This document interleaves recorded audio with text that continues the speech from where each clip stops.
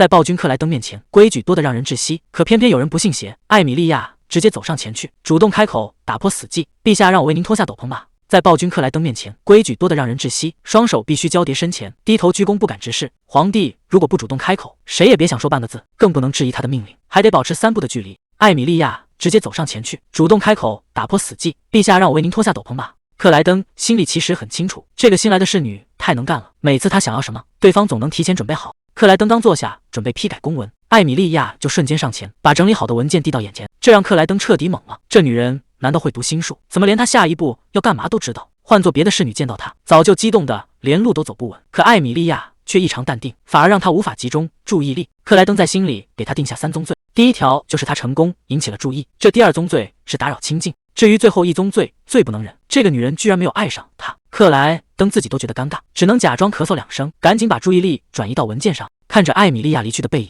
克莱登在心里暗自吐槽，去战场上厮杀魔兽都比对付这个女人容易。不过这2个人怎么会凑到一起？事情还得从1个月前说起。那天正是克莱登的登基大典，典礼刚一结束，底下的人就急忙把新侍女们带到了他的面前。总管赶紧上前介绍，说新来的侍从都出身名门，绝对有资格侍奉陛下。克莱登只是冷冷应了一声，看起来并没有多大兴趣。这群年轻贵族一看到皇帝，一个个争先恐后表忠心，眼神恨不得直接贴在他身上。总管看得直犯嘀咕，生怕这群没分寸的家伙会直接惹怒脾气古怪的皇帝。谁知克莱登不仅没生气，反而微微一笑，温柔道谢。这一笑直接把众人迷得神魂颠倒。总管忍不住在心里吐槽，陛下的手段真是让人招架不住，怎么讨好这位新登基的陛下？毕竟这位年轻的皇帝克莱登实力强悍且长相俊美，简直就是完美的化身。就在这时，克莱登注意到了角落里的人，主动开口询问他们的身份。总管赶紧解释说，那些人不用贴身侍奉，本来没打算介绍的。还没等总管把话说完，艾米莉亚就直接迈步走了出来。总管只能硬着头皮介绍说，这位是艾米莉亚小姐，还试探着询问皇帝之前在北方是不是见过她。克莱登冷冷地回了一句没见过。总管在一旁暗自琢磨，凭他多年当差的经验，陛下对艾米莉亚绝对不一般。于是总管当场宣布，艾米莉亚和露西亚交换岗位，由艾米莉亚去书房贴身侍奉。旁边的露西亚直接崩溃，当场瘫坐在地上大哭起来，觉得这对自己太不公平。那个位置明明该是他的，自己抓了50多只虫子，天天浇花扫地干脏活，这才换来侍奉陛下的机会，怎么就没资格了？虽然露西亚说的有理有据，但总管表示决定已经做出，根本没有更改的余地。看着还在纠缠的露西亚，艾米莉亚忍不住叹了口气，脸上露出极其不耐烦的表情。这一幕正好被克莱登看个正着，这位年轻皇帝直接被整不会了，这女人居然敢当着他的面摆脸色。第2天，艾米莉亚正式来书房当差，总管一脸严肃地给她立规矩，要求她必须随时待命，只要陛下还醒着，她就要打起12分精神伺候。艾米莉亚平静地答应下来。总管接着严肃警告她，在书房里看到听到的一切全都是帝国的绝对机密，必须带进棺材里。总管警告她不能留下任何字迹，这是关系到她和整个家族的性命。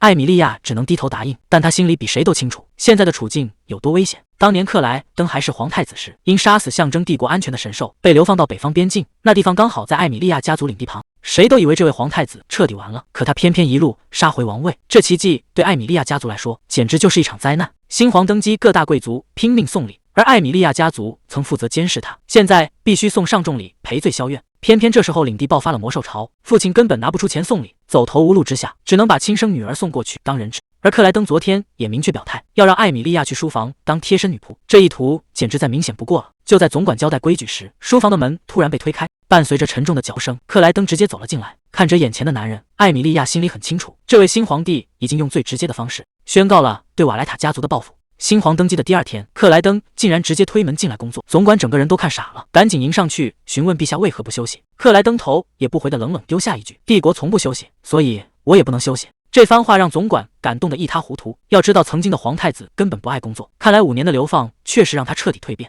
总管哭丧着脸对艾米莉亚说，本来还想带你熟悉一下环境的，这下计划全被打乱了，等陛下您休息了，我再继续培训他，现在就由我来伺候您。谁知克莱登一口回绝，说这件事交给他来办就行。总管和艾米莉亚瞬间懵了。克莱登冷冷地补充道，今天他要亲自指导艾米莉亚，教他熟悉办公室的一切。总管顿时反应过来，这位新皇帝根本没变，他哪里是想亲自指导，分明是想找借口折磨仇人的女儿。而就在登基大典后的那个夜晚，克莱登躺在床上彻夜难眠，回想起5年的流放生涯，他心里满是感慨。当年他被无情赶出皇宫。谁知这5年里，皇室接连变故，北方更是爆发了可怕的魔兽潮。为了夺回属于自己的一切，他在北方战场上拼命厮杀，凭一己之力击退了魔兽，向所有人证明了自己的实力。他也因此立下了赫赫战功。虽然顺利登基成了皇帝，但面对明天堆积如山的工作，克莱登本想早点休息，可他躺在床上，脑子里全是艾米莉亚白天的表情，那冷漠又不耐烦的眼神让他觉得无比熟悉。5年前他因为杀死神兽被流放，旁观者就是用这种眼神看着他。但今天一切都变了，他击退了魔兽潮，已经成为了帝国的英雄，他拯救了整个帝国，曾经唾弃他的人都在为他欢呼，甚至吹捧他是神明眷顾的英雄。大家都选择性的忘记了过去。当皇冠戴在他头上的那一刻，所有人眼里只剩下敬畏和崇拜。克莱登觉得一切回到了正轨，可偏偏艾米莉亚是个例外。克莱登躺在床上，怎么也想不通，这个女人为什么用那种眼神看他，那绝对不是害怕，而是让他无比在意的冷漠。克莱登越想越烦躁，直接从床上坐了起来。他无法接受这个女人讨厌他，毕竟他自认是帝国的完美化身，对自己的魅力有着绝对自信。可白天发生的事情确实反常，在皇帝面前规矩极多，皇帝不开口，谁也别想主动搭话。可艾米莉亚却直接上前主动发问，这把旁边的总管吓得不轻，生怕这位大小姐脾气一上来，直接用北方人的粗暴方式动手。看着紧绷的气氛，旁边的总管吓得直冒冷汗。克莱登则死死盯着眼前的女人，想看看她到底要耍什么花招。艾米莉亚心里其实很清楚，她来自北方的瓦莱塔家族，而克莱登流放时在北方受尽折磨，她的出现简直是往伤口上撒盐。但她没心思管这些恩怨，只想老老实实熬过这3年，然后平平安安的回老家。为了不犯错惹麻烦，她必须尽快熟悉书房的一切。艾米莉亚深吸了一口气，主动打破沉默，询问道：“陛下，我能问您一个问题吗？”听到艾米莉亚主动提问，克莱登直接让她有话直说。结果艾米莉亚一开口就建议把熟悉书房交给总管，认为陛下没必要为琐事操心。克莱登整个人都不好了，他又看到了那种让他抓狂的眼神，他怀疑这女人在暗讽他流放5年，根本不了解书房的摆设。感觉被小瞧的克莱登冷声质问：“你是在怀疑我的能力吗？”为了证明自己了如指掌，他直接指挥艾米莉亚打开抽屉，连里面信纸和笔墨的分类都说得一字不差。这下轮到艾米莉亚意外了，她半信半疑的转身拉开抽屉，想看看皇帝是否真的记得这么清楚。艾米莉亚拉开抽屉一看，里面的东西确实分毫不差。她转身平静地回了一句：“没错。”这平淡的反应让克莱登傻眼了，他本以为能换来对方的崇拜，结果却如此不咸不淡。为了挽回面子，克莱登索性把剩下的抽屉全说了一遍，哪个放着重要文件，哪个放着合同原件，他都记得清清楚楚。艾米莉亚挨个拉开检查，发现确实一模一样，她心里也有些犯嘀咕，这位流放了5年的皇帝怎么会对这里如此熟悉？艾米莉亚平静地解释道：“总管做事一向细心，这里一直维持着先皇时期的摆设，陛下作为宫殿的主人，知道这些也是理所当然的。”最后他还为自己的无知向陛下道歉。这话听着像是在夸人，可克莱登心里却莫名烦躁，他不想再跟这个女人纠缠，于是直接下令让她退下休息。艾米莉亚微微鞠躬，说自己这就去向总管汇报并退下。克莱登一听就头大，赶紧叫住他，说没必要让总管再跑一趟。可艾米莉亚却非常坚持规矩，说必须把书房的一切汇报给总管，包括陛下独自在此休息的事。要是总管非要进来打扰，他可拦不住。这油盐不进的态度让克莱登彻底无语。既然艾米莉亚这么坚持规矩，克莱登索性赌气说：“那你就别走了，自己留在书房里慢慢熟悉吧。”可艾米莉亚又叫住了他，说：“这里毕竟是皇帝的书房，万一看到什么机密就不好了，请陛下提前吩咐工作。”这番话条理清晰，直接把克莱登堵得没话说。他发现自己找不到任何漏洞反驳，只能在心里暗暗吃瘪。不过冷静下来一想，他不得不承认这女人聪明又冷静，甚至连长相都像北方双花般迷人。看着眼前的艾米莉亚，克莱登第一次认真记住了这个名字。她真的让我很烦。克莱登在心里安慰自己，身为帝国皇帝，没必要跟一个女官计较。他主动开口打破沉默：“艾米莉亚，除了这张办公桌，书房其他地方你随便看。”艾米莉亚微微躬身行礼：“多谢陛下指点。”看着她转身忙碌的背影，克莱登的目光再次被吸引。这女人说话轻声细语，动作却异常干净利落。克莱登在心中暗自琢磨，该怎么形容这个女人？北方的妖精，这个称呼倒是挺贴切。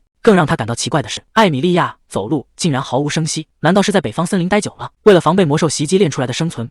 提到北方这2个字，克莱登脑海中浮现的全是魔兽横行的严酷土地。回想起当年被流放的岁月，北方人的生活虽然粗犷，言行却总是异常冷静。看着眼前的艾米莉亚，克莱登觉得她身上完美契合了对北方的记忆，简直就是个标准的北方女人。可真正让他困惑的是，为什么这个女人会让他如此心烦意乱？还没等他想明白原因，耳边突然传来一声脆响。看着艾米莉亚在一旁忙碌，克莱登心里越发不是滋味。这女人工作确实卖力，可她是不是忘了现在房间里只有他们2个人？难道在他眼里，那些冰冷的瓶瓶罐罐都比他这个皇帝更有吸引力？这让克莱登的自尊心受到了极大的打击。要知道，以前在宴会厅里，只要他一现身，现场绝对会彻底失控。名媛贵妇们为了多看他一眼，甚至会在舞池里互相绊倒，像个麦子一样倒下一大片。男人们对他更是充满嫉妒。自己向来如太阳般耀眼，让人根本无法移开视线。可偏偏艾米莉亚是个例外，她仿佛完全看不见这道光，这让克莱登百思不得其解。不过冷静下来之后，克莱登突然意识到事情可能没那么简单，这背后八成藏着什么怨恨。毕竟艾米莉亚来自瓦莱塔家族，而他被流放北方的这5年，或许在无意间得罪过他们。如果是这样，他对自己冷淡倒也说得通。可克莱登仔细搜寻了记忆，自己以前根本没见过他，他唯一接触过的只有瓦莱塔边境伯爵和他的儿子。那这股莫名其妙的敌意到底是从哪里来的？克莱登反复思索，自己确实没见过艾米莉亚，但脑海中突然闪过一个画面，难道是当年在北方的时候，他住在简陋的木屋里，经常去旁边的溪流洗澡？每次他去洗澡，周围都会躲着瓦莱塔家族的女人，全都在暗中偷偷看他。克莱登忍不住猜测，难道艾米莉亚也是其中之一？但这个念头刚冒出来，就被他立刻否定了。以他的绝对自信，要是艾米莉亚看过他完美的身材，现在绝不可能如此冷淡。既然以前从未见过面，那他对自己的敌意估计是源于他当年的坏名声。虽然克莱登承认自己以前叛逆，可他后来明明立下了大功，甚至独自击退了魔兽巢。克莱登正觉得不公平，艾米莉亚已经走上前汇报。克莱登有些意外，问他是否已经熟悉了环境。艾米莉亚平静地回答：多亏了总管安排妥当，他已经全部掌握了。听到这个回答，克莱登心里更不是滋味。这女人不仅做事滴水不漏，竟然还帮总管说好话。他实在想不通，如此优雅得体的女人，为什么偏偏对他冷若冰霜？克莱登在心里暗暗较劲，认定他只是在逞能，迟早会露出马脚。可还没等他开口挑刺，艾米莉亚就主动提醒道：这里虽然办公用品齐全，但唯独缺少了保养配件的工具，他这就去让人准备。这句话直接让克莱登愣在原地，他怎么也没想到，这个女人竟然连这种细节都注意到了。他是越来越看不透这个女人。仔细一想，先皇因为年迈早就不用见，所以书房确实没有保养工具。艾米莉亚不仅看清了这里有什么，甚至连缺了什么都一清二楚，这心思简直细密的可怕。还没等克莱登缓过神，艾米莉亚又接着开口：既然书房已经熟悉完毕，接下来他会把全部精力都放在陛下身上。这话一出，克莱登整个人都不淡定了。把精力都放在他身上，这女人怎么能如此平静的说出这种让人误会的话？难道她一点都不觉得尴尬吗？为了掩饰内心的慌乱，克莱登赶紧清了清嗓子，直接下达了退下的命令，随后找借口回房休息。转眼到了第二天，帝国办公室门前，有人深吸了一口气。艾米莉亚心里其实有些忐忑，昨天克莱登的脸色那么难看，她琢磨着今天必须加倍努力，绝不能再惹这位新皇帝生气。推开办公室大门，总管和行政官海因茨已等候多时。海因茨手里拿着厚厚的文件，准备在陛下工作前汇报这几天的帝国要务。看着那叠小山般的文件，艾米莉亚只希望今天一切顺利，千万别再出什么乱子。就在这时，伴随着沉重的推门声，克莱登沉着脸走了进来。总管见状，赶紧悄悄安慰艾米莉亚，说汇报很快就会结束，让她不用太过紧张。他示意艾米莉亚先去准备茶水，这可是她当上侍女后的首个任务。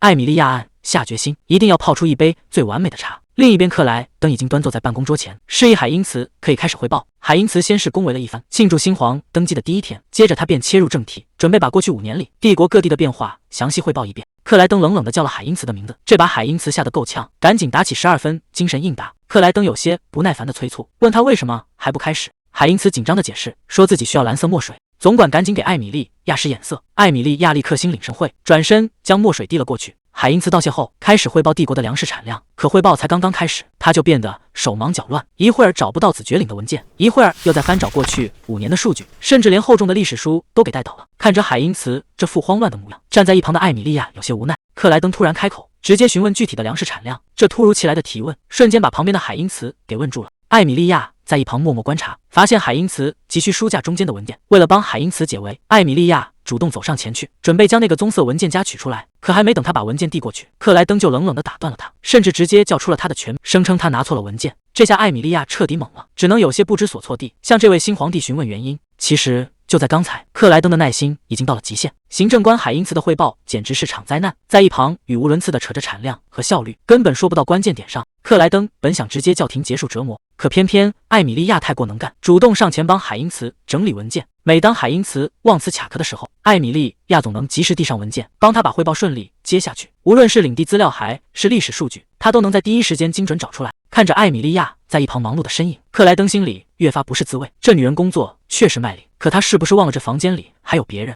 难道在她眼里，海因茨这个老头子比她更有吸引力吗？皇帝的自尊心受到了极大打击。他想起昨天艾米莉亚明明说过会把全部精力都放在他身上，结果今天一转眼就去帮了别人，这简直就是明晃晃的谎言。克莱登越想越气，决定主动找茬。他冷冷地打断了海因茨，要求重新汇报刚才的内容。海因茨还想打个马虎眼糊弄过去，克莱登却根本不吃这一套，冷冷地追问起具体的粮食产量。这下海因茨直接哑口无言。好在艾米莉亚记性极好，立刻递上了装有数据的棕色文件夹。看着艾米莉亚如此积极的帮别人，克莱登心里的无名火烧得更旺了。这女人怎么就不知道多关注一下他？这在他眼里简直就是不忠。于是克莱登直接开口找茬，冷冷的声称他拿错了文件。艾米莉亚这下彻底懵了，完全不知道自己到底做错了什么。海因茨有些不解地看着他，开口询问陛下是什么意思。克莱登理直气壮地表示自己要的是年度粮食税收记录。艾米莉亚有些无奈，直接指出他手里拿的正是那份文件。这下克莱登的面子彻底挂不住了，冷冷地质问他是不是在纠正皇帝。旁边的海因茨想要开口打个圆场，却被克莱登直接厉声喝退，声称自己正在和侍女讨论税收。海因茨心里委屈极了，明明自己才是负责汇报的行政官，为了平息皇帝的怒火，艾米莉亚只能主动低头认错，转身去重新准备文件。艾米莉亚心里直犯嘀咕，明明刚才那份文件就是对的，克莱登怎么还莫名其妙生气？估计是离开太久，自己搞混了。为了方便查找，他决定重新整理。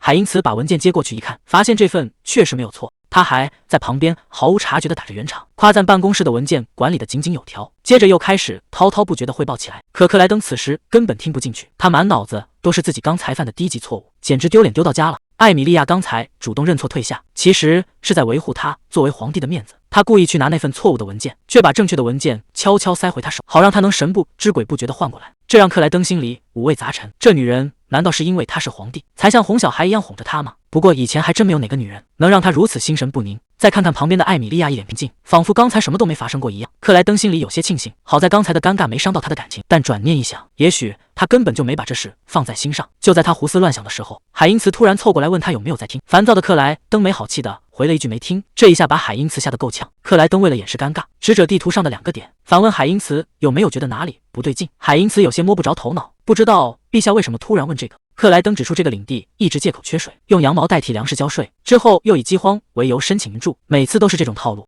海因茨被问得一头雾水，心想这种事应该去问当地领主才对。克莱登一把扯过地图，试图用工作来转移注意力，可一抬头，艾米莉亚依然是一脸平静，这副油盐不进的模样让他心里更憋火。为了在艾米莉亚面前展现能力，克莱登指着地图上的湖泊继续大声分析，指出另一个领地在偷偷抽水，导致了水源分配不均。海因茨听完恍然大悟，连连点头。克莱登指着地图继续补充，这2个领地在以前粮食产量稳定时可是帝国的纳税大户，这个问题是不是必须解决？海因茨听完激动坏了，连连称赞这能为帝国带来巨大收益，甚至开始畅想只要朝廷出面调解，帝国未来绝对会更加繁荣。看着海因茨这副激动的模样，克莱登有些摸不着头脑，问他是不是在说共享湖水的事。结果海因茨感动的稀里哗啦，说自己其实是在赞叹陛下的英明神武。他一边擦着眼泪，一边感慨以前克莱登当皇太子时，大家整天为他操碎了心，没想到现在竟然变得这么可靠。就在这时，旁边的艾米莉亚主动递过去一块手帕，让海因茨擦擦脸。海因茨道谢后接过手帕，结果直接当着克莱登的面大声擤起了鼻涕。看着那块手帕被海因茨这么糟蹋，克莱登整个人都僵住了。海因茨擦完鼻涕，还一脸欣慰地问克莱登，今天的汇报是不是让他受益匪浅？可克莱登此时心里酸得不行，那可是艾米莉亚的手帕，连他这个皇帝都没得到过，海因茨居然拿去擤鼻涕。克莱登强压着怒火，咬牙切齿地回答，确实受益匪浅，他倒要看看明天的汇报是不是也这么精彩。看着克莱登突然又拉下脸来，海因茨心里直犯嘀咕，完全想不通这位新皇帝怎么又生气了。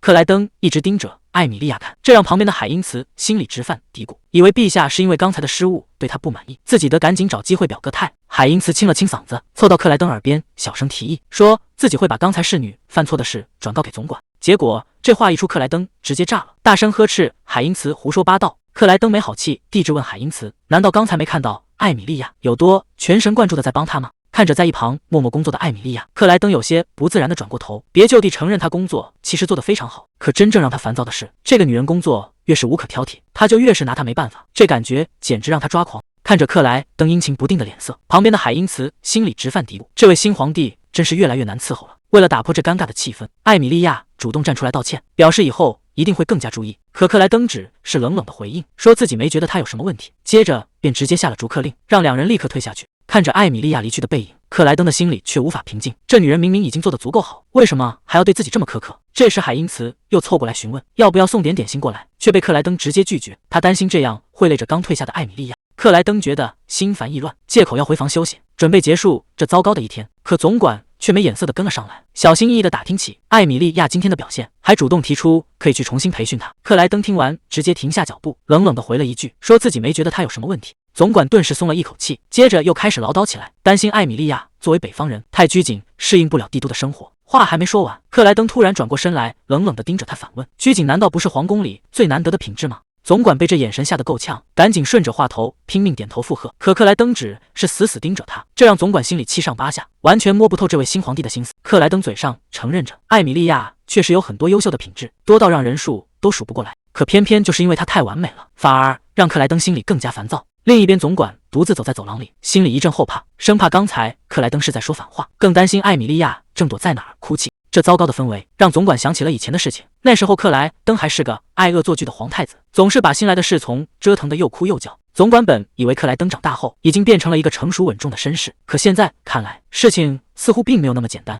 他回想起克莱登看艾米莉亚的眼神，心里越发觉得不对劲。他甚至怀疑陛下是不是真的很讨厌。为了弄清楚情况，总管决定亲自去找艾米莉亚谈谈。他来到艾米莉亚的房门前，轻轻敲门，看到来人是总管，艾米莉亚有些意外，但还是礼貌的请他进屋说话。看着眼前这个温和有礼的姑娘，总管心里暗自感叹，宫里的大多数侍从都出身名门，个个都想着为家族打探消息，可艾米莉亚却从来不争不抢，始终保持着谦逊和礼貌。总管这下全明白了，原来克莱登之前说的那些话并不是在反讽，而是真心赞赏艾米莉亚的难。总管越想越觉得艾米莉亚这下是真麻烦了，毕竟面对一个挑不出毛病的下属，克莱登只会觉得更加烦躁。总管主动安慰艾米莉亚，夸她第一天表现的其实挺好，可艾米莉亚却有些自我怀疑，觉得自己做的还不够。总管听了只想笑，毕竟以前那些新来的侍从第一天可都是被克莱登吓得哇哇大哭，艾米莉亚能撑下来已经是个奇迹了。总管分析起两人的性格差异，觉得帝都的人说话都喜欢拐弯抹角，而艾米莉亚这个北方姑娘太实在了，这才让克莱登觉得有些不适应。总管劝艾米莉亚放松一点，艾米莉亚有些担心地问：陛下是不是真的讨厌她？总管赶紧否认，说要是陛下真生气了，他肯定会提前打招呼的。听了这话，艾米莉亚才稍微松了一口气。总管突然压低了声音，问艾米莉亚是不是在担心陛下会因为领地的事情对他的家族心存芥蒂。总管叹了口气，承认克莱登确实心思难测，但他还是帮着克莱登说好话，说这位新皇帝其实挺通情达理的。总管越说越起劲，劝艾米莉亚以后多主动一点，多向陛下表达崇拜和忠诚。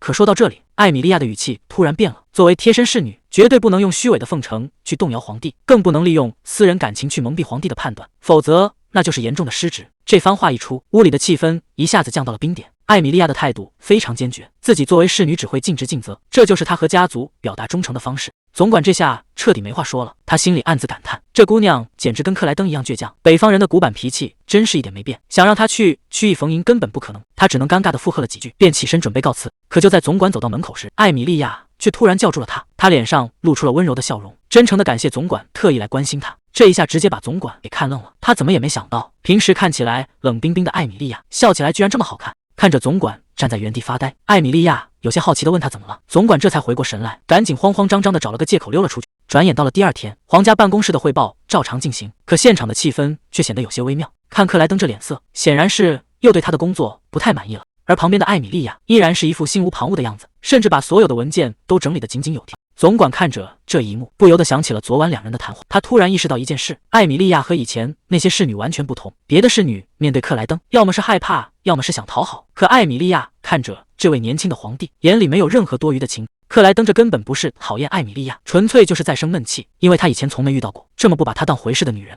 克莱登觉得艾米莉亚态度冷淡，是因为北方人的脾气在讨厌他，而艾米莉亚则以为皇帝是因为领地的事情在针对他。总管心里那叫一个愁啊！要是这两个人一直这么别扭下去，最倒霉的绝对是他这个中间人，甚至连远在北方的瓦莱塔侯爵都得跟着一起担惊受怕。为了缓和气氛，总管赶紧走上前去拍马屁，夸赞克莱登今天处理政务辛苦了，顺便还帮艾米莉亚说了几句好话。本以为克莱登听了会高兴点，结果这位新皇帝只是冷哼了一声，直接转过头去懒得搭理。总管一看有戏，赶紧顺杆爬，笑着说：“陛下能这么想就太好了。”还劝克莱登要和身边的人搞好关系，为了帮艾米莉亚刷好感度。总管甚至开始睁眼说瞎话，说艾米莉亚前几天一直在夸赞陛下，尤其是对陛下昨天的表现崇拜的不行。可还没等总管把话说完，气氛就彻底变了。克莱登的脸色一下子阴沉了下来，冷冷地盯着总管，说：“艾米莉亚可从来没对他亲口说过这些。”总管察觉到气氛不对，连忙笑着在一旁打圆场，解释说：“艾米莉亚来自北方，难免有些不善言辞。”为了证明自己的观点，总管甚至拿妻子举例，说北方人性格向来内敛，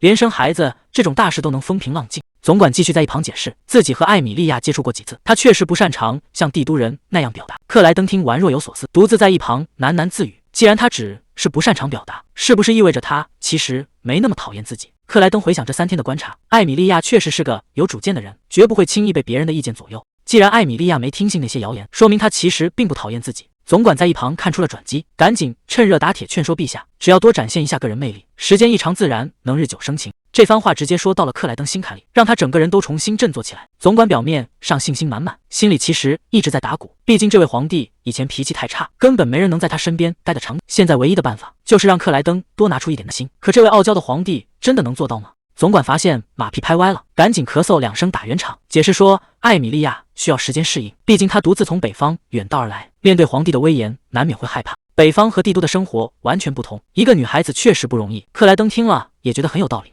总管趁热打铁，劝克莱登想办法拉近距离。结果克莱登听完反而开始苦恼，担心自己天生的威严会让距离难以缩短。看着旁边突然自我感觉良好的皇帝，总管在心里忍不住直叹气，这自恋的毛病真让人头疼，自己已经很久没应付过这种差事了。总管赶紧在一旁解释，自己只是希望陛下能主动一点，好帮艾米莉亚放松下来。结果克莱登听玩法更加自信，认定女人在自己面前紧张，纯粹是被她的魅力彻底迷住了。他甚至开始认真计划，准备循序渐进地展现魅力。看着旁边自我感觉良好的皇帝，总管在心里无奈地叹气，这自恋的毛病实在让人头疼。可实际上克莱登真正在意的根本不是艾米莉亚有没有被吸引，而是他曾经被流放到北方边境，那整整5年痛苦的流放经历，那段黑暗的过去是他最想洗刷的耻辱。而艾米莉亚的出现偏偏又勾起了他最深处的记忆。艾米莉亚其实也有自己的骄傲，她绝不想再被人用轻蔑的眼神看待。而克莱登此时不仅没有生气，反而笑着拍了拍总管的肩膀，夸奖他这次真是帮了大忙。这下把总管彻底整不会了，他只能一边尴尬地道谢，一边在心里默默给艾米莉亚道歉。日子一天天过去，很快到了总管汇报工作的最后一天。艾米莉亚像往常一样推门进来，礼貌地向皇帝克莱登请安。克莱登突然转过身来，对着艾米莉亚露出极其灿烂的微笑，主动搭话说：“今天天气真好。”这突如其来的热情让艾米莉亚有些尴尬，她只能借口去准备茶水，想要避开。结果克莱登反而更加来劲，笑着说自己非常期待他泡的茶。看着克莱登那闪闪发光的笑容，艾米莉亚心里充满了问号。她一边准备着茶，一边觉得这笑容实在太刺眼，甚至让她感到浑身不自在。可克莱登显然还没意识到问题，依然在旁边散发着无处安放的魅力。艾米莉亚一边泡着茶，一边在心里琢磨如何形容那个笑容，是好看还是高贵，似乎都不太准确。突然，她脑海中闪过一个词：完美。克莱登的笑容无懈可击，甚至完美的有些不真实，简直不像是一个活生生的人。艾米莉亚觉得这大概就是帝都贵族的微笑，不像他们这些来自北方的人。在那个寒冷又危险的北方边境，人们每天都要为了生存而挣扎，不仅要对抗恶劣的天气和食物短缺，还要随时防备魔兽的袭击。在那种地方，根本没人能笑得这么轻松。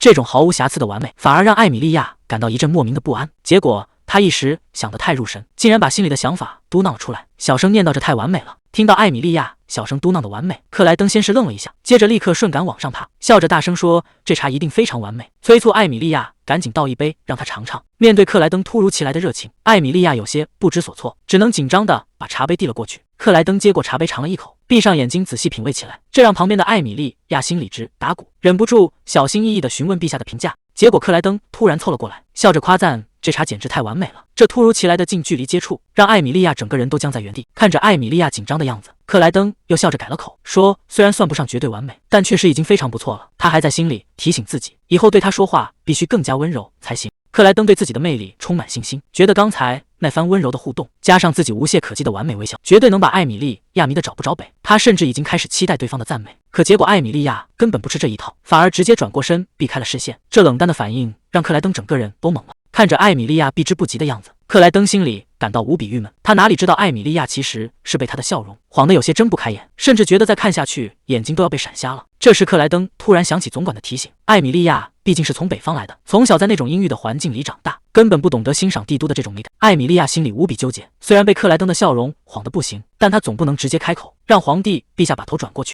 就在这时，海因茨推门走了进来，手里拿着刚整理好的建设预算报告，主动向克莱登汇报工作。听到正事，克莱登的脸色瞬间冷了下来，只是淡淡的回了一句知道了。紧接着他又转头看向艾米莉亚，脸上再次挂起招牌式的完美微笑，主动询问要不要开始今天的工作。看着艾米莉亚不知所措的样子，克莱登心里其实得意的很，他觉得只要自己多笑笑，迟早能让这个北方姑娘习惯她的美貌。可艾米莉亚整个人都懵了，端着茶杯的手都忍不住开始发抖。她完全搞不懂这位皇帝陛下今天到底是吃错了什么药。看着克莱登那闪闪发光的笑容，艾米莉亚只觉得浑身不自在，甚至连眼睛都不知道该往哪看，只能硬着头皮勉强答应下来。就在气氛尴尬到极点的时候，旁边的海因茨终于看不下去了，赶紧咳嗽2声打破了沉默。他开始向克莱登汇报这5年里帝国发生的一些大事，因为只是简单的口头概述，这让旁边的艾米莉亚稍微松了口气。可他心里还是忍不住犯嘀咕，毕竟克莱登刚才那温柔的眼神，还有那无懈可击的完美味，实在让他有些招架不住。他甚至在心里暗暗琢磨，要是这位皇帝陛下像以前一样，直接对他大吼大叫或者表示鄙视，他反而知道该怎么应对。现在这种突如其来的温柔，反而让他整个人都不知道该怎么办了。就在艾米莉亚胡思乱想的时候，海因茨已经切入了正题，开始汇报一起表面上是家务事，实际上却牵扯到2大势力斗争的棘手案件。看着艾米莉亚还是故意避开视线，克莱登这下是彻底没脾气了。他怎么也没想到自己无往不利的魅力，在这个女人面前居然一点用都没有。就在这时候，旁边的海因茨开始汇报正事，说南部2个大家族因为情侣吵架，居然一路升级成了领地战争。这事不仅是各领的冲突，更是最近社交界最火的八卦。可克莱登的心思根本不在这上面，他看着手里的文件，心里全是挫败感，甚至开始暗自盘算，要是自己因为没能讨好艾米莉亚，导致在社交界丢了面子，那这笔账必须得算在艾米莉亚头上。不过转念一想，克莱登又觉得是自己太幼稚了，毕竟他这辈子还从来没有主动去讨好过谁，这回踢到铁板，也只能怪自己太心急了。克莱登从小到大靠着身份和这张脸，要什么有什么，可现在他居然得主动去讨好别人，这还是破天荒头一次。偏偏艾米莉亚根本不吃这一套，整个人冷淡的像块冰，直接把他的示好当成了空气，这让克莱登心里憋屈的不行。就在克莱登暗自郁闷的时候，海因茨已经把工作汇报完了，还顺口问了一句有没有问题。克莱登脑子里全是艾米莉亚，根本没心思听汇报，他没好气的回了一句没有。面对克莱登的冷淡态度，海因茨只能硬着头皮应付。正好海因茨准备告退，艾米莉亚赶紧跟了上去，主动叫住了他。艾米莉亚笑着对海因茨说，非常感谢他这段时间的指导。这温柔的笑容和道谢让海因茨受宠若惊的笑了起来，可旁边的克莱登却彻底看傻了眼。克莱登怎么也想不通，自己刚才那么卖力的展现完美微笑，艾米莉亚连看都不愿意多看一眼，现在居然对着一个老头子笑得这么甜，这让他的自尊心彻底碎了一地。他甚至开始怀疑这姑娘的审美是不是有问题。就在这时候，海因茨已经识趣的退了出去，房间里只剩下他们2个人。艾米莉亚关切地问他身体有没有不舒服。面对这突如其来的关心，克莱登一时间有些没反应过来，毕竟总管说过，北方来的姑娘需要时间去适应，所以他也没打算逼得太紧。为了打破这尴尬的气氛，克莱登主动配上长剑，笑着邀请艾米莉亚一起去散步。看着跟在身后的艾米莉亚，克莱登心里突然冒出一个奇怪的想法，如果这个女人是个男人，他们之间的关系又会变成什么样呢？这姑娘居然能抗拒他的魅力，要是换个身份，2人说不定真能成为对手。不过现实可没那么多如果，克莱登现在面临的处境非常糟糕，朝堂上的军方势力是先皇扶植起来的，当年克莱登被流放时，这帮人甚至叫嚣着要处死他。如今克莱登虽然登基称帝，但这些老家伙依然在暗中使绊子。为了稳固皇位并对付魔兽，他必须尽快削弱这帮人的权力。而破局的关键就在于重新拉拢镇守边境的瓦莱塔侯爵。作为侯爵的女儿，艾米莉亚就是最合适的外交纽带。所以克莱登不仅是为了男人的尊严，更是为了帝国的未来，也必须彻底拿下这个女人。他决定不再浪费时间，是时候主动出击了。既然决定了要主动出击，克莱登就打算来点直接的。他想起总管之前的建议，要让艾米莉亚多看看她优秀的一面。为了彻底打动这姑娘的心，克莱登今天准备展示一下自己的实力。他直接把艾米莉亚带到了皇家卫队的训练场，看着2旁整齐列队行礼的骑士，克莱登心里别提多得意了。他觉得艾米莉亚肯定被这阵仗给震慑住了，那颗冰冷的心也该开始动摇了。克莱登笑着问，这些骑士是不是吓到你了？艾米莉亚连忙否认，说自己一点也没害怕，这里毕竟是训练场，而不是平时的皇室办公室。克莱登心里也有些犯嘀咕，不知道该怎么安排这个北方姑娘，因为艾米莉亚只负责办公室的事务，训练场这边的男仆们一时间不知道该不该上前伺候。克莱登为了打破僵局，主动转过身叫了艾米莉亚一声，艾米莉亚连忙恭敬的答应。克莱登指了指旁边，让艾米莉亚老老实实站在那里看着。紧接着，克莱登把骑士团长叫了过来，骑士团长立刻上前领命。克莱登示意骑士团长准备，宣布对练即将开始。他心里其实早就打好了算盘，准备借着这次对练的机会，在艾米莉亚面前好好展示一下实力，好让这姑娘彻底对他心服口服。紧接着，克莱登突然轻笑了一声，他拔出腰间的佩剑，自信满满的宣布，他已经原谅艾米莉亚了。这突如其来的一句话，直接把艾米莉亚给整懵了。艾米莉亚此时一头雾水，完全搞不懂克莱登那句原谅是什么意思。要是自己真做错了什么，这位皇帝陛下直说不就好了吗？还没等他想明白，旁边的军官已经大声宣布，今天被选中的骑士可以获得与皇帝亲自切磋的机会。看着眼前的训练场，来自北方的艾米莉亚内心毫无波澜，毕竟在寒冷的北方领地，战斗对他来说只是家常便饭。不过他也不得不承认，帝都的皇家卫队确实财大气粗，这训练场的预算多得惊人。此时场上的切磋已经正式开始，克莱登一出手就干净利落，伴随着清脆的兵刃碰撞声，对手直接被他一招逼退。伴随着一声沉闷的巨响，又一名挑战的骑士被打倒在地。艾米莉亚在一旁看得有些出神，她从小看着父亲练剑，自然深知剑术的门道。克莱登展现出来的强悍实力，显然已经超出了普通高手的范畴，而且这看起来仅仅是他的热身运动。克莱登意气风发地招呼下一个对手，落败的骑士只能苦笑着求饶，希望皇帝陛下能手下留情。看着场上自信满满的克莱登，艾米莉亚突然注意到他脸上的笑容。虽然这家伙今天笑了一整天，但之前那些笑容怎么看都像是在隐匿，只有现在的笑才是发自内心的。此时的克莱登心无旁骛，每一次挥剑都极其干净利落。这种对剑术纯粹的专注，让艾米莉亚也不自觉地跟着笑了起来。还没等众人反应过来，场上再次传来一声惨叫。克莱登轻松拿下这一局，瞬间赢得了全场的欢呼。克莱登帅气地收起长剑，地上的骑士输得心服口服，连声称赞陛下的剑术天下无双。克莱登把长剑往地上一插，热身运动宣告结束。在全场的欢呼声中，他直接解开外套，露出了健硕迷人的身材。他随手一扔，艾米莉亚整个人都懵了，这家伙怎么说脱就脱，真是一点防备都没有。看着艾米莉亚错愕的反应，克莱登心里暗自得意，看来这女人刚才确实一直在盯着自己。他提着长剑一步步朝下一个对手走去，地上的骑士吓得连连后退，结结巴巴的求饶说自己已经认输了。可克莱登只是微微一笑，根本没有停手的意思。还没等对方反应过来，克莱登已经挥剑迎了上去。训练场上再次响起凄惨的叫声。克莱登此时心里得意极了，觉得自己这无与伦比的魅力，绝对能把艾米莉亚迷得神魂颠倒。可当他自信满满的准备继续展示时，却发现周围的气氛有点不对劲。他猛地一回头，发现艾米莉亚根本没有看他，而是在专心的拍打衣服上的灰尘。这下克莱登彻底傻眼了，合着自己刚才卖力表演了半天，人家压根连眼皮都没抬一下，这简直是赤裸裸的无视。其实不仅克莱登自己折腾得起劲，连训练场上的骑士们都看出了端倪。平时严肃冷酷的皇帝陛下，今天不仅整天挂着反常的笑容，而且出招比平时还要凶狠，甚至还做了一堆花哨又夸张的动作。这明摆着是在向某人孔雀开屏。至于这个被陛下极力讨好的对象，围观的骑士们心里早就有了答案，大家都在憋着笑看陛下的毒。看着眼前光着膀子的克莱登，底下的骑士们简直崇拜的五体投地。在他们眼里，陛下不仅剑术高超，连这不拘小节的性格都充满魅力。能效忠这样的君主，真是三生有幸。切磋结束之后，克莱登直接招呼艾米莉亚准备回办公室。可这一路上，艾米莉亚整个人都不好了。看着前面光着膀子大摇大摆的皇帝，他心里忍不住直犯嘀咕：堂堂一国之君，就这么赤身裸体的晃悠，真的不会影响皇家形象吗？自己到底该不该主动帮他穿上衣服？可这明明超出了他的工作范围。这一刻，他无比希望总管能立刻出现，好替他解决这个尴尬的难题。克莱登此时还在自我感觉良好，觉得自己这无与伦比的魅力，绝对已经把艾米莉亚迷得神魂颠倒。他甚至开始在脑海中疯狂脑补，这姑娘以后要是见不到她的完美身材，日子该有多么难熬。就在克莱登沉浸在幻想中时，艾米莉亚突然停下脚步叫住了他，接着他一脸平静的提议带他去寝室。这话一出，克莱登整个人直接傻在原地，脑子里瞬间变得一片空白。他怎么也没想到，这个平时冷冰冰的北方姑娘居然会如此主动的提出这种要求。克莱登脑子里还在胡思乱想，觉得这姑娘是不是太主动了些。结果艾米莉亚一开口，直接给他泼了一盆透心凉的冷水。原来艾米莉亚是觉得他光着膀子实在太有碍观瞻，根本没办法正常处理接下来的公务，这才催着他赶紧回寝室把衣服穿上。这下克莱登彻底傻眼了，合着人家根本不是对他有意思，而是嫌弃他这样子太丢人现眼。看着艾米莉亚那一脸认真的表情，克莱登整个人仿佛瞬间风化，他那引以为傲的完美身材，在人家眼里居然成了尴尬的来源。看着眼前的艾米莉亚，克莱登只觉得浑身透心凉，这感觉像极了当年在北方边境光着膀子被暴风雪正面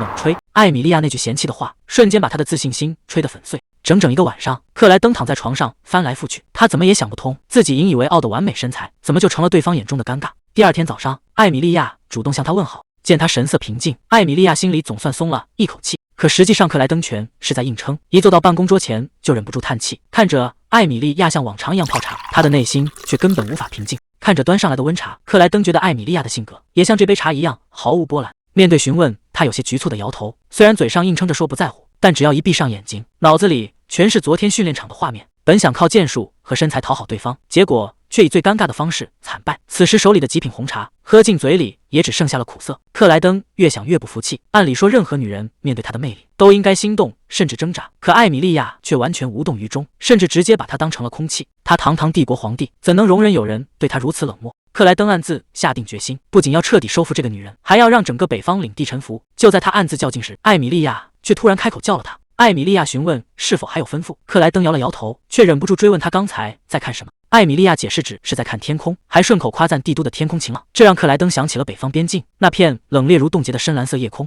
艾米莉亚轻声说道，她觉得家乡的夜空才是最美的，那里的星星比任何地方都明亮。看着他提起家乡时认真的神情，皇帝一时间竟然有些失神。艾米莉亚赶紧解释，自己只是习惯了每天观察天气，毕竟在寒冷的北方必须提前防备下雪结冰。至于天空的颜色，她并没注意。克莱登听完心里顿时有了底，看来这姑娘的审美相当迟钝，不过这可难不倒他。他微微一笑，主动提议去散步。两人随后来到皇家花园，克莱登指着前方的华丽孔雀，让艾米莉亚仔细观察羽毛颜色，这让艾米莉亚彻底摸不着头脑。克莱登询问她是否感受到了美，艾米莉亚盯着羽毛看了半天，却说这羽毛这么亮，肯定是花匠把它们喂得太好。克莱登瞬间整个人都傻了，没想到他关注的居然是饲料，他只能在心里默默叹气。为了拉近距离，克莱登直接坐到草地上，顺手把艾米莉亚也拉了下来。艾米莉亚有些猝不及防，赶紧向皇帝开口道歉。克莱登却示意他看向前方，几只孔雀正一步步朝他们走来。看着走过来的孔雀，克莱登得意地向艾米莉亚炫耀，声称这些高傲的鸟儿是因为认出皇帝才走过来的。可还没等他把话说完，打脸就来得猝不及防，孔雀直接绕过他围住了艾米莉亚，甚至热情地往他身上蹭。被晾在一边的皇帝气得咬牙切齿，这些白吃白喝的家伙，到底谁才是皇宫的主人？本想借此展现皇帝的威严，结果自己却成了最大的背景板。侍从急忙跑来准备赶走孔雀，克莱登却摆摆手，只要艾米莉亚开心就好。艾米莉亚有些犹豫，主动开口说有话想告诉他。克莱登以为他又要聊工作，直接打断他，这里可不是办公室，也不是昨晚那个尴尬的卧室。艾米莉亚赶紧解释，自己只是想尽到侍奉皇帝的职责。克莱登眼神一沉，严肃地提醒他，你现在唯一需要负责的人只有我克莱登自己。看着艾米莉亚半天没有反应，克莱登有些不耐烦地追问，难道我的话就这么难懂吗？艾米莉亚猛地回过神来，赶紧为自己的迟钝道歉，表示会立刻去向总管汇报。克莱登傲娇的冷哼一声，这次就勉强原谅你。艾米莉亚在心里暗自琢磨，原来陛下是因为不喜欢别人伺候，才专门只找他一人的。他觉得自己真是太迟钝了，必须赶紧把这事告诉总管，以后好专心伺候陛下。看着艾米莉亚又在一旁发呆，克莱登有些纳闷，这姑娘脑子里到底在想什么？微风吹过草地，周围瞬间安静了下来。克莱登看着眼前的艾米莉亚，心里突然有些感慨，自从他进宫以后，一切似乎都在悄悄发生变化，这是他有生以来第一次享受闲暇。可还没等他放松多久，仆人就送来了一大桌精致的甜点。看着琳琅满目的蛋糕和红茶，艾米莉亚有些摸不着头脑，忍不住询问皇帝这是要做什么。克莱登双手抱胸，一脸傲娇的表示，这都是特意为你准备的，命令你现在立刻吃掉。看着这一桌子美食，艾米莉亚脑子里突然灵光一闪，事情绝对没有这么简单，陛下这分明是想让她当侍读员。想到这里，艾米莉亚顿时打起12分精神。为了证明自己的工作能力，她毫不犹豫地拿起饼干塞进嘴里。艾米莉亚在心里暗暗琢磨，陛下肯定是想要一个全能女仆，连侍读这种危险工作都得包揽。可蛋糕一入口，她整个人瞬间愣住了，这也太好吃了，好吃到让她甚至觉得有点愧疚。要是留在北方的弟弟也能尝尝就好了。克莱登挑了挑眉，指着上面的草莓，问他味道怎么样，顺便让他把剩下的甜点也尝尝。艾米莉亚二话不说，表示自己会把所有甜点都试一遍。看着艾米莉亚吃得津津有味，克莱登在心里暗自琢磨，看来这姑娘的味觉倒是挺正常的。这时旁边的孔雀又凑了过来，艾米莉亚赶紧死死护住盘子，这可是陛下的东西。克莱登却直接拆穿了他，这些甜点本来就是特意给你准备的，因为我根本就不喜欢吃甜食。其实克莱登从一开始就没担心过有毒，他只是想通过这种方式测试一下，因为他发现艾米莉亚对好看的东西很不敏感。既然视觉上不够敏感，克莱登决定从味觉下手。他觉得女人都拒绝不了甜食和野餐，这招绝对能让艾米莉亚放下防备。看着艾米莉亚吃得挺开心，克莱登心里那叫一个得意，他甚至开始期待，等这姑娘尝到主厨的招牌菜，会不会感动的哭出来。可还没等他得意完，艾米莉亚就一脸认真的汇报，报告陛下，蛋糕确实没毒，您可以放心吃了。这下克莱登直接无语了，他又不是来吃剩饭的，于是没好气的命令艾米莉亚必须把味道详细描述一遍。艾米莉亚道也老实，开始一五一十的评价起来，这奶油口感细腻，里面还混了奶酪，跟上面的覆盆子简直是绝配。看着艾米莉亚用最平静的语气说出这么一堆详细的评价，克莱登心里总算有了底，看来这顿甜点确实是把他的胃给征服了。分享美食最能拉近距离，不过这是急不得的慢慢来。等艾米莉亚汇报完甜点的味道，克莱登为了让他多吃点，故意找了个借口，我最讨厌浪费食物，把剩下的甜点全部吃掉。可艾米莉亚却有些犹豫，觉得和女仆分享食物实在是不合皇宫的规矩。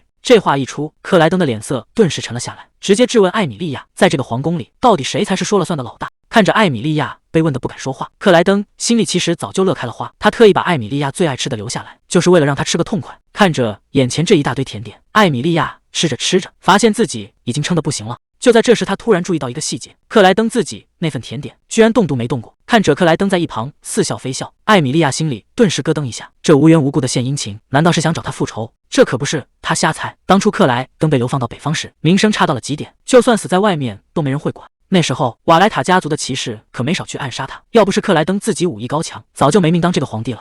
所以克莱登要是想报仇，那也是顺理成章的事。现在他刚刚登基，估计只是为了大局，才勉强压着怒火没有动手。为了保住整个家族，艾米莉亚也是豁出去了，只要自己把这些甜点全吃下去，就能平息皇帝的怒火。于是他开始拼命往嘴里塞。就在他快要噎着的时候，克莱登突然递过来一杯水，笑着问他是不是真的这么好吃。艾米莉亚赶紧接过来，硬着头皮回答，这确实是自己从未尝过的美味。看着克莱登脸上满意的笑容，艾米莉亚心里却是一阵发苦，这哪里是甜点，这分明是充满折磨的复仇味道。克莱登看着空荡荡的餐盘，笑着提议先回到办公室里。艾米莉亚虽然觉得这是复仇，但只要能让皇帝陛下消气，她也就只能咬着牙认了，甚至觉得这复仇的味道居然还带着那么一点甜。两人刚刚回到办公室里，眼前的景象却让艾米莉亚直接看傻。谁能想到屋里居然摆着一个巨大无比的糖果篮？艾米莉亚看着眼前的糖果篮，整个人一时间都有些发懵，怎么送来的又是甜点？克莱登走上前抱怨道，自己明明只要了工作点心，底下人却送来了皇帝专用的糖。不过他话锋突然一转，说注意到艾米莉亚喜欢甜食，便顺手把这一大篮糖果全赏给了。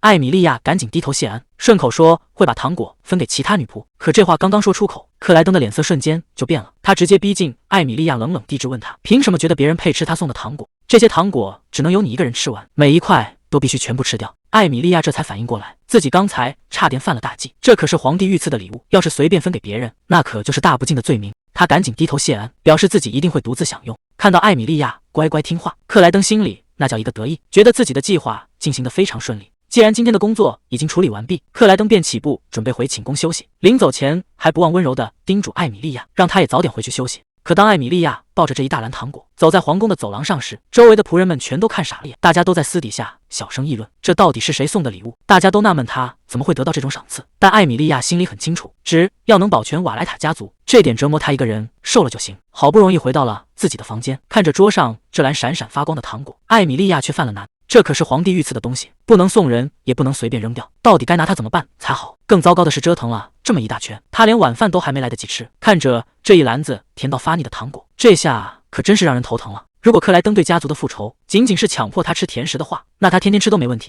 可偏偏克莱登那别扭的态度，让他的心思有些乱了。明明传闻中的皇帝狂傲冷酷，甚至连神兽都敢直接斩杀，怎么现在却用这种方式来折磨人？这种反差甚至让他觉得有点可爱。艾米莉亚忍不住笑出了声，看来等这场复仇结束，自己怕是要胖上一大圈了。正当艾米莉亚发愁的时候，门外突然传来了敲门声，原来是总管因为担心他没吃晚饭，特意过来看看情况。可总管一走进屋里，目光就落在了那篮糖果上，这下他整个人都不淡定了。这可是历代皇帝用来跟皇后道歉的专属礼物啊！艾米莉亚赶紧向他解释说，这只是陛下不要的生活。看着这蓝精致的糖果，总管心里直犯嘀咕，这可是皇室的专属定制品，怎么看都不像是用来折磨人的手段。总管忍不住向他打听，陛下还说了些什么？艾米莉亚老老实实的回答，陛下说他现在唯一需要负责的人只有陛下自己。这话一出，总管心里顿时有了底，这哪里是把他当成北方的仇人，分明是已经把他当成自己人来护着了。艾米莉亚意味深长地表示，陛下看他的眼神可绝对不是在看一个囚犯。这下总管更猛了，忍不住追问，那到底是什么眼神？面对总管的提问，艾米莉亚仔细回想了一下，突然想到了克莱登当时的表情，她脱口而出，陛下当时看起来很高兴。这话一出，直接把旁边的总管给整不会了，他怎么也想不通艾米莉亚为什么会得出这个结论。在总管眼里，陛下那明明是充满占有欲的眼神，怎么到了这姑娘嘴里就变成高兴了呢？总管只觉得脑子不够用，这两个人的对话根本不在频道上，他总觉得这里面一定有什么自己不知道的内幕。总管叹了口气，提醒艾米莉亚，想要得到陛下的认可可没那么简单，而且现在也看不出陛下的真实态度。听了总管的话，艾米莉亚也冷静下来，她开始反思自己是不是太心急了。毕竟北方和皇室之间5年的恩怨，怎么可能在几天之内就彻底化解？不过瓦莱塔家族的人可没那么容易放弃，不管接下来的路有多难走，他都必须坚持下去。为了应对随时可能出现的怪物，艾米莉亚的父亲每天都在刻苦训练。作为瓦莱塔家族的继承人，在面对克莱登这个怪物时，他也必须拿出同样的态度。总管在一旁安慰他，时间会解决一切，但总管心里其实很清楚，他在皇宫干了30多年，要是真惹毛了这位皇帝，当天就要没命。不过看现在这情况，克莱登对艾米莉亚的态度显然不同。总管决定先帮他一把，提醒他虽然过了饭点，但可以先吃点糖果垫肚子。看着这一大篮甜到发腻的糖果，艾米莉亚心里直犯嘀咕，她突然觉得自己可能这辈子都不想再碰甜食了。夜深人静的时候，总管来到皇帝的办公室，却看到了让他怀疑人生的一幕。平时根本不爱管闲事的克莱登，居然在私人时间认真的处理政务。这反常的举动让总管甚至开始怀疑自己是不是真的到了该退休的年纪。如果这位皇帝真的开始对帝国上心，那他未来绝对能成为一个伟大的统治者。不过总管今晚过来可不是为了看皇帝有多勤政，听到克莱登开口询问，他赶紧上前汇报了关于艾米莉亚的安排。按照克莱登之前的吩咐，从明天开始，艾米莉亚就将正式成为他的专属女仆，而且这伺候的范围可不小，从办公室到训练场，甚至连皇帝的卧室都包括在内。听到连卧室都要艾米莉亚负责，克莱登顿时有些不乐意了。这工作量排得这么满，他哪还有时间休息？总管见状，赶紧顺水推舟，提议把卧室的差事还给原来的女仆长。克莱登一眼看穿了总管的心思，冷冷地质问他是不是故意的。总管赶紧解释自己这可是为了大局着想，而且艾米莉亚现在已经累得连晚饭都没吃，就直接回房躺下了。总管甚至还故意提起说艾米莉亚连纳兰御赐的糖果都没碰，接着又装作无意的补充了一句，说自己知道那是厨房送错的礼物。听到这里，克莱登顿时有些坐不住了，但他还是嘴硬的辩解道：“那丫头平时最喜欢甜食，肯定是偷偷吃多了才吃不下晚饭。”还顺口吐槽他性格幼稚。看着皇帝陛下这副死撑的样子，总管心里顿时什么都明白了。面对这两个人截然相反的说法，总管一时间也有些犯难，不知道到底该相信谁。可克莱登却显得自信满满，觉得帝国里根本没人能拒绝主厨的糖果。为了试探皇帝的真实想法，总管故意撒了个谎，说自己那来自北方的妻子就非常讨厌这种甜腻的味道。如果是艾米莉亚小姐，为了讨陛下的欢心，恐怕连虫子都能硬着头皮说好吃，毕竟她可是个忠诚的瓦莱塔。总管甚至直接把话挑明，问陛下是不是因为这个才特意把她留在身边当女仆。克莱登顿时警惕起来，冷冷地追问他到底想说什么。总管不紧不慢地回答，自己本以为陛下把他留在身边是为了考验北方人的耐心，并借此来对瓦莱塔家族进行报复。面对总管的试探，克莱登只是冷哼了一声，辩解说自己不过是在奖赏那些为帝国效力的功臣，还反问这难道有什么问题吗？总管哪里敢多说什么，赶紧低头表示没有任何问题。克莱登也懒得再多废话，直接下达了逐客令，让他今天可以退下了。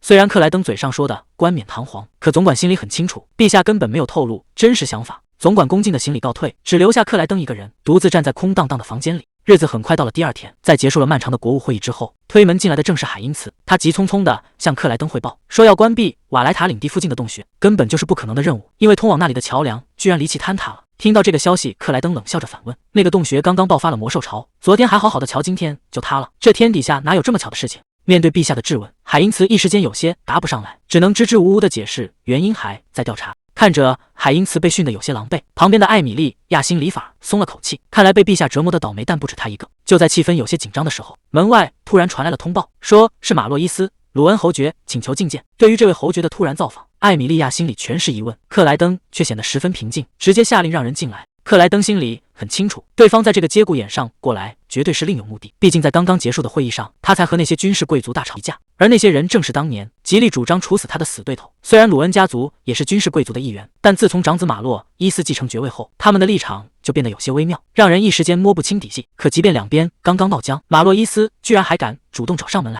随着大门缓缓打开，这位年轻的侯爵终于走了进来。马洛伊斯走到克莱登面前，微微躬身行礼，主动开口打了个招呼：“陛下。”一旁的艾米莉亚默默注视着他，心中暗自盘算着局势。就在几个小时前的国务会议上，皇帝克莱登态度强硬，要求立刻封锁瓦莱塔领地附近的魔兽洞穴。可布隆德尔公爵却当场泼了冷水，声称通往北方的桥梁已经彻底坍塌，封锁计划根本无法执行。看着那份所谓的塌桥报告，马洛伊斯心中冷笑不止。那座桥连大地震都能安然无恙，怎么可能说他救他？这分明是布隆德尔公爵在暗中捣鬼。然而克莱登却顺水推舟，直接要求公爵将修桥和封锁洞穴作为送给他的加冕贺礼。面对公爵的百般推脱，克莱登更是当众耍起了无赖，冷笑着声称自己从未收到满意的礼物。这赤裸裸的敲竹杠让现场气氛降至冰点。眼看公爵即将当场发飙，达拉斯伯爵赶紧站出来打圆场，试图缓和这剑拔弩张的局面。看着克莱登那副油盐不进的冷笑，底下的贵族们人人自危，都在怀疑这位新皇帝是不是彻底疯了。在马洛伊斯眼里，这位24岁的新皇帝在会议上撒泼要礼物的行径，简直就像个4岁的小孩。马洛伊斯刚想开口说明来意，却被克莱登冷冷打断，直接命令他去旁边的沙发上候着。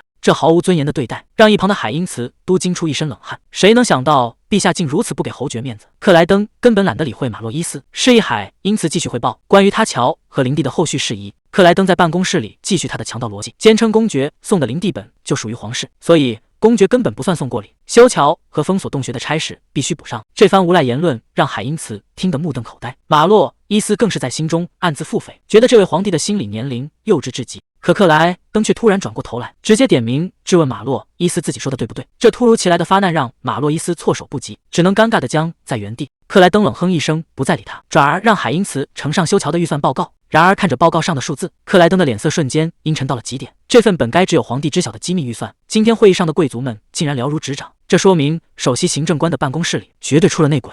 面对机密泄露的严峻事实，克莱登当场怒斥海因茨，质问他消息为何会传得满城风雨？海因茨吓得冷汗直流，慌忙保证会立刻彻查此事。克莱登语气冰冷地警告他，这次派禁卫军过去只是协助，若是再有下一次，禁卫军的任务就是直接抓人。就在这令人窒息的关头，一旁的马洛伊斯却疯狂朝海因茨使眼色，示意他要更加卖力表现。可海因茨完全误解了意图，还以为这位侯爵大人是眼睛抽筋，只能战战兢兢地向皇帝表忠心。目睹了这滑稽一幕的艾米莉亚，在心中忍不住默默吐槽，觉得这位侯爵大人怕是严重缺美，眼皮才会抖得如此厉害。克莱登冷淡地吩咐艾米莉亚去给马洛伊斯倒杯茶。随着艾米莉亚转身准备，整个办公室陷入了死一般的寂静，压抑的气氛几乎让人无法呼吸。看着神色自若的艾米莉亚，马洛伊斯心中暗自惊叹，在如此恐怖的威压下还能保持淡定，这女仆确实非同寻常。不过他转念一想，对方或许只是个没见识的北方女仆，因为不懂朝政才不知道害怕。就在马洛伊斯盯着艾米莉亚出神时，克莱登突然悠悠地凑了过来，冷不丁质问他是不是在偷看自己女仆的屁股。这句粗俗的质问吓得马洛伊斯魂飞魄散，连忙慌乱地开口否认。看着克莱登那高深莫测的笑容，马洛伊斯只觉得脊背发凉。他深知，无论这个男人表现得多么幼稚，他终究是那个传闻中手段狠辣的暴君。在马洛伊斯的记忆中，克莱登曾是名震帝国的剑术天才，却也是背负杀死神兽恶名的罪人。当初传闻克莱登独自平定魔兽潮时，马洛伊斯和达拉斯等军事贵族一样，都认为这不过是皇室虚张声势的吹嘘，甚至有人怀疑是瓦莱塔边境伯爵暗中相助，还叫嚣着要对他展开调查。尽管如此，马洛伊斯心中对这位被流放的皇子其实还存有一丝敬佩，觉得他在危难关头确实有几分骨气。可今天这番接触下来，所有的强者滤镜瞬间碎了一地，眼前这个斤斤计较又幼稚的新皇帝，实在是让他大失所望。看着眼前宛如孩童般手舞足蹈的克莱登，马洛伊斯在心中长叹一口气，甚至开始后悔将家族的筹码压在他身上。马洛伊斯提起了封锁东宫的计划，质问皇帝是不是故意提前泄露风声。克莱登微微一笑，给出了肯定的答复，他就是要用这个诱饵将总管办公室里的内鬼彻底调出来。这个回答让马洛伊斯心头巨震，他终于意识到，无论东宫的计划是否执行，皇帝都已经将主动权牢牢掌控在手中。眼前这个男人绝非疯子，而是个深不可测的权谋天才。马洛伊斯心中升起一股寒意，他知道明天过后，朝堂之上又将掀起一场血雨腥风。马洛伊斯赶忙委婉地提出劝阻，指出皇帝将身边有背景的侍从全部驱逐，已经在贵族阶层中引发了强烈不满。如果继续这样明目张胆地挑衅贵族，迟早会招致毁灭性的反弹。毕竟将各大家族的子嗣留在身边，是维持帝国权力平衡的重要手段。可克莱登却对此嗤之以鼻，冷哼着表示那些被赶走的人纯属咎由自取。紧接着他更是语出惊人，直接宣布自己的身边只要有艾米莉亚一人足矣。这霸道的宣言让马洛伊斯哑口无言。看着克莱登那不容置疑的模样，马洛伊斯只觉得头疼欲裂。他开始疯狂怀疑，将整个家族的命运绑定在这样一个疯子身上，究竟是不是一个致命的错误？首席女仆这个位置虽然离皇帝克莱登最近，但这里也是风暴的中心。艾米莉亚心里很清楚，这根本不是什么美差，而是一个随时丢掉性命的战场。临行前，父亲曾千叮咛万嘱咐，他神色严肃地警告艾米莉亚，皇宫里根本没有真正的朋友，千万不要卷入那些权力斗争，更不要试图去保护家族的利益。你只需要像个影子一样活着，然后平安地回到我的身边，这就是你为北方以及为我必须完成的唯一任务。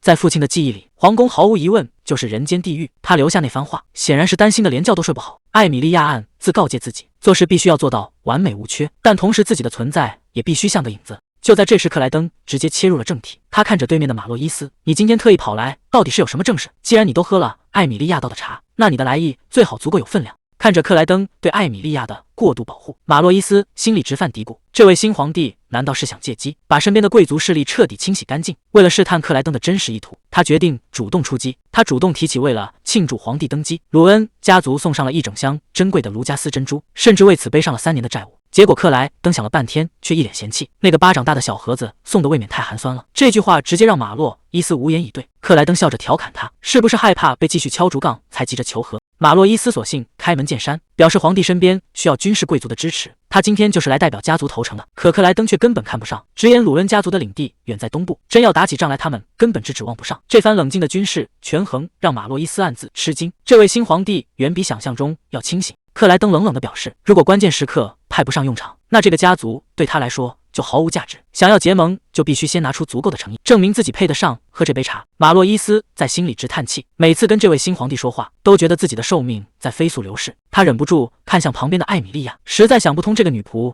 是怎么忍受下来的。就在这时，他注意到艾米莉亚的眼神，那感觉简直就像是秃鹫在盯着猎物。能被皇帝留在身边的唯一女仆，怎么可能是个普通人？他收回思绪，试探着问克莱登：“陛下平时做事一直都这么不计后果吗？”克莱登微微一笑，反问他：“谁知道呢？也许是，也许不是吧。”看着克莱登那副玩世不恭的模样，马洛伊斯彻底无语了。传闻都说新皇帝能让全帝国的女人发疯，现在看来他确实能让人发疯，只不过是物理意义上的逼疯。马洛伊斯叹了口气说：“既然珍珠和我们家族的军队在陛下眼里都一文不值，那看来我是没有能力取悦陛下了。”结果克莱登一口回绝，根本不放人走。这下马洛伊斯心里更没底了，不知道这位新皇帝到底要干嘛。紧接着克莱登突然叫住艾米莉亚，让她把耳朵捂上。艾米莉亚有些疑惑，如果是机密钥匙，我是不是应该回避？克莱登却反问：“你想去哪？”接着命令他捂住耳朵，发出啊的声音，只要听不见就行。艾米莉亚想起了父亲的嘱托，要像影子一样低调的活下去。既然只是捂住耳朵，那倒也不算什么难事。既然这里是他的战场，他就绝对不能退缩。谁能想到艾米莉亚还真就转过身去，死死捂住耳朵，大声喊了起来。这滑稽的一幕直接把旁边的马洛伊斯看傻了。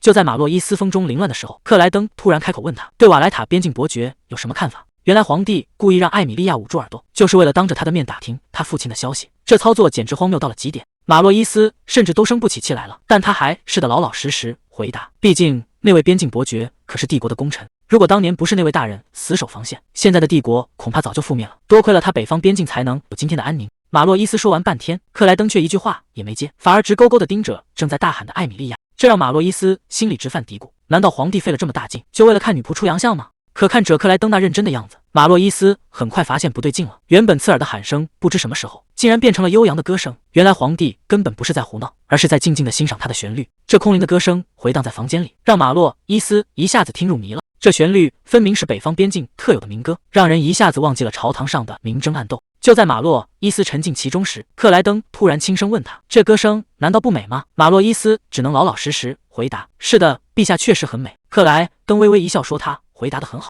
接着克莱登突然抛出了一个重磅炸，其实弄他大乔的根本不是布隆德尔公爵，真正的幕后黑手另有其人，而且皇帝手里已经拿到了证据。还没等马洛伊斯反应过来，克莱登就直接下了逐客令，让他轻手轻脚的退下去，因为自己还想多听一会儿艾米莉亚的歌声。马洛伊斯刚准备离开，克莱登冷冷的声音又从背后传来，警告他要是敢把今天的对话泄露出去，禁卫军下一个要踏平的就是他们家的领地。这赤裸裸的威胁让马洛伊斯只能咬着牙答应。他失魂落魄地走出房间，心里全是困惑和无奈。他忍不住在心底质问自己已故的父亲，为什么当初在世的时候没有告诉他这位新皇帝竟然如此可怕。眼看着马洛伊斯终于走了，艾米莉亚这才松了口气，赶紧停下了歌声。可还没等他缓过神来，克莱登突然走上前去，冷不丁地冒出一句：“在北方的节日里，你总是第一个唱这首歌。”艾米莉亚整个人都愣住了，忍不住追问皇帝是怎么知道的。克莱登微微一笑，解释说：“每到节日期间，酒馆里到处都在传这件事，他想不知道都难。”他递过去一个精致的红色盒子，艾米莉亚有些疑惑地接了过来。盒子里静静躺着的，竟然是一块精致的金色刺绣手帕。克莱登主动提起了之前的事，问他上次训练被拿走的手帕，是不是到现在都还没回来。接着他霸道的宣告，以后就用这块新的，至于旧的那块直接扔掉就行。艾米莉亚有些想不通，陛下为什么要送这么贵重的礼物？克莱登却突然凑了过来，直勾勾地盯着他的眼睛，质问他难道自己的判断有错吗？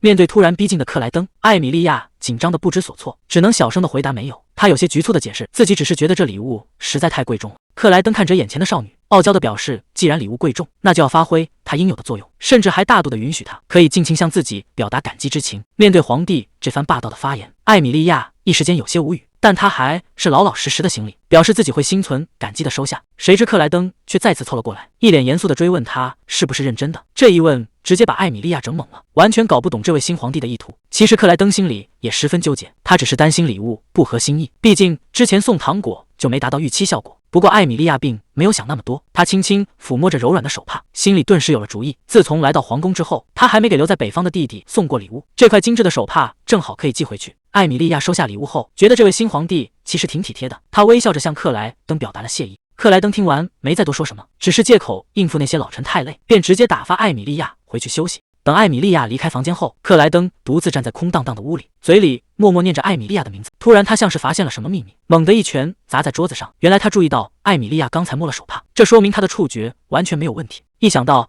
艾米莉亚刚才那温柔的笑容，克莱登忍不住捂住脸笑了起来，直夸她其实还挺可爱的。看来今天晚上他终于能睡个好觉了。转眼到了第二天早上，皇帝的办公室里一大早就已经坐满了人，这些高级贵族突然齐聚一堂，全是为了昨天会议上提到的洞穴建设。看这架势，他们显然是想联合起来向皇帝施压。面对这群来势汹汹的贵族，克莱登却显得异常冷静，只是自顾自地翻看着手里的书，就像根本没把他们放在眼里。看着克莱登慢条斯理的样子，底下的贵族们终于坐不住了，开始此起彼伏地咳嗽起来。终于，克莱登合上了手里的书，调侃他们是不是一天不被关注就浑身难受。还没等众人反应过来，克莱登突然把矛头对准了军事贵族的二把手罗里加德伯爵。他直接开口质问对方：霍利顿的桥梁建设到底开始没有？谁能想到，真正炸毁霍利顿大桥的幕后黑手，竟然就是这位罗里加德伯爵。罗里加德家族和布隆德尔公爵虽然平时互相制衡，但只要涉及共同利益，他们就会立刻联手。不过在克莱登眼里，这两人根本没什么区别。被当众揭穿的贵族们有些慌了，赶紧转移话题，说今天来就是为了商量这件事。克莱登冷笑着让他们继续说，但警告他们最好是他想听到的答案。艾米莉亚在一旁看着，发现皇帝这是打算当众彻底击碎这两大贵族的气焰。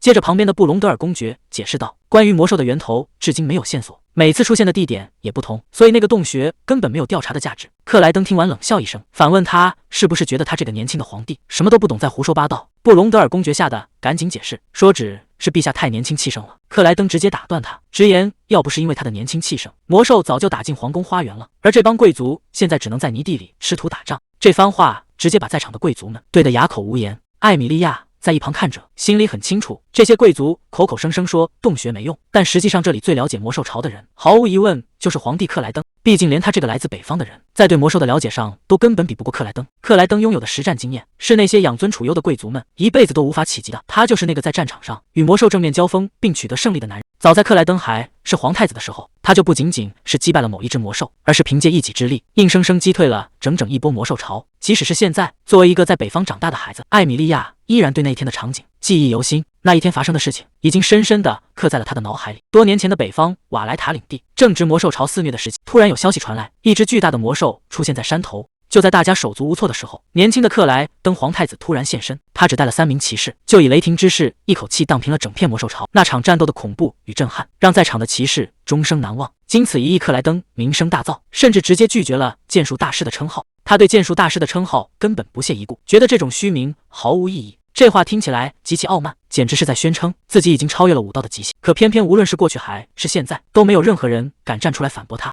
艾米莉亚心里很清楚，这种傲慢之所以能被所有人默许，完全是因为克莱登拥有绝对的实力。在克莱登横空出世之前，人类面对魔兽潮从来没有取得过真正的胜利。帝国的传统战术不过是北方领主在前方死守，后方贵族在派兵支援。这种打法说白了只是被动防守，顶多把魔兽暂时赶走，根本无法解决根本问题。贵族们能拥有庞大的私兵，全靠防范魔兽这个借口。要是克莱登一个人把魔兽全解决了，他们就要乖乖交出兵权。布隆德尔公爵还想用拯救臣民来粉饰，结果被克莱登当场戳穿。克莱登毫不客气地指出，自己不仅救了平民，也救了这帮养尊处优的贵族，让他们能继续混吃等死。布隆德尔公爵被对得说不出话来。这时马洛伊斯站出来支持克莱登，指出封印洞穴能明确防守范围，从长远来看是件好事。这下局势开始发生变化了，眼看谈判陷入僵局，马洛伊斯主动提议今天先到此为止。克莱登点头同意，布隆德尔公爵等贵族这才松了一口气，纷纷退场。闲杂人等一走，马洛伊斯忍不住吐槽说，克莱登刚才的表情简直和先皇一模一样，难怪把那帮老家伙气得够呛。结果克莱登根本不在乎这个，反而十分自信地表示自己绝对比先皇帅得多，两人根本没有可比性。面对克莱登的自恋，马洛伊斯一阵无语，甚至开始佩服旁边端茶倒水的艾米莉亚，好奇他是怎么做到如此淡定的。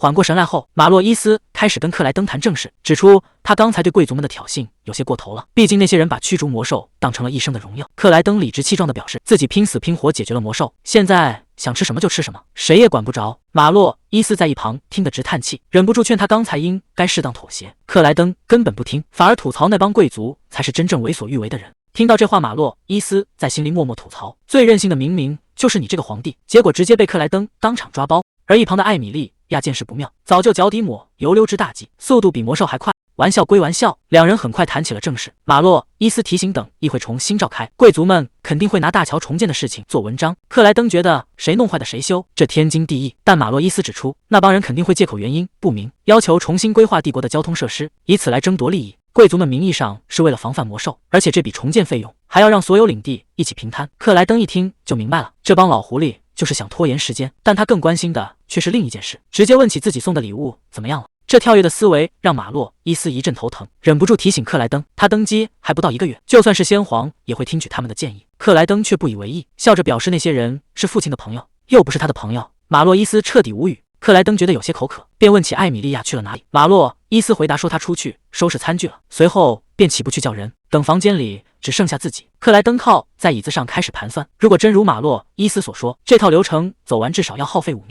这帮老家伙仅仅为了不想出钱修桥，居然使出这种小气的拖延战术。想到这群像毒蛇一样难缠的贵族，克莱登的表情也变得严肃起来。克莱登等得口干舌燥，忍不住抱怨艾米莉亚怎么还没回来。但他突然反应过来，自己可是堂堂帝国皇帝，这丫头居然敢让他一直等着。其实马洛伊斯才刚走开3分钟，侍从询问是否需要茶水，克莱登没好气的拒绝，只让人把茶水撤走，留点饭菜就行。等房间里再次安静下来，克莱登越想越觉得不对劲。艾米莉亚平时工作很认真，绝对不是那种会偷偷溜出去偷懒的人，可现在公务都结束了却迟迟不见人影。他开始胡思乱想，甚至怀疑他是不是背着自己去吃独食了。但他转念一想，艾米莉亚的味觉那么差，应该不至于为了吃东西耽误时间。越是想不通，克莱登心里就越是烦躁，只能坐在桌前不停地敲着手指。这丫头到底跑到哪里去了？他突然意识到一个严重的问题，自己对艾米莉亚这个女人居然几乎一无所知。这种完全无法掌控的感觉让克莱登感到有些烦躁。在他眼里，艾米莉亚简直就像魔兽一样，平时总是隐藏着自己的气息，让人根本摸不透她的心思，可一旦出现，又会带来让人措手不及的冲击。为了应对随时可能出现的状况，克莱登不得不时刻保持警惕。这种被动的感觉让他非常不爽。这丫头到底凭什么能让他这个皇帝如此坐立难安？克莱登越想越偏，甚至开始觉得艾米莉亚完美无缺。但他很快反应过来，自己这绝对是等太久，导致脱水产生幻觉了。为了能理直气壮地发脾气，克莱登决定继续忍着不喝水，必须保持这种口渴的状态，等那丫头回来好兴师问罪。就在他暗自盘算的时候，房门终于被推开，艾米莉亚端着茶水走了进来，轻声向他道歉，说自己来晚了。艾米莉亚端上来的居然是北方特有的提蒙茶，这熟悉的香气一飘出来，克莱登整个人都愣住了。要知道这种茶在首都根本买不到，显然是艾米莉亚特意带过来的。结果这口热茶喝下去，所有的怨气瞬间消散了大半。他甚至在心里暗自嘀咕，这丫头泡茶的手艺怎么也这么好。克莱登随口问了一句，怎么去了这么久？艾米莉亚有些抱歉的解释，说自己中途去处理了一件急事。听到这话，克莱登心里顿时有些不悦，什么事能比他的命令还重要？结果他这一分神，直接被茶水给呛到了。艾米莉亚吓得赶紧提出要去叫医生，还劝他最近工作太拼，要注意身体。克莱登那该死的胜负欲瞬间上来了，觉得这丫头是在小看自己。艾米莉亚一脸认真的解释，就算是再强大的人也难免会虚弱，可克莱登根本不吃这一套，直接站起身反问，难道他觉得自己只是个普通人吗？他可是亲手斩杀过神兽的男人，怎么可能轻易倒下？艾米莉亚赶紧解释，说自己被流放其实是个机会，他刚才说那些话也只是想尽心照顾好陛下。结果克莱登根本不领情，反而凑上前调侃，难道是把自己当小孩子照顾吗？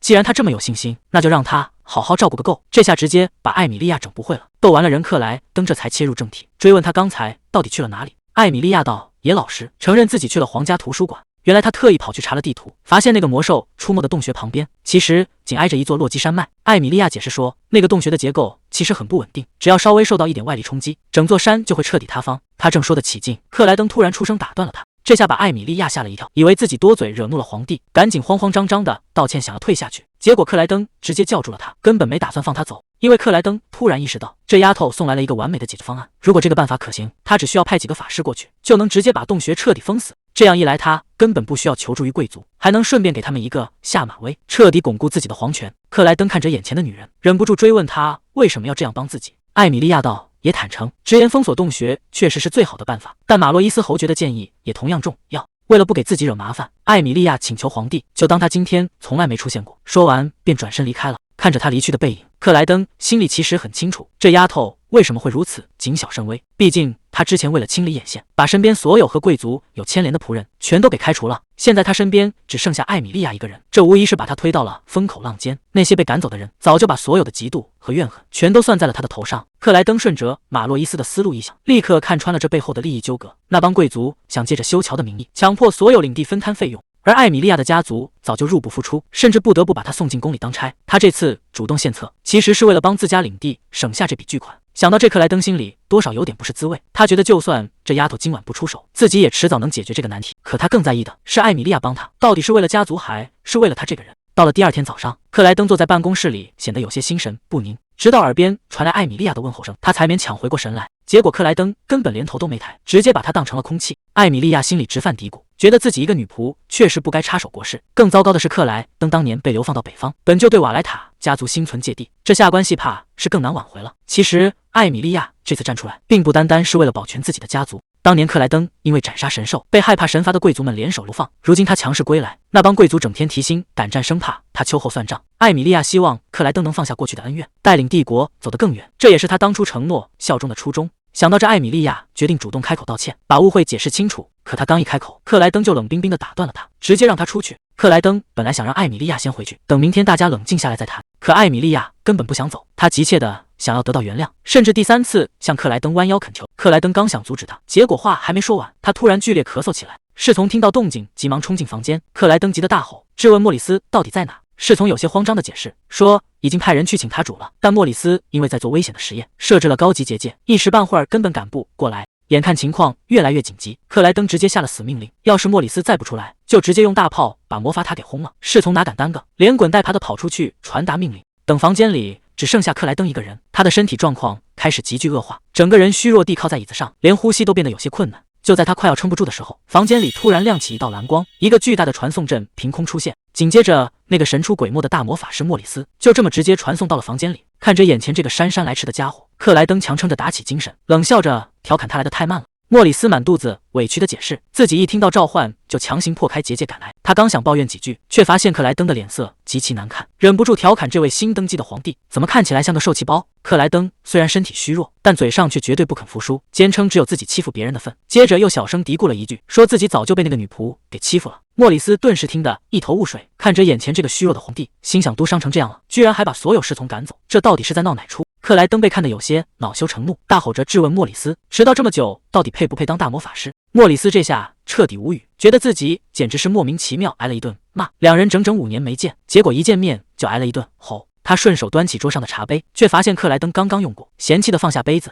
直言不想跟皇帝间接接吻，顺便八卦起那个新来的女仆。克莱登有些不耐烦地催促，说自己根本没碰过杯子，让他赶紧喝2口。莫里斯无奈地喝了1口，可茶水刚一入口，他就察觉到味道有些古怪。克莱登在一旁解释，这是北方特有的提蒙茶，本来就是这个味道。莫里斯还没来得及细品，整个人就僵在了原地，看着克莱登脸上诡异的笑容，他瞬间反应过来这茶里居然有毒。莫里斯气得当场破口大骂，质问克莱登是不是疯了，居然一边喝着毒茶一边批改公文。克莱登却只是冷冷的让他闭嘴，觉得这点毒根本算不上什么麻烦。莫里斯直言不讳的吐槽，自己完全能理解下毒的人，毕竟谁要是见了克莱登，估计都想动手掐死他。不过他很快反应过来，克莱登故意让他喝这杯茶，其实是想让他当试毒工具人。克莱登倒也大方承认，既然莫里斯亲自尝过了毒性，那配置解药肯定不在话下。莫里斯无奈地叹了口气，觉得这家伙简直傲慢到了极点，为了证明自己百毒不侵，居然硬生生忍着剧痛。吐槽归吐槽，莫里斯还是出手施展魔法，帮克莱登压制了体内的毒素。毒素一被压制，克莱登顿时觉得整个人都活过来了。莫里斯在解毒的过程中发现，这毒药其实并不致命，只是会让人痛苦万分，手段极其阴险。他越想越觉得不对劲，忍不住追问这茶到底是谁泡的。克莱登倒也没隐瞒，直接说是自己的女仆送来的。莫里斯立刻反应过来，既然克莱登没有直接抓人，而是大费周章的把他叫来，这背后肯定另有隐情。克莱登倒也不否认，调侃法师们要么是疯子，要么就是聪明人。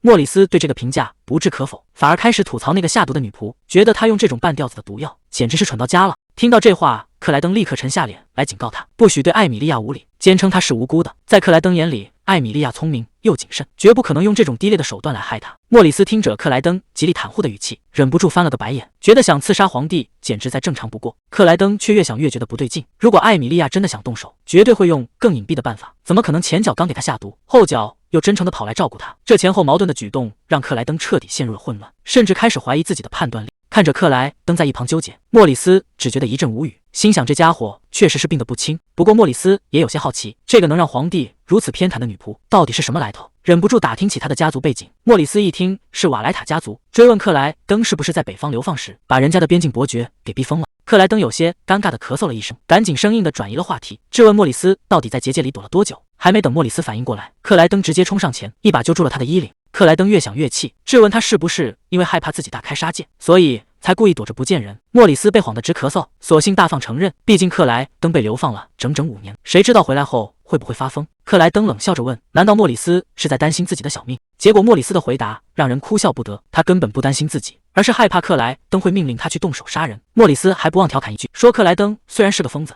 但其实还挺有同情心的。这话直接把克莱登给整不会了，气得大骂莫里斯，让他要么好好骂人，要么好好夸人，别在这阴阳怪气。莫里斯觉得当务之急是调查下毒，提议立刻把那个女仆叫来审问。结果克莱登却说先别打扰他，因为他现在心情可能不太好。这话直接把莫里斯给整不会了，心想这家伙是不是脑子坏了，居然去关心一个嫌疑人的心情。克莱登解释说，北方人向来喜欢正面硬刚，绝不会用这种慢吞吞的毒药，而且那茶是艾米莉亚从北方带回来的，一旦公开调查，她肯定会被人借机陷害。莫里斯听完算是明白了，合着克莱登大费周章把他叫来，就是为了保护那个女仆，顺便让他去揪出真凶。他忍不住吐槽，这根本不是法师该干的活，可克莱登却用对方的理论来堵他的嘴，逼得莫里斯只能认命。莫里斯实在好奇，忍不住追问那个女人到底是他什么人。克莱登沉默了一下，只说那是他一个非常麻烦的女仆。莫里斯叹了口气，主动提出去艾米莉亚的房间调查，结果克莱登又叫住了他，让他明天再去，显然是想让艾米莉亚今晚好好休息。莫里斯答应天亮再去调查，保证不打扰女仆休息。不过临走前，他忍不住多问了一句，如果查出来的真凶是那几位大贵族，克莱登打算怎么办？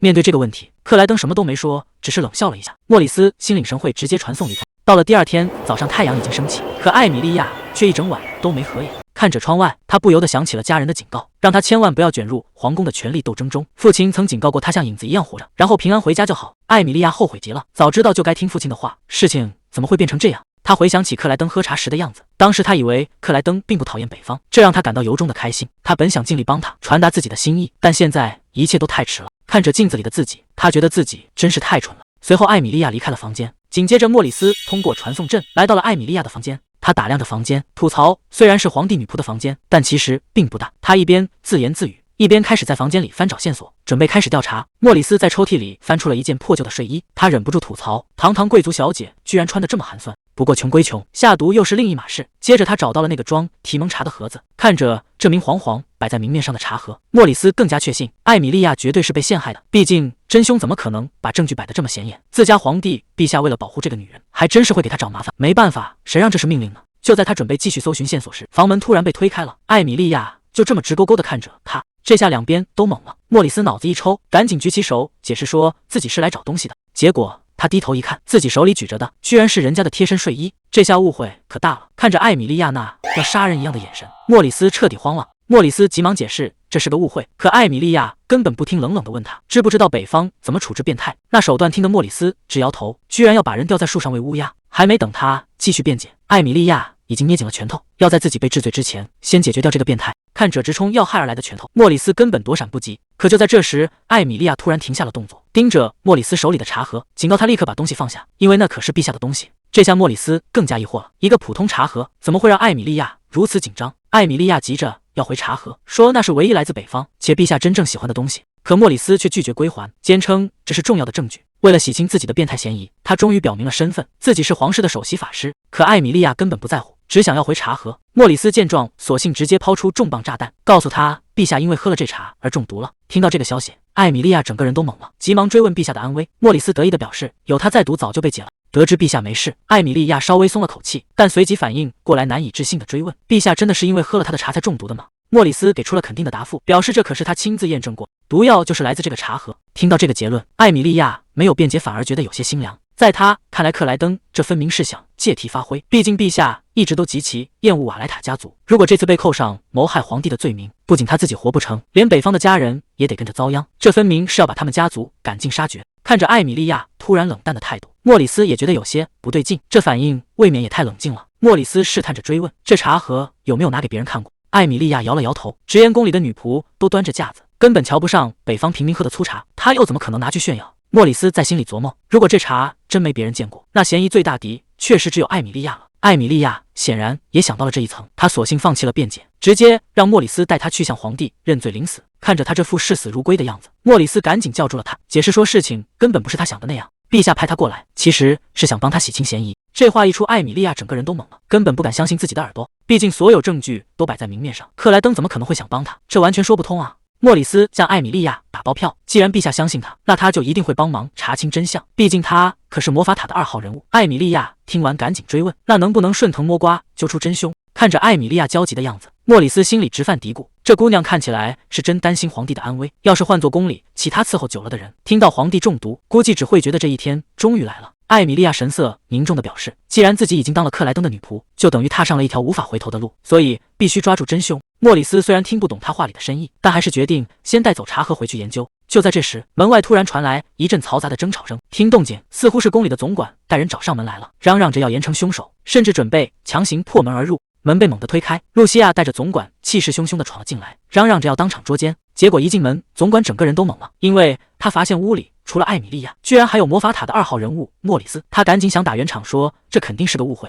可露西亚根本不认识莫里斯，还指着他大喊大叫，说自己亲眼看见艾米莉亚带了野男人回来。莫里斯在一旁听得直翻白眼，觉得这女人的智商实在令人堪忧。总管在旁边吓得够呛，生怕露西亚再多说一句就会被莫里斯当场给扬了。于是他赶紧冲上前，恭恭敬敬地向莫里斯行礼，并大声点出他帝国首席大法身份。听到莫里斯的来头这么大，露西亚都愣住了。莫里斯根本懒得废话，直接冷冷地命令总管把这个满嘴喷粪的女人给抓起来。露西亚气急败坏，赶紧搬出自己家族的背景来压人。结果莫里斯根本不吃这一套，冷笑着反问他：就算你是罗里加德加的人，那又怎样？总管眼看气氛不对，赶紧站出来打圆场，劝大家先冷静下来。但露西亚根本不买账，她仗着自己是伯爵的侄女，平日里就嚣张跋扈，甚至还当众翻起旧账来。艾米莉亚试图解释自己绝对没有私带莫里斯回房间，露西亚却直接扣上了一顶大帽子，骂他是通奸。结果艾米莉亚非常冷静地回怼，说自己根本就没结婚，通奸这个词用的不合逻辑。这一下直接把露西亚给整不会了，气急败坏的狡辩这不是重点，连旁边的莫里斯都忍不住感慨，这姑娘的北方思维还真是只讲事实，完全不按常理出牌。露西亚眼看说不过，又开始转移话题，指控艾米莉亚擅离职守，还说自己亲耳听到房间里传来情侣吵架的声音，甚至还听到了变态之类的词。总管在一旁听得冷汗直流，而莫里斯和艾米莉亚则是满脸无语。露西亚还不依不饶，甚至暗示是艾米莉亚在袭击莫里斯，顺便还踩了一脚北方人粗鲁。艾米莉亚深知现在不能冲动，只能在心里告诫自己要忍耐。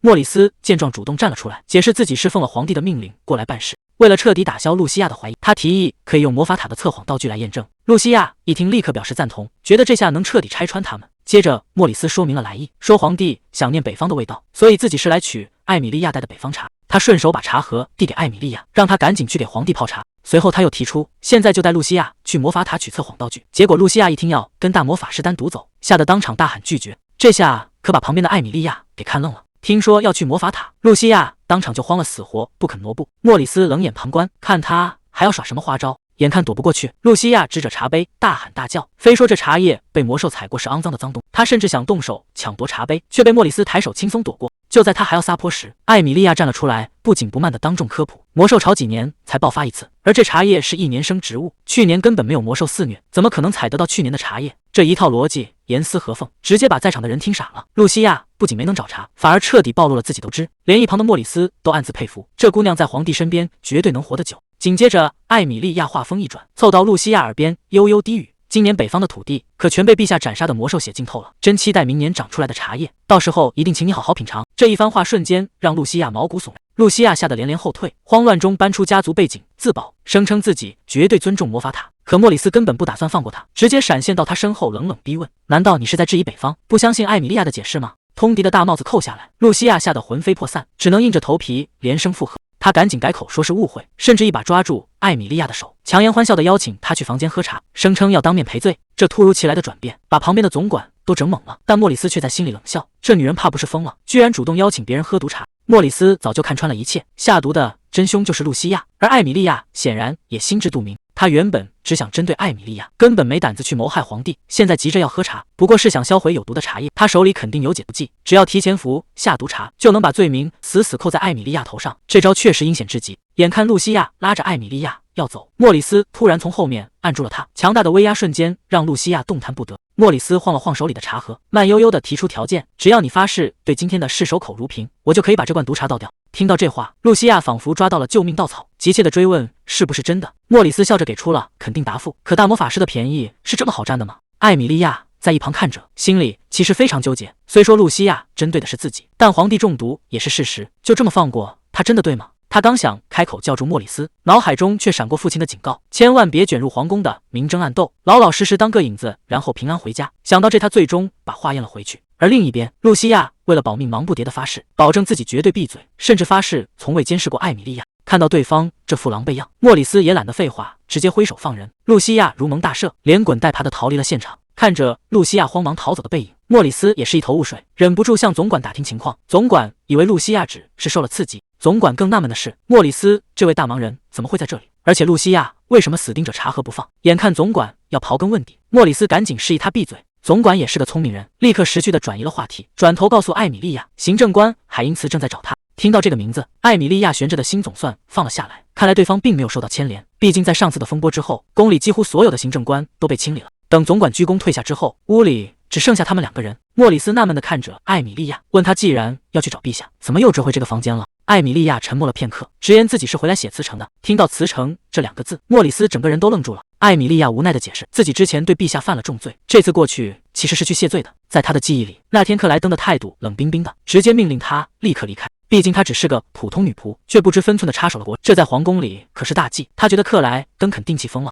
在艾米莉亚看来，现在最好的办法就是赶紧认错，然后收拾包袱走人。可她这副淡定的样子，却让莫里斯看出了端倪。莫里斯在心里暗自琢磨，这姑娘被侮辱了都没反应，却对规矩和逻辑死脑筋，而且她还刻意不提露西亚，明明是露西亚把她害成这样的。这可不像北方人的谨慎。莫里斯突然觉得，眼前这个看似柔弱的女仆，搞不好是个深藏不露的狠角色。但实际上，艾米莉亚只是在死守父亲的告诫，绝对不要卷入皇宫的斗争。不管这里发生什么，她都必须当个瞎子和聋子，老老实实的当一个影子。艾米莉亚向莫里斯微微鞠躬，表示自己现在就要去见陛下，并且非常感谢他今天的帮助。可还没等他迈开步子，莫里斯却突然开口叫住了他，直接给他泼了一盆冷水。今天绝对不能去见皇帝。艾米莉亚满脸疑惑，追问莫里斯为什么不能去。莫里斯劝他今天老实歇着，根本不用担心那杯毒茶，因为在陛下眼里，那点毒药不过是毛毛雨。听到这个回答，艾米莉亚瞬间无语了。莫里斯赶紧低声警告他，千万别在皇帝面前表现出担心他被毒死的样子，否则陛下绝对会当场翻脸。毕竟在克莱登眼里，区区毒药就想放倒他，简直是对他实力的侮辱。他每天早上照样雷打不动，坐在那里把毒茶当水喝，根本没把这当回事。艾米莉亚这才恍然大悟，原来克莱登之前发脾气，并不是因为前一天的事，而是他当时正忍受着毒发痛苦。这可真是个天大的误会。莫里斯以为他早就认识皇帝，艾米莉亚却摇头否认，表示自己进宫后才第一次见陛下。莫里斯在心里暗自嘀咕，换做自己也绝不会让宝贝女儿去接近那种危险的家伙。随后，莫里斯转移了话题，询问该怎么处理露西亚下毒的事，甚至暗示可以提供特别服务，帮艾米莉亚彻底解决这个麻烦。面对这个诱人的提议，艾米莉亚毫不犹豫地拒绝了。见艾米莉亚态度坚决，莫里斯便不再多说什么，只是叮嘱她今天好好休息，因为陛下正忙着整理线索，根本没空处理别的事。说完，他便转身离开了房间。看着空荡荡的屋子，艾米莉亚忍不住叹了口气，这一夜之间发生了太多事。不过，既然有魔法塔插手，陛下的安全应该不用担心了。而此时的皇帝办公室里，克莱登正阴沉着脸翻看着报告。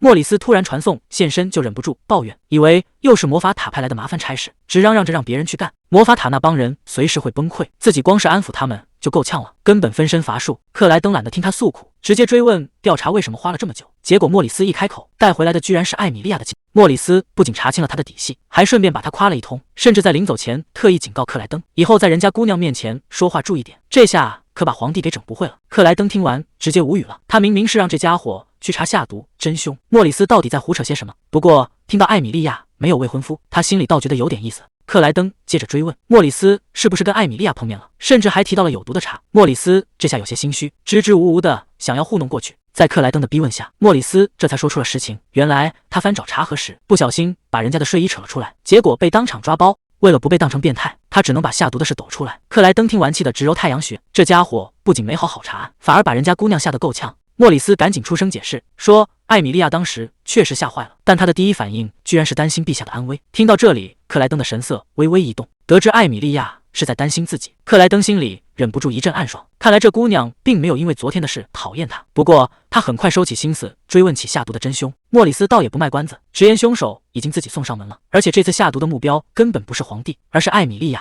原来是罗里加德伯爵的侄女露西亚，因为丢了办公室女仆的差事，怀恨在心，这才暗中下手。他本想除掉艾米莉亚重新上位，却没想到那杯毒茶差点送到了皇帝嘴里。克莱登听完不仅没生气，反而一脸得意地夸起自家女仆聪明，甚至还护短地质问对方怎么感动他的人。结果被莫里斯无情拆穿，提醒他露西亚同样也是他的女仆。克莱登有些尴尬地转移话题，问莫里斯能不能拿出证据。莫里斯表示早就用魔法做好了标记，随时能还原露西亚留下的痕迹。莫里斯接着交代，自己已经暗中对露西亚施了禁言术，保证他一个字也吐不出来。随后他问克莱登打算怎么处置。克莱登沉默了片刻，提到了那把收在抽屉里的剑。就在这时，莫里斯顺口提了一句，说艾米莉亚昨晚几乎没合眼，自己已经劝她今天别出来打扰了。克莱登一听这话，顿时有些坐不住了，他猛地一拍桌子，急得大喊大叫，认定艾米莉亚是因为担心自己才失眠的，甚至开始担心她的身体会吃不消。看着克莱登这副自我感动的样子，莫里斯忍不住在一旁小声吐槽，说人家姑娘指不定是因为别的事失眠，结果直接被克莱登一句闭嘴给怼了回去。莫里斯无奈地叹了口气，决定不再纠结这个话题，转而问起了另一件事。这次出手帮艾米莉亚，难道也是他计划中准备动用的手段吗？莫里斯突然提起了瓦莱塔侯爵，直言当年侯爵能留克莱登一条命，简直就是个奇迹。毕竟当年克莱登流亡的时候，为了御寒，居然把人家村里所有羊的毛都给剃了个精光。被揭了老底的克莱登顿时急了，大声辩解说自己当时快冻死了，根本就是迫不得已。时间回到几年前，克莱登被流放到北方边境的木屋里，那里的冬天冷得像要吃人。当时的他蜷缩在角落里，双腿早就冻得失去了知觉，要是再不想办法取暖，他恐怕根本撑不过那个晚上。为了不被冻死，克莱登只能硬着头皮去敲附近农户的门。男人询问他什么事，可克莱登即便落魄到了这个地步，却依然摆着皇太子的架子，高傲地命令对方把最后的毯子交出来。男人一听这话，顿时火冒三丈，指责他害死了神兽还不够，现在居然还想来抢东西，直接毫不客气地把他轰了出去。被赶走的克莱登在风雪中冻得直发抖，但他可不是轻易认输的人。为了活命，他只能再次折返回去，甚至放低了姿态，表示要是不要的就毯子就行。可村民根本不吃这一套，冷冷地丢下一句让他自己忍着，便直接关上了大门。看着农户家那一大群羊，克莱登心里直犯嘀咕，这些人宁可让羊裹着后毛，也不肯分他一条毯子。就在这时，他注意到围栏上挂着一把剪刀，这下他心里有了主意，既然没人肯帮他，那他就只能自己动手了。他直接把羊毛全给剃了，给自己裹上了一层厚厚的羊毛御寒。靠着这些羊毛，他总算在四处漏风的木屋里撑过了白天。但他知道，一旦到了晚上，这点温度根本不够看。就在他发愁的时候，外面突然传来了动静。克莱登跑出去一看，居然有一头驴驮着厚衣服和毯子，这简直是雪中送炭。还没等克莱登高兴太久，一支冷箭突然射了过来，上面还绑着一张纸条。克莱登拆开一看，居然是瓦莱塔侯爵写来的警告，让他别碰北方人的东西。这下克莱登彻底纳闷了，自己的这些黑历史，对方到底是怎么知道的？画面回到现在，克莱登盯着眼前的莫里斯，质问他是不是一直在暗中监视自己。莫里斯赶紧解释，说自己只是担心他的安危，而且这其实是前任皇帝的命令，让他每周汇报克莱登是死是活。克莱登听完叹了口气，没好气地问他，看着自己出糗是不是很有意思？莫里斯倒也诚实，直言确实挺有意思的，还顺便吐槽起克莱登当年砍了人家北方人神树的黑历史。克莱登尴尬的赶紧打断他，辩解说自己当时只是挑了最大的一棵，根本不知道那是人家的神树。莫里斯神色严肃地提醒他，那次事件差点演变成灾难，当时瓦莱塔家族的人都恨不得直接砍了他的脑袋。为了平息北方人的怒火，瓦莱塔侯爵甚至别无选择地，当众狠狠扇了克莱登一巴掌。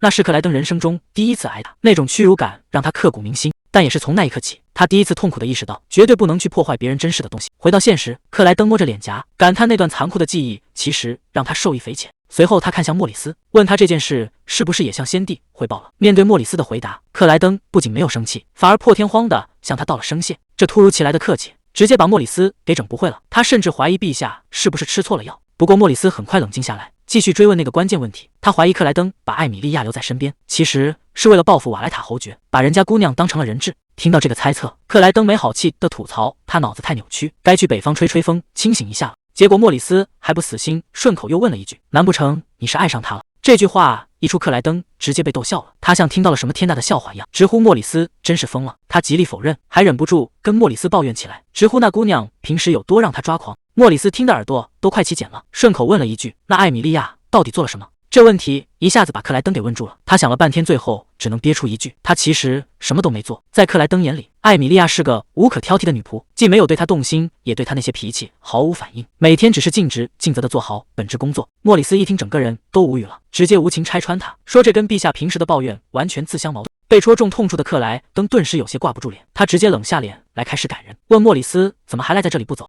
莫里斯觉得莫名其妙，抱怨皇帝翻脸比翻书还快，克莱登还顺嘴损了法师们一通，莫里斯只能无奈地开启传送门离开。等莫里斯走后，房间里只剩下克莱登一个人，他叹了口气，嘴上虽然还在抱怨艾米莉亚让人烦躁，可实际上他心里却忍不住开始惦记，不知道他现在到底在干什么，不知道那家伙现在在干嘛。艾米莉亚一边暗自琢磨，一边敲响了首席行政官的大门，可推开门一看，里面的景象却让他有些意外。原本热闹的办公室，现在居然冷清的不像话。原来因为之前的预算泄露事件，相关人员全都被迫辞职了，现在整个部门居然只剩下了2个人。看到艾米莉亚进来，正在埋头苦干的海因茨赶紧热情地打了个招呼。海因茨主动帮双方引荐，这位年轻的行政官叫阿多尼斯。他一听艾米莉亚的身份，赶紧恭敬地行了个礼。海因茨这次特意找过来，其实是想打听北方的路线，因为皇室最近准备派人去北方，不过并不是去瓦莱塔的领地，而是要穿过边界去更远的地方。目的的正是上次会议上闹得沸沸扬扬的北方洞穴。皇室这次是铁了心要把那里的情况查个水落石出。可海因茨却面露难色，直言通往洞穴的桥梁早就塌了，如果走山路绕行，这群被派去的人根本吃不消，因为他们压根就不会骑马。不会骑马，艾米莉亚一下子反应过来，这次被派去北方的居然是那群身体娇贵的法师们，这下可真让人头疼了。法师们因为白天不爱活动，更喜欢在晚上赶路。海因茨正为出行方式发愁，艾米莉亚主动帮忙出谋划策，建议他们先走水路到鲁万港，再换乘马车前往目的地。这主意一下子解决了燃眉之急。得知法师们的住宿还没着落，艾米莉亚二话不说，直接写了一封推荐信递给海因茨，表示只要带上这封信，北方的住宿就完全不用担心了。海因茨感激不尽，顺口问他要不要捎封信回北方老家。听到家乡这两个字，艾米莉亚却突然愣住了。艾米莉亚想起了克莱登送她的手帕，既然海因茨要回北方，她便顺水推舟，拜托海因茨把手帕带给自己的弟弟。另一边，克莱登正在查看前往北方的计划书，得知走水路的妙计是艾米莉亚想出来的，他心里别提多得意了，甚至还傲娇的炫耀那是他的人。可海因茨接着又顺口提了一句，说艾米莉亚还顺便帮他们整理了办公室。听到这话，克莱登却突然愣住了，这可把旁边的海因茨吓得够呛，连话都说不利索了。克莱登直接一拍桌子站了起来，愤怒地质问海因茨，居然敢指使艾米莉亚去干活，到底谁才是这里的皇帝？海因茨吓得不行，赶紧解释说那是艾米莉亚自愿的，而且他还把手帕托付给自己，想顺路带回北方老家去。听到手帕这两个字，克莱登顿时愣住了。海因茨还在一边念叨说那是一条绣着金线的精致手帕，艾米莉亚肯定是想送给什么重要的人。克莱登心里顿时打翻了醋坛子，那明明是他刚送给艾米莉亚的新手帕，他居然转手就要送给别人。虽然心里酸得不行，但克莱登表面上还是强装镇定，吩咐海因茨去安排明天的面试，还顺口关心了一下行政处人手不足的问题。海因茨这才松了一口气，赶紧千恩万谢地退了下去。克莱登突然叫住海因茨，指着他手里的手帕，冷冷地命令他交出来。海因茨整个人都懵了，还没等他反应过来，克莱登又丢下一句狠话，让他当面把手帕扔掉。海因茨完全摸不着头脑，他根本不记得这手帕是不是艾米莉亚的，但皇帝发话了，他哪里敢不听？海因茨只能老老实实把手帕扔进了旁边的垃圾桶。看到手帕被处理掉，克莱登的脸色这才缓和下来，客气的让海因茨退下。海因茨如释重负，赶紧行礼退了出去。等房间里只剩下自己一个人，克莱登看着紧闭的大门，嘴里默默念叨着艾米莉亚的名字。他越想越气，自己送给艾米莉亚的手帕怎么能转手送给别的男人？他突然想起莫里斯之前说过，艾米莉亚既没结婚也没未婚夫，这下他彻底坐不住了，一巴掌拍在桌上，大骂莫里斯是个骗子。谁能想到莫里斯居然直接开了个传送门，唰的一下钻了出来，大声喊冤，问自己到底做错了什么。克莱登被吓了一大跳，没好气地质问他怎么突然冒出来。莫里斯一脸委屈，直言是听到皇帝在念叨自己的名字。莫里斯追问自己到底撒了什么谎。克莱登这下尴尬了，他总不能直接命令堂堂大法师去调查艾米莉亚身边有没有别的男人。看着克莱登半天不说话，莫里斯也懒得自讨没趣，打了个招呼就准备离开。克莱登只能不耐烦地摆摆手，赶紧把这个碍事的家伙打发走。折腾了半天，克莱登发现自己还是回到了原点，他对艾米莉亚的事情依然一无所知，尤其是那个最让他抓狂的问题，这姑娘心里到底有没有别的男人？虽然艾米莉亚平时工作挑不出毛病，但克莱登心里这道坎就是过不去。在他看来，艾米莉亚可是他的专属女仆，除了家里人之外，他绝对不能把任何人排在自己前面。一想到艾米莉亚心里可能有了别人，克莱登就觉得这简直是对他的挑衅。这下他的胜负欲彻底被激起来了，他直接把这当成了艾米莉亚对他的宣战。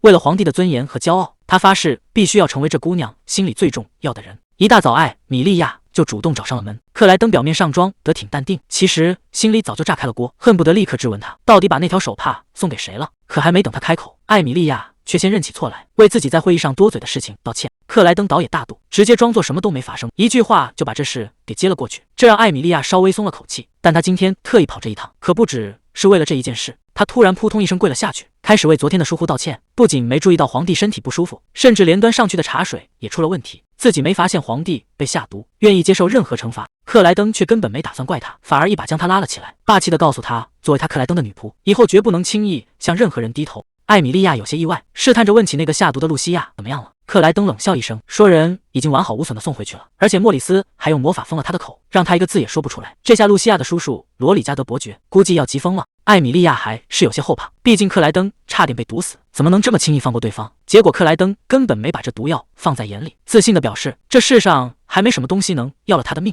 看着皇帝这副不可一世的样子，艾米莉亚这才想起莫里斯之前说过话，看来这毒药对皇帝来说还真不算什么大事。艾米莉亚还是有些想不通，忍不住开口问克莱登为什么要特意派莫里斯去保护他。克莱登的回答倒是非常霸道，直言艾米莉亚是他的专属女仆，除了他自己之外，谁也没资格动他一根头发。可这话听在艾米莉亚耳朵里却完全变了味道。她以为克莱登的意思是要留着她的命，以后亲自动手对瓦莱塔家族复仇。虽然心里有些打鼓，但克莱登救了她也是事实。艾米莉亚恭敬地提起裙摆行了个礼，她当场向皇帝表态自己一定会尽心尽力，用行动来报答这份恩情。克莱登表面上在为自己的宣言得意，心里却还在为手帕的事情抓狂。他满脑子都想知道那个收下艾米莉亚手帕的男人到底是谁。就在这时，艾米莉亚看着克莱登，忍不住问他在干什么。克莱登刚想解释，结果莫里斯又从传送门里钻了出来，把旁边的艾米莉亚吓了一大跳。克莱登被莫里斯的突然出现搞得很没脾气，愤怒地质问他为什么总是神出鬼没。莫里斯看着这两个人，心里忍不住吐槽：这位皇帝陛下到底是聪明还是少根筋？明明之前说要亲自惩罚他，听着像威胁，他自己居然还觉得挺感人。莫里斯却一脸无辜，直言是有人叫了他的名字，而且这次是艾米莉亚叫的。克莱登脸色一沉，警告莫里斯别把皇帝办公室当成自己家。莫里斯却理直气壮地解释，自己在这里设了召唤魔法，只要听到名字就会自动传送。毕竟皇帝刚登基就差点被毒死，他这个首席大法师必须得时刻保持警惕。听到莫里斯是为了保护大家才时刻警惕，艾米莉亚感动得不行，赶紧双手合十对莫里斯连声道谢。这可把旁边的克莱登给酸坏了，他看着艾米莉亚那满是感激的眼神，心里别提多不是滋味了。在他看来，这种崇拜又感动的表情，原本应该只属于他这个皇帝才对，怎么能便宜了莫里斯这个家伙？一旁的莫里斯可不是省油的灯，他敏锐地察觉到了克莱登的异样，看着皇帝那张快要酸出汁来的脸，莫里斯心里顿时觉得有趣极，看来这两人之间确实有点猫腻。为了打破这尴尬的局面，克莱登直接冷着脸打断了他们，命令艾米莉亚去给他泡杯茶。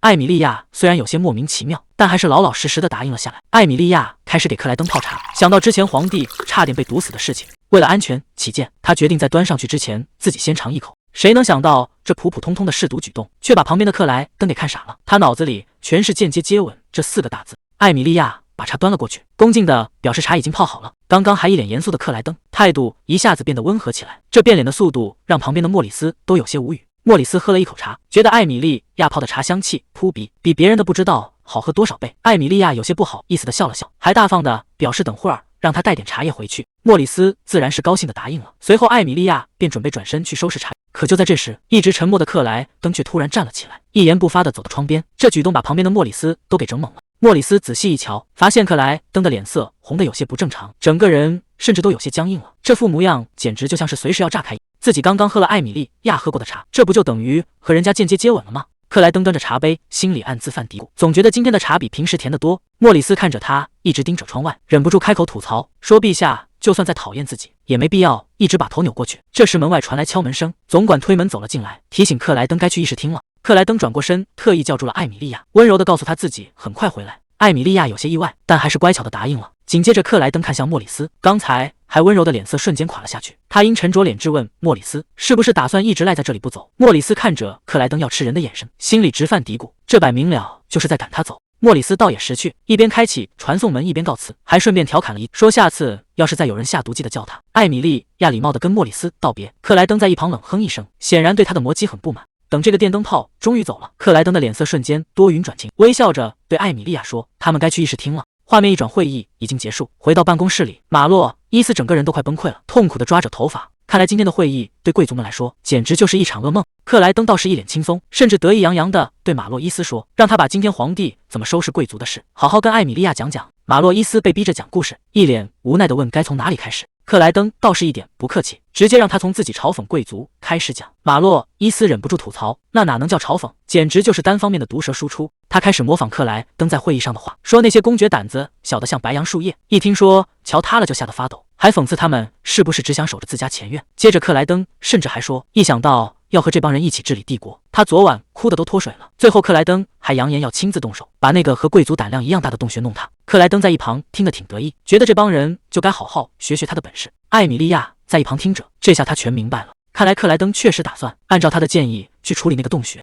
只不过这位皇帝陛下的传达方式实在是有些太不走寻常路了，这摆明了就是借题发挥，又把那帮贵族给狠狠捉弄了一顿。艾米莉亚也只能尴尬的笑笑，庆幸这次会议总算是平安结束了。马洛伊斯听完哈哈大笑，克莱登在一旁暗自嘀咕，自己刚才明明表现得那么帅气，怎么艾米莉亚一点反应都没有？不过转念一想，这主意本来就是他出的，难怪他不惊讶。接着马洛伊斯收起笑脸，认真地问克莱登，在贵族面前把话说得那么满，是不是已经有了别的应对方案？克莱登自信地表示当然有，还催促马洛伊斯赶紧去把他要的东西带回来。马洛伊斯一听，顿时有些头大，问克莱登是不是指阿米拉德？那可是海对岸的东西，采购起来非常耗时间。结果克莱登根本不听解释，直接冷冷地丢下一句：“那就跑着去。”这让马洛伊斯很是无语。而一旁的艾米莉亚则对这个叫阿米拉德的东西感到十分好奇。就在这时，总管推门走了进来，手里端着一个托盘，上面放着一封信。克莱登看了一眼，直接让马洛伊斯把信拿走。马洛伊斯本来还想拒绝，觉得拿了也没用，可当他看清那封信的材质时，整个人唰的一下愣住了，因为那上面用的居然是皇室专用的信纸。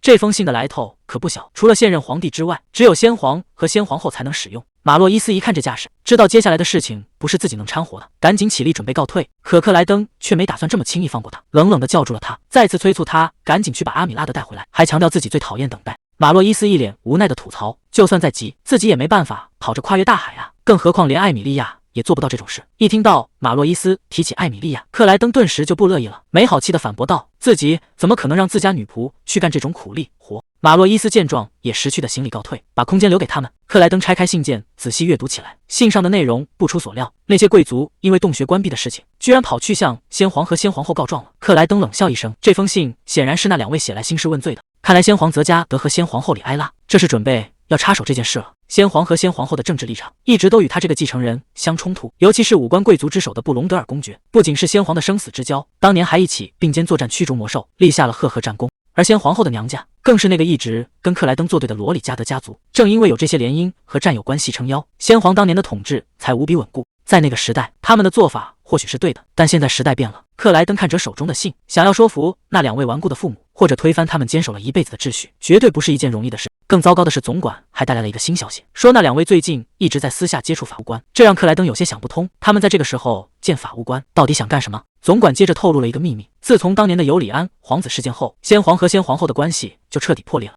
他们最近频繁接触法务官，很可能是打算离婚。这个消息一出，旁边的艾米莉亚直接听傻了，那可是先皇和先皇后啊！如果这事在加冕典礼前闹大，后果不堪设想。他们现在只能寄希望于那两位能拖到加冕典礼结束，可这种事情谁又能说得准呢？克莱登看着手里的信，脸上满是不屑，他直接把信扔到了一边，警告总管以后少拿这种无聊的东西来烦他。总管有些好奇信上的内容，克莱登冷笑一声解释道：“那两位是在指责他打压贵族，在他们眼里，自己依然是5年前那个可以任人摆布的皇太子。”总管叹了口气，劝皇帝多去拜访一下那两位，好解开彼此之间的误会。可克莱登却根本不买账，直言这根本不是什么误会，他就是要跟那些旧势力斗到底，直到拿到自己想要的东西为止。眼看皇帝态度如此坚决，总管也不好再多说什么，只能行礼告退，去忙行政官面试的事情了。克莱登突然停下脚步，转过身盯着艾米莉亚，问他刚才到底在想什么，是不是在同情他的遭遇？艾米莉亚显得有些局促，只能低声解释说，如果换作是自己遇到这种事，心里一定会很难过。克莱登听后自嘲地笑了笑，这确实不是什么高兴的事，但既然两位长辈执意要离婚，他也无力去阻止什么，毕竟他们为帝国奉献了一辈子，现在想由着性子折腾，那就随他们去吧。看着克莱登离去的背影，艾米莉亚感到十分意外，本以为以这位皇帝的脾气会直接冲过去强烈反对，没想到他竟然会是这种反应。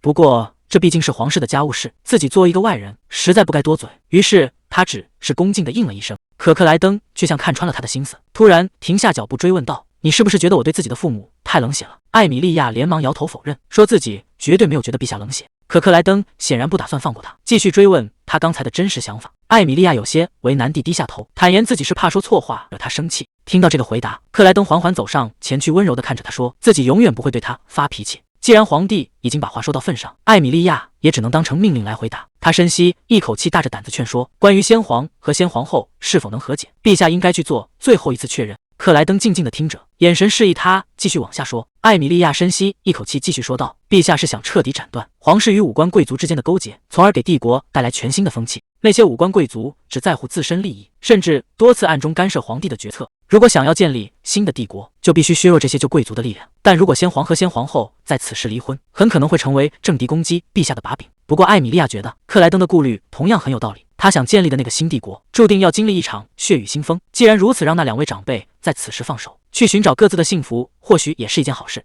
听到这里，克莱登忍不住盯着艾米莉亚问：“那你觉得我到底想建立一个什么样的帝国？”面对克莱登的步步追问，艾米莉亚坦言自己并不知道，她怎么敢妄自揣测皇帝的心思。不过他能感受到陛下的真心，陛下是真心想让帝国变得富强，而不是只靠武力来维持繁荣。陛下是在寻找一种方法，让每个领地都能发挥出自身优势。听到这些话，克莱登整个人都愣在了原地。这种被人彻底看穿的感觉，他这辈子还从来没有过。他一直把这些想法藏在心底，从没跟身边的任何人提起过。可眼前这个女人居然能如此完美地理解他，这让克莱登不得不重新审视她。艾米莉亚见好就收，赶紧解释说自己只是奉命回答。克莱登冷哼一声，站起身来，虽然嘴上依旧不服气，但他心里其实已经彻底认输了，只觉得这个女人真是傲慢的可爱。克莱登看着艾米莉亚，大方的表示这次就原谅她了，而且从现在开始，他要亲自去挑选新行政官，选出那些真正为帝国着想，而不是只顾家族利益的能人。艾米莉亚微笑着答应下来。画面一转，行政官的面试正式拉开帷幕。可克莱登坐在主考官的位置上，听着听着就觉得有些不对劲了。台上的面试者正滔滔不绝地自我介绍，说自己家里有几个兄弟姐妹，父亲性格严厉，母亲温柔贤惠，自己从小就立志要成为行政官。克莱登翻看着手里的资料，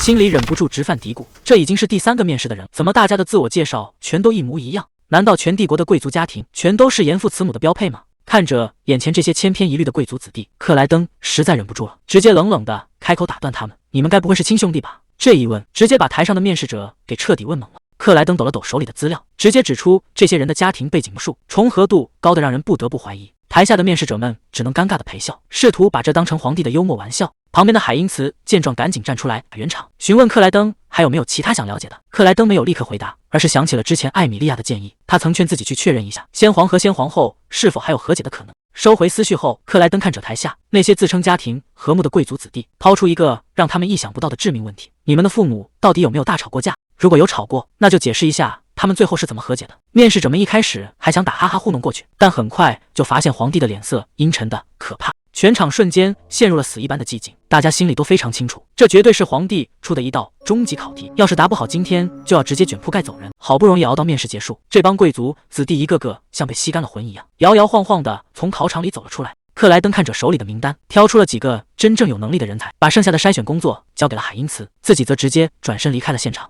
回想起面试时那些五花八门的回答，克莱登一路上若有所思。有人说父母从不吵架，有人说吵架也逼着孩子，还有人说父母其实早就分居了。这些回答让克莱登想到了自己的父母，一个是平定帝国的英雄，一个是名门出身的皇后，两个人都无比固执，谁也不肯向谁低头妥协。看来艾米莉亚之前所说的和解根本就是不可能实现的事。转眼到了第2天，新上任的行政官们正式开始工作。克莱登和艾米莉亚并肩走在走廊上，克莱登主动开口打破沉默，问艾米莉亚有没有注意到新重组的办公室。艾米莉亚有些迟疑的提议道：为了纪念新办公室成立，要不他们一起画一幅肖像画。听到这个出人意料的提议，克莱登心里简直乐开了花，觉得这姑娘终于肯对他坦白心意了。他转头看着艾米莉亚，有些得意的挑眉问她：你每天都能见到我本人，难道对你来说还不够吗？结果艾米莉亚根本不是这个意思，她只是觉得新行政官上任了，该把办公室李先皇的画换掉。这下克莱登尴尬到了极点，原来是自己自作多情了。但话一说出口，他只能顺水推舟，让总管去安排画一幅新肖像。等艾米莉亚一走，克莱登立刻把莫里斯叫了过来。刚做完实验的莫里斯一见面就赶紧求饶。莫里斯一进屋就四处张望，问艾米莉亚去哪了，还想着顺便蹭杯茶喝。克莱登冷冷的回答：他一会儿就回来。看着克莱登阴沉的脸，莫里斯忍不住调侃：是谁又惹到这位皇帝陛下了？克莱登懒得废话，直接问莫里斯的魔法有多大能耐。莫里斯得意的表示自己能轻松毁掉2个帝国。克莱登对这个回答很满意，接着却问了一个奇怪的问题：一个人得恨到什么程度才会完全看不见对方的优点？莫里斯听完笑了，直言讨厌一个人不需要理由，甚至连对方呼吸都是错的。莫里斯还顺嘴损了一句：只要见识过皇帝真面目，敌人躲都来不及呢。这把克莱登气得够呛。莫里斯很好奇，到底是谁能把皇帝气成这样？克莱登根本不打算告诉他，直接让他闭嘴，这反而让莫里斯觉得事情有些反常。莫里斯突然八卦起来，问克莱登和艾米莉亚之间是不是有什么不可告人的秘密。莫里斯提到克莱登中毒时，艾米莉亚曾亲口说过自己已经跨过了一条无法回头的河，再也没法继续当他的女仆了。当时莫里斯以为他只是自责，现在看来两人绝对有猫腻。克莱登被说中心事，直接威胁莫里斯是不是想看着自己的魔法塔被拆掉。莫里斯一看皇帝要杀人灭口，赶紧找了个借口一溜烟跑了。剩下克莱登一个人在房间里琢磨着艾米莉亚那句无法回头的话。他怀疑艾米莉亚是指两人在北方流放时关系就已经结，再也回不去了。虽然他心里也明白，但听到对方说的这么决绝，还是让他有些烦躁。克莱登在心里抓狂，他自认已经够努力了，过去的事就该过去，艾米莉亚怎么就不能妥协一下？在克莱登看来，自己要智商有智商，要长相有长相。以前不管是收服盟友还是对付敌人，他都无往不利。可偏偏艾米莉亚不吃这一套，他既不想当敌人，也不想当盟友，甚至什么关系都不想有。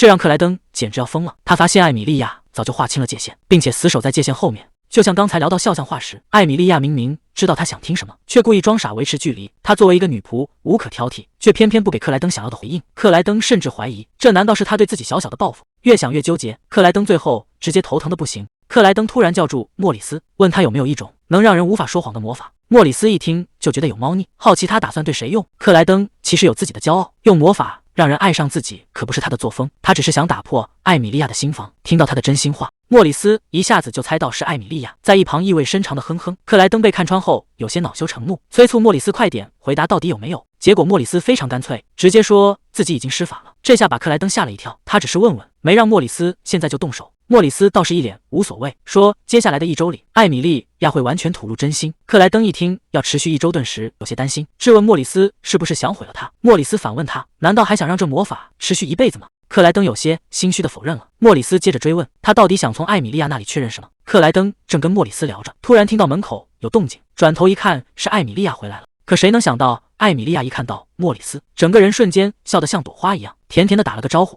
这下克莱登彻底懵了，心里酸的不行。这姑娘明明笑得这么好看，怎么偏偏对自己就整天板着脸？艾米莉亚走上前汇报工作，说话是明天就到位，陛下随时可以过去。克莱登为了挽回面子，赶紧挤出一个自认为帅气的微笑，温柔地夸了他一句。结果艾米莉亚一抬头，看到克莱登闪闪发光的笑容，直接露出了嫌弃的表情。他甚至还用手挡了挡眼睛，直言陛下的笑容太刺眼了，要是没别的事，他就先退下了。他只能尴尬的准许艾米莉亚退下。可还没等艾米莉亚走，莫里斯就因为自己泡了茶，跟艾米莉亚搭上了话。艾米莉亚一听莫里斯喝了粗茶，立刻热情的要重新给他泡一壶，还为上次没能招待他感到抱歉。看着两人在那儿有说有笑，艾米莉亚甚至滔滔不绝地分享起泡茶的心得。旁边的克莱登简直要气炸了，莫里斯这家伙真是个混蛋。不过克莱登也发现艾米莉亚今天的话明显变多了，整个人看起来也开朗了不少。虽然能看到他不同的一面是挺好，但克莱登心里却酸得不行，因为这根本不是他想要的局面。艾米莉亚的温柔和热情全给了别人，留给他的却只有那句嫌弃他笑容刺眼的冷。克莱登突然想通了什么，难道艾米莉亚说他笑容刺眼，并不是因为讨厌他的笑容？为了验证这个想法，他唰的一下拉开了厚重的窗帘。艾米莉亚以为自己犯了错，赶紧慌乱的解释，以后绝对会把窗帘拉得严严实实。克莱登其实根本没想吓他，只能有些别扭的转过身，嘴硬说偶尔换换风景也挺好。看着克莱登冷酷的背影，艾米莉亚心里直犯嘀咕，这位皇帝陛下真是让人捉摸不透。旁边的莫里斯看热闹不嫌事大，立刻凑过来搭腔，笑着说自己和陛下认识一辈子，也照样搞不懂他的心思。莫里斯故意帮克莱登探口风，转头询问艾米莉亚，天天待在陛下身边到底是什么感觉？这下克莱登瞬间紧张起来，在一旁假装咳嗽掩饰，耳朵却竖得比谁都直。结果艾米莉亚的回答直接给他浇了一盆冷水，在他心里待在皇帝身边，每一秒都像在悬崖边走钢丝，随时都有可能丢掉小命。艾米莉亚还在为刚才的失误耿耿于怀，忍不住向莫里斯倒起苦水，觉得自己总是猜不透皇帝的心思，不知道什么时候才能成为合格的女仆。莫里斯听得有些哭笑不得，心想这姑娘是不是太敏感了？结果艾米莉亚越说越认真，甚至把伺候克莱登直接比作了和凶猛魔兽搏斗，说每天都得当成决战来对待，必须时刻紧绷神经，防范危险。莫里斯听完，偷偷瞄向后面的克莱登，心想这皇帝在手下心里到底什么形象？莫里斯笑着劝他放松一点，没必要把自己逼得这么紧。可艾米莉亚却非常坚定地反驳，说自己必须成为最完美的女仆。艾米莉亚越说越激动，甚至把这件事上升到了家族荣誉，发誓一定要成为最完美的女仆，来保护在前线战斗的父亲和士兵。这番豪言壮语直接把旁边的莫里斯听傻了，而艾米莉亚自己也情绪失控，甚至有些委屈地说不下去了。克莱登在一旁实在看不下去，直接开口让艾米莉亚先回去休息。等艾米莉亚一走，莫里斯刚想脚底抹油溜之大忌，却被克莱登冷冷地叫住。克莱登这下是真动了气，质问莫里斯为什么要让艾米莉亚哭泣，这笔账到底该怎么算？莫里斯这回可真是比窦娥还冤，赶紧大声叫屈。他直接把大实话甩在克莱登脸上，说把艾米莉亚惹哭的罪魁祸首明明就是皇帝自己。莫里斯开启了疯狂吐槽模式，数落克莱登平时对人家有多挑剔，就因为拉个窗帘的小事，把人家姑娘吓成什么样了。这几句话像刀子一样扎心，克莱登只能弱弱的辩解，说自己早就原谅他了，甚至连手帕的事都没计较。可残酷的事实摆在眼前，克莱登最后还是彻底自闭了，直接趴在桌上承认都是自己的错。他有气无力的让莫里斯解除魔法，可莫里斯却说早就解除了。接着他又抛出一个致命问题，问他接下来打算怎么去哄艾米莉亚。克莱登沉默了很久，突然问了一个让莫里斯极其无语的问题，他想知道在别人眼里，艾米莉亚是不是真的恨透了他。莫里斯看着眼前这个纠结的皇，简直不知道该说什么好。明明谁都能看出来，艾米莉亚只是个忠实过头的好女仆，怎么到了皇帝这儿就成了恨之入骨的仇人了。克莱登无力地趴在桌上，整个人都陷入了自我怀疑。他怎么也想不通，刚才的对话到底哪里出了问题。在克莱登看来，艾米莉亚今天展现出来的态度完全超出了他的预料。他既没有表现出讨厌，也没有任何怨恨，可为什么就是不肯用特别的眼神看他？克莱登回想起自己以前遇到的人，要么是带着目的来讨好他，要么是出于利益来敌视他。可偏偏艾米莉亚哪种都不是，他完全游离在克莱登的认知之外。这种掌控不了的感觉让他心里越来越没底。他其实只是不想在艾米莉亚心里留下坏印象罢了。越想越气，克莱登直接把矛头对准了莫里斯，质问他到底有没有好好施法？为什么艾米莉亚的态度是和以前一样，而且只对莫里斯一个人温柔？他指着莫里斯的衣服开始无情吐槽，说他这身礼服都起球起毛了，上面还有洗不掉的污渍，哪个姑娘看了能温柔得起来？这下莫里斯彻底被噎住了，只能强行狡辩说这根本不是重点。莫里斯直接劝克莱登认清现实，别再继续自我感动了。他指出艾米莉亚根本不是自愿来的，而是因为领地面临财政危机，他根本别无选择。即使这样，他依然在拼尽全力，生怕一个不小心惹怒了皇帝，从而连累整个家族。莫里斯反问克莱登，看到他这么战战兢兢，难道就一点都不觉得心疼吗？接着莫里斯又补了一刀，问他难道还非要人家姑娘爱上他不可？在莫里斯看来，身边能有一个对皇帝微笑免疫的人其实挺难得的，毕竟以前围在克莱登身边的全是一群只会阿谀奉承的家伙，这也让克莱登早就失去了信任别人的能力。莫里斯的意思很简单，艾米莉亚的这种态度反而是最真实的，克莱登应该试着去相信艾米莉亚。他本以为克莱登听完会当场发飙，结果克莱登却出奇的安静，一句话也没说，这反倒让莫里斯有些摸不着头脑。克莱登沉默了很久，终于低声承认莫里斯说的对，如果艾米莉亚今天表现出的真心全都是他最真实的想法，如果他真的是抱着必死的决心想要成为一个完美的仆人，那克莱登觉得自己也绝对不能输，因为他必须成为一个完美的皇帝。画面一转到了第二天，艾米莉亚走在走廊里，还在为昨天的事情感到纳闷，不明白自己昨天怎么会那么冲动，难道只是因为太累了吗？不过他仔细想了想，自己应该没有做出什么出格的举动。他深吸了一口气，决定不再纠结昨天的失态，今天也要打起精神去办公室工作。几个女仆急匆匆地跑过去，嘴里还兴奋地嚷嚷着，说前面已经围了好多人，连大门都敞开着。看着他们火急火燎的样子，艾米莉亚有些摸不着头脑，因为在她的记忆里，那个方向明明只是个空置的接待室，大清早的怎么会突然聚集了这么多人？到底发生什么事了？艾米莉亚正站在走廊上，满心疑惑，迎面就撞上了行色匆匆的总管。总管一看到他，就像是看到了救星，连忙告诉他，皇帝此刻并不在办公室，而是独自去了那间空置的接待室。艾米莉亚虽然一头雾水，也只能照办。可刚走到附近，就闻到刺鼻的油漆味。接待室门口早已被围得水泄不通，人群中不断爆发出阵阵惊呼，都在议论里面正在诞生伟大的杰作。艾米莉亚拼命往人群里面挤，表明自己需要进去伺候皇帝，可周围的人根本不打算给她让路，她只能费尽九牛二虎之力，终于硬生生挤到了最前面。艾米莉亚刚挤进人群，克莱登一眼就认出了她，甚至直接叫出了她的名字。还没等艾米莉亚反应过来，克莱登竟当众一把拉住她的手。克莱登看着她低声责备，说她今天居然迟到了。可话刚出口，克莱登就有些后悔，生怕像昨天那样把她吓哭，赶忙手忙脚乱的改口解释。看着皇帝这副手足无措的模样，艾米莉亚只能尴尬的低头道谢。原来克莱登今天大费周章，是在这里当模特画肖像画，画师还在一旁不停指挥，示意皇帝把手抬高看向窗外。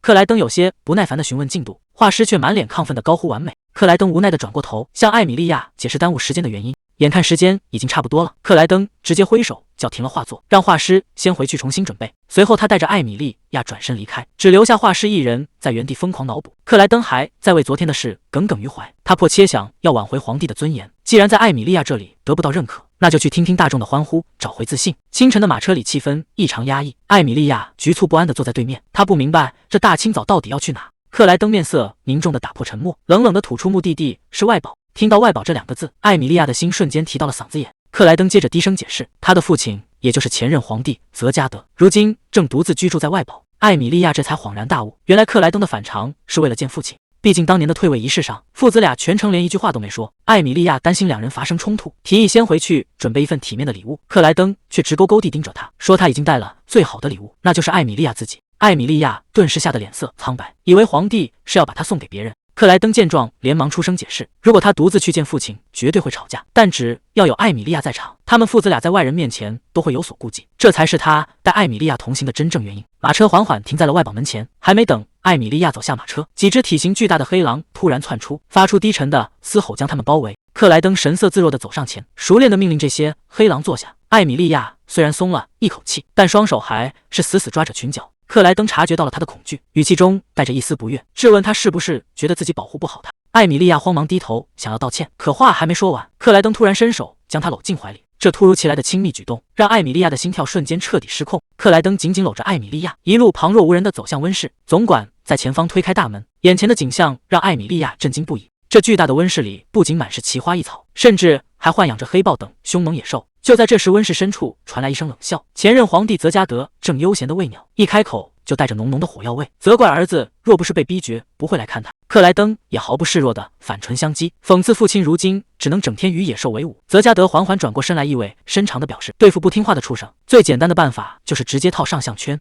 克莱登立刻反唇相讥，讽刺父亲退位了还改不掉统治习惯，甚至质问这里的野兽哪一只在扮演那些难缠的贵族。泽加德冷笑一声，反过来调侃克莱登，说他才刚登基没几天，就已经把那些贵族折腾得够呛。看着这两人针锋相对，旁边的艾米莉亚简直无语，这父子俩说话的刻薄劲一模一样。5年没见的父子俩一见面就掐，早知道这样，真该带份礼物来缓和气氛。就在这时，旁边突然传来一声猫叫，艾米莉亚低头一看，居然是一只白色的猫咪。与此同时，泽加德的目光也落在艾米莉亚身上，他打量着这个女孩，这就是把帝国所有名门千金挤走，留在克莱登身边的女仆吗？艾米莉亚赶紧上前向泽加德行礼，自我介绍说自己叫艾米莉亚。话还没说完，克莱登就一把将她拉到身后，冷冷地纠正父亲，说她不是什么那个孩子，而是艾米莉亚·瓦莱塔。听到这个姓氏，泽加德有些意外。克莱登毫不退让地反问：“这有什么问题吗？”看着挡在自己身前的克莱登，艾米莉亚心里五味杂陈。这已经不是克莱登第一次护着她了，之前在画肖像画的接待室里是这样，刚才在温室门口面对狼群时也是这样。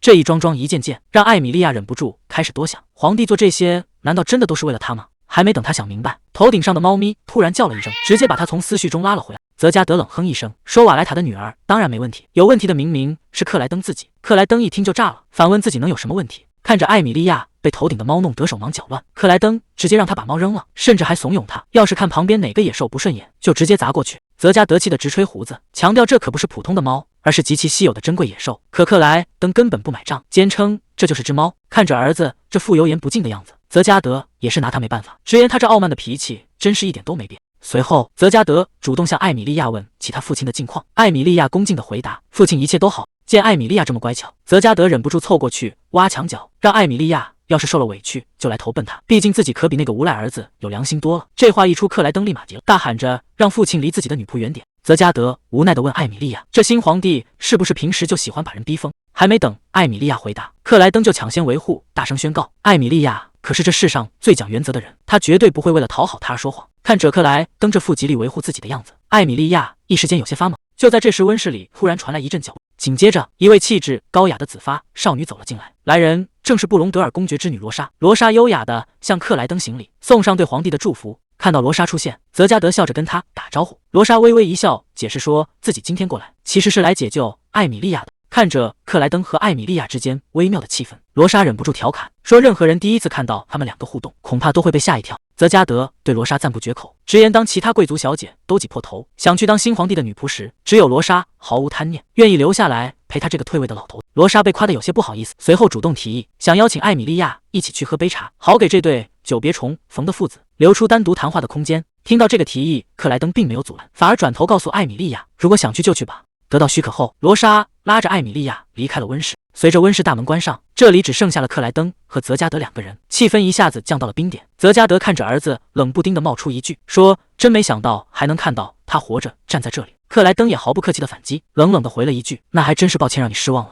泽加德率先打破沉默，提起克莱登派法师去魔兽巢源头的事，认为这根本不是魔法塔能解决的。克莱登却坚称这次一定行。随后话锋一转，提到了北方的局势，他指出布隆德尔公爵正在故意切断对瓦莱塔领地的支持。泽加德有些意外，本以为儿子是想彻底切断对瓦莱塔的援助，结果克莱登情绪激动地反驳说：“边境伯爵的女儿居然沦落到穿破旧睡衣，这简直荒谬！他绝不容忍布隆德尔公爵为了私欲压制瓦莱塔，必须阻止他的贪婪。”听到这，泽加德的关注点却跑偏了，冷不丁地问他是怎么知道人家姑娘睡衣破旧的。克莱登一下子慌了神，连忙解释说艾米莉亚只是比较节俭，随后赶紧转移话题，强调现在是在讨论严肃的政治问题。看着儿子这副模样，泽加德只觉得头疼，他神色凝重起来，质问克莱登是不是想利用艾米莉亚在北方煽动叛乱，从而让整个帝国陷入混乱。克莱登气得当场质问父亲是不是在侮辱自己的女仆，结果泽加德根本不吃这一套，直接反驳说自己是在侮辱他，还抱怨克莱登每天都让他抓狂。克莱登一听更急了，大声强调艾米莉亚的忠诚是真实的，比那帮贵族家的100个女儿都强。结果泽加德一句话就给他怼了回去，说要是靠看睡衣来确认忠诚，那这皇帝也别当了，赶紧把皇冠交出来。眼看说不过父亲，克莱登赶紧转移话题，质问罗莎为什么会在这里，毕竟布隆德尔公爵可是他的死对头。可泽加德却完全不在意，反而夸起罗莎现在越长越漂亮了。看着父亲这副态度，克莱登不由得想起了小时候，因为两家关系好，他和罗莎确实经常在一起玩。虽然承认罗莎确实变了很多，但在克莱登心里，这根本动摇不了他的立场。罗莎的变化跟他一点关系都没有。克莱登对罗莎的举动不屑，他居然敢在自己这个杀死神兽的人面前提起什么神之祝福，胆子还真是不小。他甚至直接讽刺父亲，说没想到堂堂前任皇帝退位后居然还活在布隆德尔家的监视下。泽加德沉下脸让儿子注意分寸，解释说人老了只是想找个人陪。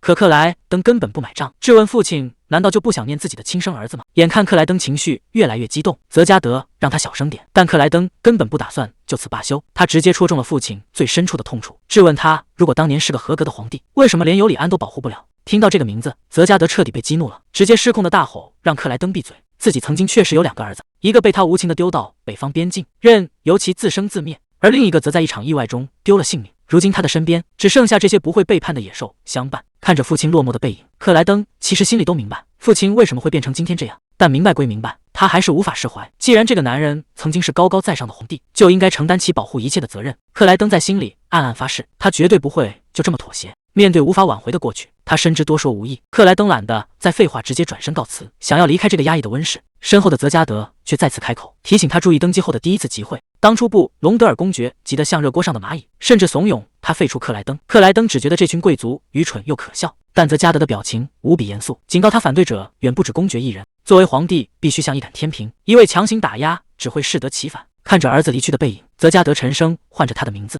另一边，罗莎和艾米莉亚正坐在一起喝茶。罗莎笑着询问艾米莉亚是不是被那对父子的相处方式吓到了，还说自己花了好几年才习惯。这时一只高傲的白猫走了过来，罗莎有些惊讶，这小家伙平时除了先皇谁都不理，今天居然主动粘上了艾米莉亚。艾米莉亚抱着猫感叹，没想到先皇这么喜欢动物，毕竟传闻中他非常痛恨魔兽对吧？罗莎连忙为自己的誓言道歉。艾米莉亚微笑着解释，北方人只是觉得魔兽不好玩而已。罗莎这才松了口气，随后话锋一转，提起艾米莉亚的父亲瓦莱塔边境伯爵，声称自己的父亲非常尊敬他。他亲切地拉近距离，询问能否直接叫他艾米莉亚。得到同意后，他提起了克莱登登基时的铁血手段。克莱登当时解雇了所有贴身侍从，唯独留下了身份神秘的艾米莉亚，这在贵族圈子里引起了轩然大波。罗莎叹了口气，说大家都知道陛下对贵族成见很深，毕竟5年前他亲手杀死了兽，当时整个帝国都传言神罚即将降临。艾米莉亚立刻听出了弦外之音，罗莎是在替贵族们当年的恐慌辩解，暗示克莱登不该因为旧怨排挤他们。毕竟作为布隆德尔公爵的女儿，罗莎自然要站在贵族的立场说话。面对罗莎的试探，艾米莉亚深知自己现在的女仆身份根本不配插手这种大人物的博弈，罗莎却不依不饶，意有所指的感叹，如果陛下非要排挤所有人，最后只会沦为孤家寡人。艾米莉亚根本不上当，直接把皮球踢了回去，表示自己只是个干活的女仆，对陛下的决定没有任何看法。罗莎见他防备心极重，只能笑着解释自己并无恶意。接着罗莎突然透露，之前辞职的罗里加德小姐最近在社交界闹得沸沸扬扬，经常哭诉着艾米莉亚的名字，却对辞职原因闭口不提，故意引导舆论抹黑艾米莉亚。艾米莉亚默默喝茶，心里反而松了一口气，看来对方下毒未遂的真相并没有泄露。罗莎仍不甘心，继续追问，想要套出八卦。艾米莉亚滴水不漏，只说两人只是点头之交。见套不出话，罗莎笑着转移话题，声称两家在北方共同守卫边境，本就该像亲兄弟一样亲近。他热情地拉住艾米莉亚的手，邀请她以后一起参加宴会。艾米莉亚嘴上客套道谢，内心却充满警惕。就在气氛尴尬时，怀里的白猫突然叫了一声，直接挣脱跳开，打破了这场虚伪的社交。还没等两人反应过来，克莱登就急匆匆地找了过来，一进门就大声呼唤艾米莉亚。罗莎赶紧上前行礼，关切地询问他和先皇谈得如何。克莱登却冷冰冰地反问，自己难道还要向他汇报行程？罗莎面不改色地笑着打圆场，说自己只是见到陛下太高兴了。看着罗莎轻松应对克莱登的毒舌，艾米莉亚隐约觉得两人气场微妙。克莱登打量着罗莎，冷不丁说她变了不少。罗莎笑着打趣，说自己不再是当年被他烧头发的小女孩了。克莱登依旧毒舌，嘲讽她现在看着还是和以前一样矮。看着两人斗嘴，艾米莉亚确信他们是青梅竹马。克莱登不想多待，直接带上艾米莉亚准备离开，吩咐回去后立刻召见画师。艾米莉亚顺从地跟上，礼貌地向罗莎告别。可等他们一走，罗莎脸上的笑容瞬间消失。马车上，克莱登一路上都在安排画像的事，甚至故意要求敞开大门，召集一堆人来围观。见艾米莉亚欲言又止，克莱登主动问她想说什么。艾米莉亚有些自责，觉得自己没能扮演好礼物的角色，没能在先皇面前帮他撑起场面。克莱登急忙解释，宣告他就是最棒的礼物，要不是有他在场，自己今天非要和父亲打起来不可。听到这直白的夸奖，艾米莉亚有些受宠若惊，克莱登也有些尴尬的移开视线。为了打破尴尬，克莱登询问他和罗莎聊了什么，笃定罗莎在背后说他坏话。艾米莉亚如实相告，说罗莎邀请他参加社交宴会。克莱登顿时警惕起来，追问他有没有答应。艾米莉亚摇了摇头，她心里很清楚，布隆德尔家一直克扣北方的军需，罗莎的示好不过是虚情假意，但碍于身份，她不能在克莱登面前表现出这种私心。克莱登却直接戳穿她，说他刚才已经把心里话都说出来了。艾米莉亚有些慌乱，赶紧向克莱登道歉。克莱登却一点也不介意，冷笑着表示自己也是这么想的。布隆德尔家想套近乎，简直是白日做梦。艾米莉亚松了口气，却还是忍不住大着胆子试探，询问陛下和罗莎的关系是否非同一般，毕竟这青梅竹马的感情，怎么看都不像普通朋友。克莱登却冷哼一声，说他们之间的关系就像人类和魔兽一样亲密。听到这个回答，艾米莉亚有些哭笑不得，把一个大美女比作魔兽，这两人确实是挺毒的。不过她心里也有些羡慕，不知道自己什么时候才能和克莱登这样毫无顾忌的天。马车很快回到了皇宫，艾米莉亚一边下车一边盘算着下次来拜访先皇时该送点什么。结果克莱登说下次再来，怎么也得是2年后啊！这可把艾米莉亚听得一愣，还没等她回过神来，突然发现马车顶上多了个白色的身影，那只高傲的白猫居然偷偷跟着他们一路坐车回来了。看到先皇的爱猫跑出来，艾米莉亚急着要去寻找，可克莱登却根本不在乎，直接拉着他去见画师，还说会安排其他仆人去找。画师一见到克莱登，感动的眼泪哗哗直流，毕竟能再次为皇家效力，对他来说可是莫大的荣幸。很快画像的工作就安排上了，周围还围了一大圈看热闹的人。看着克莱登的心情好转，艾米莉亚也稍微松了口气，不过她心里还惦记着别的事，试探着小声呼唤莫里斯的名字。谁能想到莫里斯居然真的凭空传送了过来，看来这个召唤法术在办公室外面同样好使。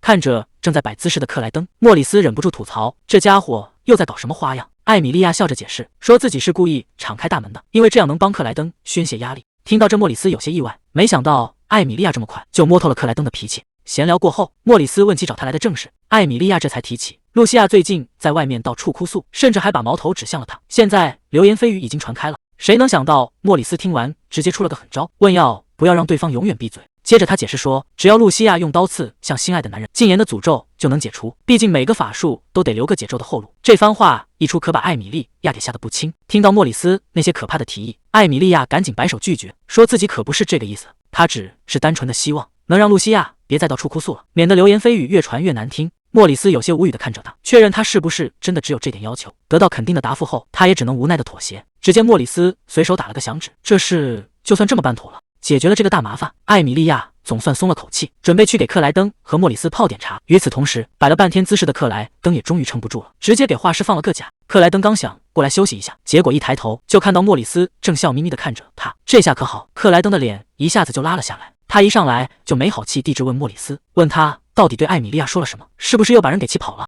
莫里斯也是一脸无语，直接反驳说明明是陛下您自己干的好事。克莱登自知理亏，赶紧转移话题问他们刚才在密谋什么。莫里斯坐下来如实相告，说那个下毒的露西亚最近一直在外面哭天喊地的叫着艾米莉亚的名字。克莱登一听就有些不高兴了。莫里斯接着解释说，艾米莉亚找他帮忙只是想让那个女人闭嘴别再哭了。克莱登听完有些意外，没想到艾米莉亚居然这么心软。莫里斯耸了耸肩，说艾米莉亚对他那些更狠的提议毫无兴趣。克莱登也只能感叹，这确实很符合艾米莉亚的作风。不过克莱登很快反应过来，艾米莉亚平时大门不出二门不迈，到底是从哪听到这些风言风语的。他仔细一琢磨，自己刚从先皇那里回来，当时罗莎也在场，肯定是那个女人在艾米莉亚面前嚼舌根了。莫里斯听了也觉得这事有点麻烦，忍不住提醒克莱登，现在盯着他们两个的眼睛可不少，以后做事必须得更加小心了。正式聊完，莫里斯看着克莱登，打趣地问他需不需要治疗魔法，毕竟刚去见了那位脾气暴躁的先皇。克莱登嘴硬的表示自己好得很，老头子根本就没打中他，但莫里斯却看穿了一切，调侃说要是让艾米莉亚看见，指不定又要怎么担心了。结果话还没说完，艾米莉亚就端着茶走了进来，这可把两人吓了一跳。克莱登反应极快，一把将旁边的莫里斯推开，大声对艾米莉亚说自己准备了一份礼物要送给她。这突如其来的举动把艾米莉亚也给整懵了。克莱登拿出一个精致的小盒，解释说这是给他的奖励，感谢他刚才在老皇帝面前配合自己。他还特意叮嘱艾米莉亚别因为这点小事就大惊小怪，平时该怎么样还怎么样。艾米莉亚有些迟疑的接过盒子，礼貌的向克莱登道谢。克莱登接着解释说，这里面装的是提蒙茶，而且是刚从北方送过来的新鲜茶叶。听到北方2个字，艾米莉亚有些不敢相信，连忙追问克莱登是怎么弄到的。克莱登倒是一脸平静，说皇家法师团已经抵达了北方，顺手就把茶叶给捎了回来。看着手里这份来自家乡的礼物，艾米莉亚一时间百感交集，甚至不知道该说些什么才好。看着艾米莉亚那副快要哭出来的样子，克莱登这下彻底慌了神，他赶紧一把拉住艾米莉亚，让她什么都别说，生怕她下一秒眼泪就掉下来。坐在一旁的莫里斯见状，赶紧开口帮克莱登打圆场，说北方的边境伯爵托他转达谢意，还感谢了克莱登推荐的法师团。艾米莉亚听完连忙向莫里斯道谢。克莱登为了缓解尴尬，找了个借口把艾米莉亚支去收拾办公室。等艾米莉亚一走，克莱登的脸色立刻沉了下来，他低声询问莫里斯关于那个洞穴的情况。莫里斯如实相告，说那里已经彻底塌陷，什么痕迹都没留下。听到这个消息，克莱登只是淡淡的回了一句知道了，便直接下了逐客令。莫里斯有些意外，问克莱登是不是还想留下来加班。见克莱登没搭理他，他便直接启动传送阵离开了。莫里斯走后，房间里只剩下克莱登一个人。可还没等他安静一会儿，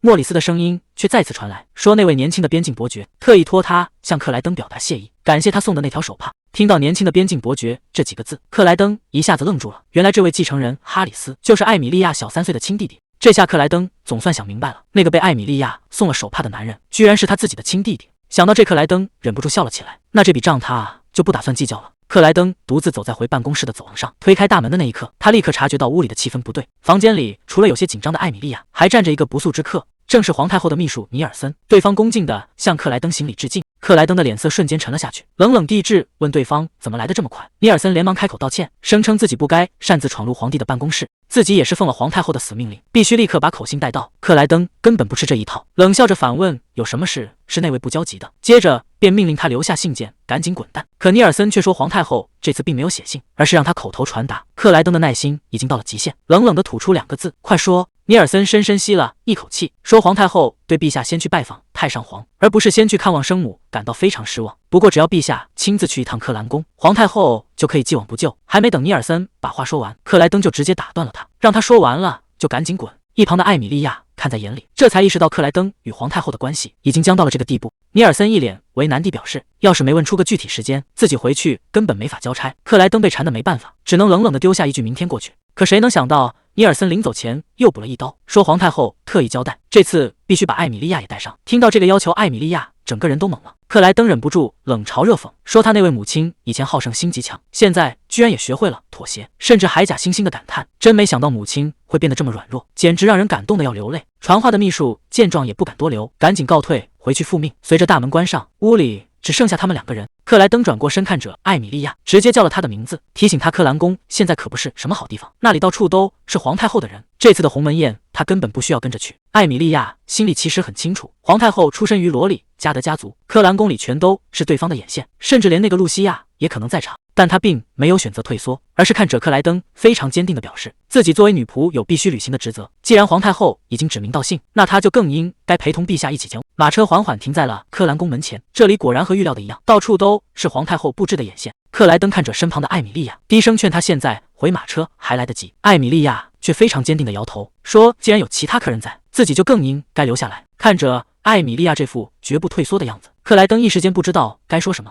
他这架势简直就像是要去上战场。克莱登在心中暗自叹息，也许正是因为在北方吃过太多苦，才让他养成了这种要强的性子。既然他坚持要一起面对，那他就绝不会让他受到伤害。刚进克兰宫，周围的闲言碎语就铺天盖地砸了过来，大家都在私底下议论艾米莉亚，说她不过是个卑微的小女仆，居然也配跟在皇帝身后。这些难听的话一字不落地传进耳朵，艾米莉亚只能默默忍受。就在这时，克莱登突然停下脚步，直接叫了他的名字，命令他走到自己身边去。艾米莉亚有些懵了，毕竟按照规矩，女仆只能跟在主人身后。克莱登却根本不在乎这些规矩，反而理直气壮地表示，要是人不在眼皮子底下，自己怎么知道他有没有跟丢？更何况他的女仆对他来说可是很重要的。听到这话，艾米莉亚也不好再推脱，只能乖乖走到他身边。可还没等他走上2步，克莱登又在身后叫住了他，凑上前低声叮嘱他待会儿跟紧侍从走快点，毕竟这克兰宫里到处都是苍蝇，他可是一刻都不想多待。刚走到门口，里面就传来了动静，大门缓缓打开，尼尔森高声宣告皇帝驾到。可还没等艾米莉亚跟进去，尼尔森就伸手把他拦了下来，说女仆只能在外面等着。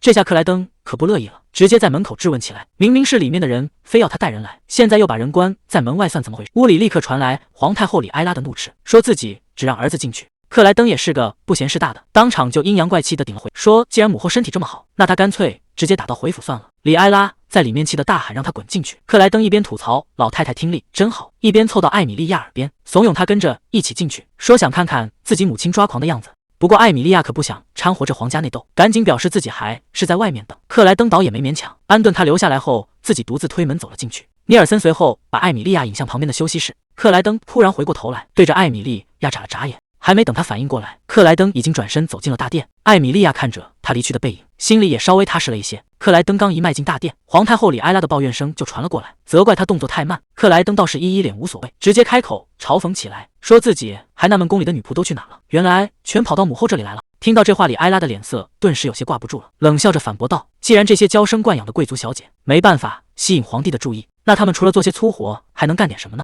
克莱登当即冷声反驳：“贵族小姐来当侍从，难道不是为了向皇室效忠吗？”里埃拉却满不在乎，直言大家不过是各取所需。接着他话锋一转，质问克莱登刚才在外面到底在看哪个女人。克莱登随口敷衍了过去，里埃拉没有深究，转而打听起太上皇的近况，那个老家伙是不是还没死？克莱登强压着怒火回答：“父亲的身体好得很，一个人能打死好几只野兽。”里埃拉听完叹了口气，抱怨自己想当寡妇还得等很久。面对母亲如此恶毒的诅咒，克莱登只觉得身心俱疲。克莱登看着华丽的宫殿，质问里埃拉是不是重新装修了这里。他冷笑着讽刺母亲天天办茶会，难道手下有什么变钱的法术？里埃拉却一脸无所谓，表示自己可没动用国库的钱。克莱登的脸色瞬间阴沉下来，质问他是不是私下里接受了罗里加德家族的资助。里埃拉避而不答，反而感叹人孤单了就会变老。接着又摆出一副慈母的架势，说皇帝需要稳固的后台，自己这么做都是为了帮他拉拢势力。克莱登根本不领情，直接冷酷地警告里埃拉不要插手帝国财政，更不要在后宫玩弄政治，因为现在统治这个帝国的是他这个皇帝。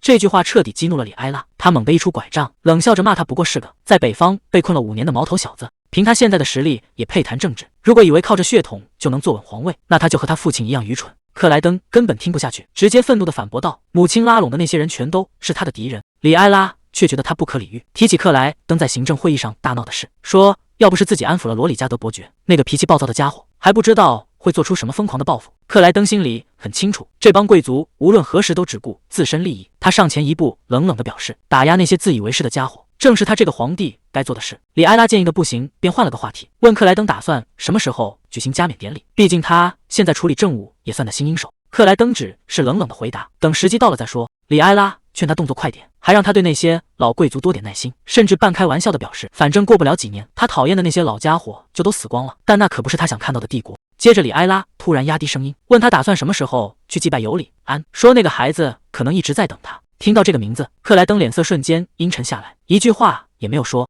与此同时，在殿外等候的艾米莉亚被旁边的女仆叫住，对方要带她去休息室等候。艾米莉亚跟着女仆往前走，迎面却走来一个银发红裙的女人。还没等艾米莉亚反应过来，那女人自己摔在地上，疼得在地上直哼哼。那女人气急败坏的大喊大叫，质问怎么会发生这种事。艾米莉亚看着眼前的闹剧，终于明白克莱登之前在担心什么，这后宫里的算计还真是防不胜防。艾米莉亚看着眼前的女人，心想如果在北方森林，自己早就用石头把对方砸跑了，但这里毕竟是帝都，她必须向克莱登证明自己的。于是艾米莉亚主动开口，客气地询问对方的名字。谁知那女人突然转过身，一把死死抓住了他的手腕，质问他怎么连自己是谁都不知道。接着那女人便高傲地宣称自己是罗里加德伯爵的女儿塞拉菲娜，甚至还把家族名字重复了3遍。艾米莉亚听得直犯嘀咕，这念经一样的自我介绍简直像个魔咒。艾米莉亚懒得和他计较，只是冷冷地让对方放手。塞拉菲娜这才气急败坏地甩开他。艾米莉亚忍不住有些好笑，刚才自己差点就被那魔咒给洗脑了。还没等艾米莉亚松口气，塞拉菲娜就突然凑了过来。他质问艾米莉亚到底是用什么手段勾引了克莱登，甚至还怀疑他是不是用了北方的巫术。周围顿时响起了一阵窃窃私语。艾米莉亚看着这群看热闹的人，发现里面居然有几个熟面孔，都是以前在皇宫里当过女仆的贵族小姐。艾米莉亚倒也不慌，冷冷地回应塞拉菲娜，说自己被陛下任命的时候，她身后的那些人可都在场，想知道细节直接去问他们就行。一旁的塞拉菲娜见状，赶紧笑着打圆场，说那些过去的事根本不重要。接着塞拉菲娜凑到艾米莉亚耳边，不怀好意地提醒她，接下来的麻烦才是她真正需要担心的，到底耍了什么花招才把其他女仆都赶走？她对露西亚做了什么？面对这劈头盖脸的指责，艾米莉亚在心里不断告诫自己，绝对不能在这里惹事，免得给克莱登添麻烦。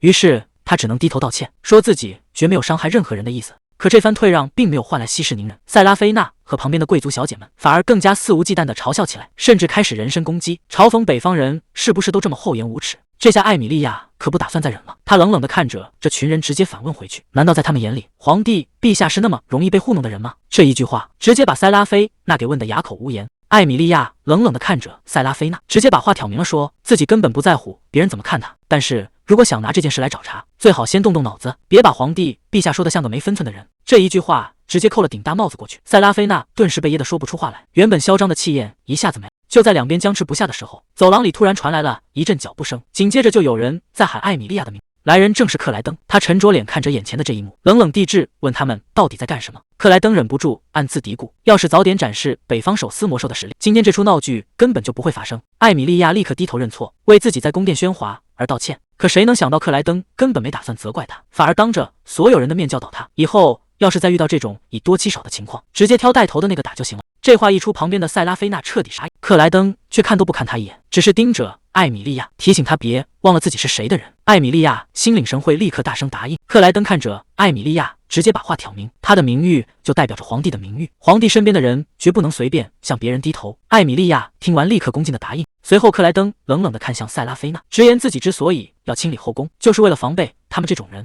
塞拉菲娜急忙搬出家族功绩，想要施压，可克莱登根本不吃这一套，直接一步逼上前去，吓得对方当场闭嘴不敢出声。然而一波未平，一波又起，太后里埃拉突然下达命令，让人把艾米莉亚带过去问话。克莱登一进门就沉着脸质问太后，既然之前说对艾米莉亚没兴趣，为什么现在又急着把人叫过来？太后却显得理直气壮，表示这姑娘进宫后就没消停过，自己作为长辈问几句话怎么了？艾米莉亚主动上前向太后行礼问安，可太后一开口就没安好心，冷笑着说克莱登刚才的维护其实是给艾米莉亚判了死刑。皇帝公开偏袒，等于让她成为全女人的公敌，在社交界恐怕是寸步难行。说就算她在北方魔兽领地能活下来，在这吃人不吐骨头的皇宫也未必能撑下去。面对这番明里暗里的威胁，艾米莉亚却表现得异常平静，表示自己身为皇帝的女仆，只会尽职尽责，做好本分的事。太后听完艾米莉亚的回答，不仅没生气，反而主动邀请她以后常来聊天，还抱怨外面的年轻姑娘太吵闹。克莱登在一旁冷冷的插话，问太后觉得艾米莉亚有那么闲吗？太后直接让她少管闲事，非要听艾米莉亚亲口回答。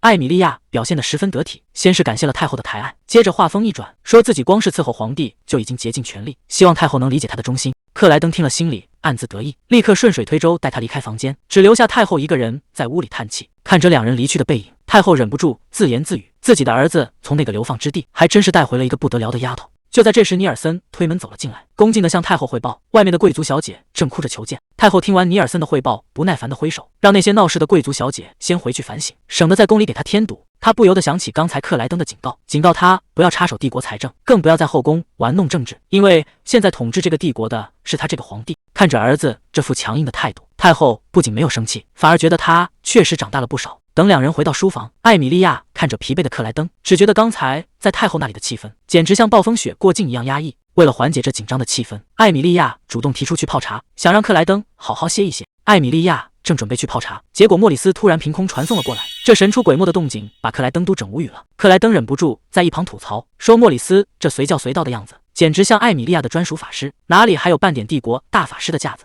原来艾米莉亚是想让莫里斯帮忙检测一下新茶里有没有毒，毕竟在这深宫里，防人之心不可无。莫里斯仔细检查了一番，确认茶水无毒，艾米莉亚这才松了一口气，对莫里斯露出了温柔的笑容。看着艾米莉亚对别人笑得这么开心，克莱登心里顿时酸溜溜的，心想这笑容要是能只对着他该多好，可表面上还得装作若无其事。艾米莉亚为什么不能只对他笑？正郁闷着，艾米莉亚就端着茶走过来，说这茶不仅能暖身还能暖心，希望他喝了能放松一下。克莱登嘴上虽然不信有这么神奇，但还是老老实实的喝了一口，结果刚喝完，艾米莉亚就对他露出无比温柔的笑容。这下克莱登彻底沦陷了，心里那点小别扭一下子烟消云散，满脑子都是他对自己笑了。可还没等他高兴太久，突然有什么东西飞了过去，艾米莉亚身子一歪，惊呼出声。艾米莉亚脚下一滑，眼看就要摔倒，好在克莱登反应够快，一把将她稳稳地搂进怀里。这突如其来的亲密接触让两个人都有些措手不及，气氛一下子变得微妙起来。还没等他们缓过神来，旁边的莫里斯突然开口，指着不远处，有些意外地发问：“那不是萨卡鲁达吗？”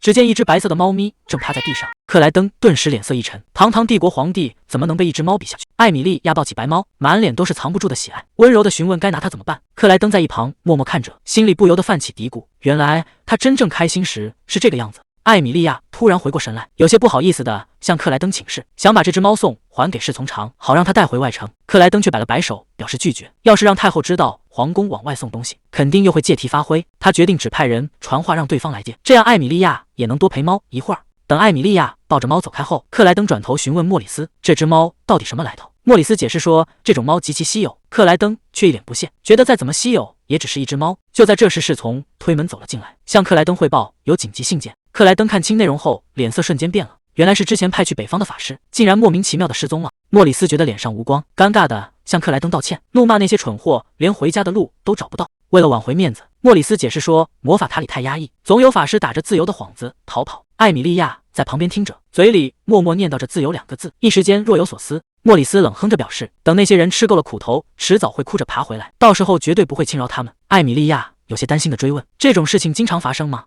克莱登冷着脸质问莫里斯，是不是要把逃跑的法师抓回处决？莫里斯一听，立刻开始装可怜，哭天喊地求克莱登手下留情。克莱登被他吵得头疼，警告他，要是那些人惹出麻烦，必须由莫里斯自己去收拾烂摊子。莫里斯赶紧连声答应，随后便被克莱登轰了出去。转眼到了第二天早上，总管拿着邀请函找到艾米莉亚，但艾米莉亚态度十分坚决，直接拒绝了塞拉菲内的茶会邀请，表示自己不需要这种休假。总管对这个回答并不意外，他神色凝重地提起了塞拉菲娜，提醒塞拉菲内的邀请没安好心，尤其是考虑到之前露西亚的悲惨遭遇。总管叹了口气劝说道，直接拒绝可不是个好主意，毕竟他对首都的社交圈一无所知。艾米莉亚却觉得，既然是社交活动，那就是私事，如果自己直接跑去度假，工作没人接替，也太不负责任了。总管无奈地表示理解，但也严肃地提醒他，只要他还待在皇帝身边，这种社交场合就迟早避不开。为了让艾米莉亚放心前去，那天由他来代替他侍奉皇帝。艾米莉亚见状也只能答应下来。随后，艾米莉亚像往常一样推开书房大门，准备向皇帝问候。结果大门刚一打开，克莱登已经沉着脸站在门后，劈头就问他什么时候去见塞拉菲娜。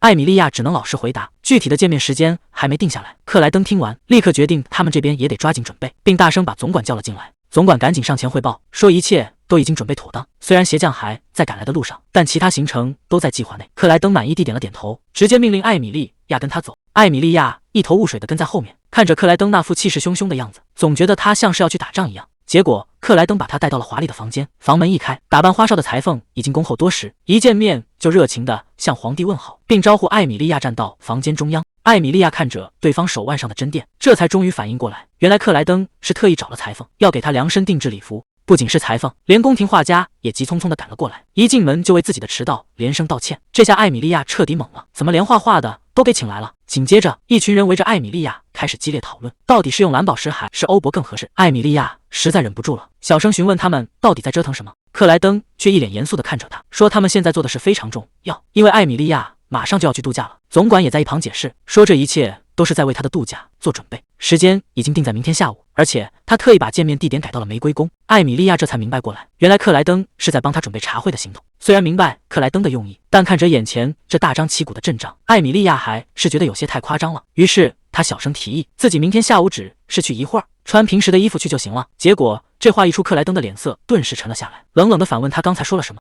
旁边的总管更是急得直跳脚，大声提醒艾米莉亚，社交界对他来说就是战场，不穿华丽的礼服去，就等于是不带武器，空手去送死。克莱登也严肃地看着艾米莉亚，提醒她别忘了自己是皇帝的女仆，她的体面就是皇室的体面。面对两人的轮番施压，艾米莉亚也只能乖乖妥协，表示自己一定会牢牢记住。天空突然阴云密布，滚滚雷声在玫瑰宫上空炸响，预示着这场茶会注定不会太平。就在这时，塞拉菲娜踩着高跟鞋走了下来，脸上还挂着一丝冷笑。阳光洒在华丽的玫瑰宫上，周围开满了娇艳的红玫瑰。塞拉菲娜带着同伴们正高傲地走向茶会现场，同伴们在一旁小声惊叹，说以前连靠近这里的资格都没有。塞拉菲娜听着这些议论，心里却充满了嫉妒与愤怒。她怎么也没想到自己第一次踏入玫瑰宫，竟然是因为一个北方来的卑微女仆。这里可是皇室举办宴会的圣地，平时戒备森严，普通人根本无法靠近。可那个叫艾米莉亚的女仆，竟然包下了整个玫瑰宫的庭院，这让高傲的塞拉菲娜无法接受。她咬牙切齿的在心里暗骂：一个卑微的下人，凭什么能有这么大的牌？同伴们兴奋地吵闹着，非要跟着一起去见世面。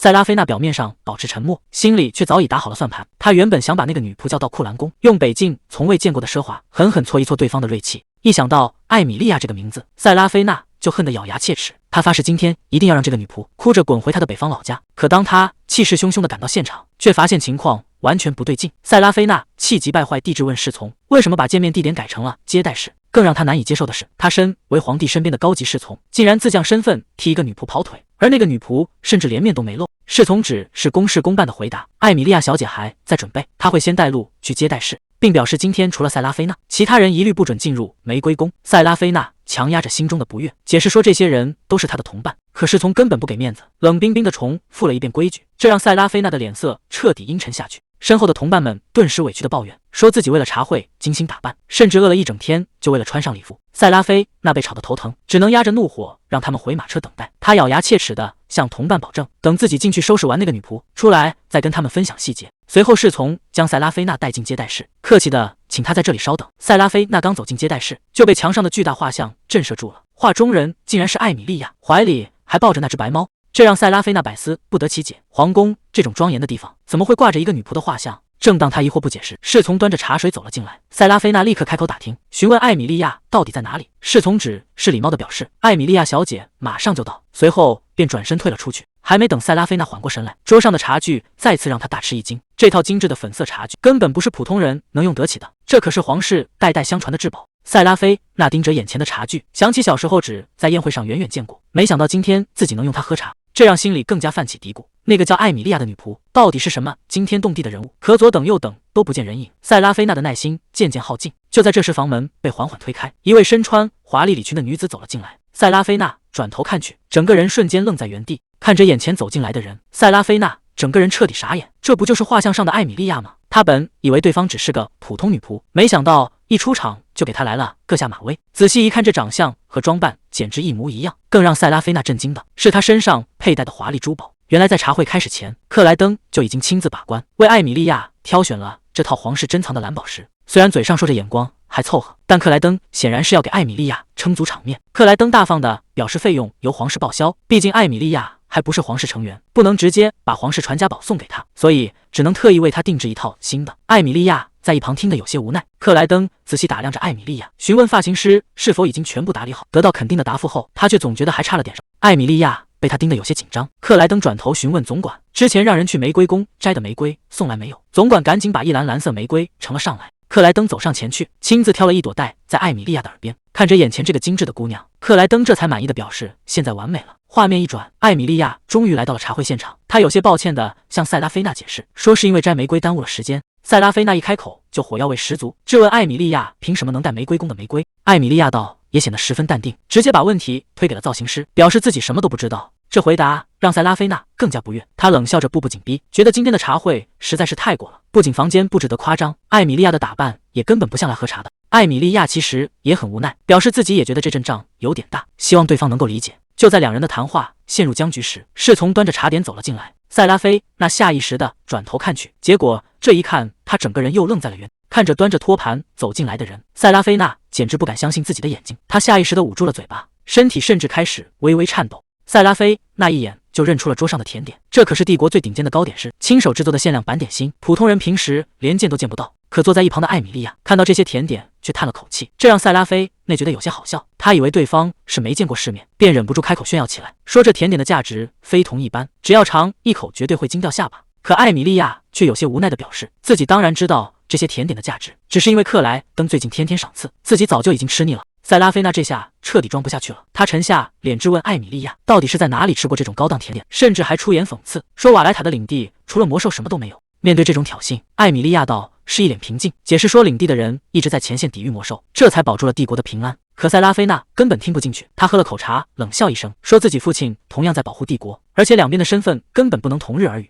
艾米莉亚不想再跟他废话，直接问他今天约自己出来到底想干什么。结果塞拉菲娜却突然放下茶杯，说自己今天是特意来道歉的。她提起上次在皇帝面前的恶作剧。艾米莉亚看对方主动低头，觉得塞拉菲娜虽然脾气差了点，但本性可能并不坏，于是大方的接受了道歉。塞拉菲娜立刻换上一副笑脸，嘴上甜甜的道谢，夸赞艾米莉亚宽宏大量。可实际上他心里早就把艾米莉亚骂了100遍，嫉妒对方能天天吃着皇帝赏赐的甜点，甚至还能带着玫瑰宫的新鲜玫瑰到处炫耀。塞拉菲娜顺感爬，笑着问，既然大家已经是朋友了，能不能打听一个小秘密？艾米莉亚虽然有些防备，但还是勉强答应了。结果塞拉菲娜一开口就直奔主题，问墙上那幅巨大的画像是不是皇帝特意为她挂上去的。艾米莉亚道也没隐瞒，承认是给皇帝画肖像的画师顺便帮自己画的。艾米莉亚回想起之前和克莱登的对话，她曾抱怨为了一个简单的茶会准备这么大的画像和排场实在太夸张，可克莱登却理直气壮地表示，既然是他的女仆就必须配得上这种体面，这让艾米莉亚感到十分无奈。而此时坐在对面的塞拉菲娜听到画像是皇帝特意安排画师画的，心里更是掀起了惊涛骇浪。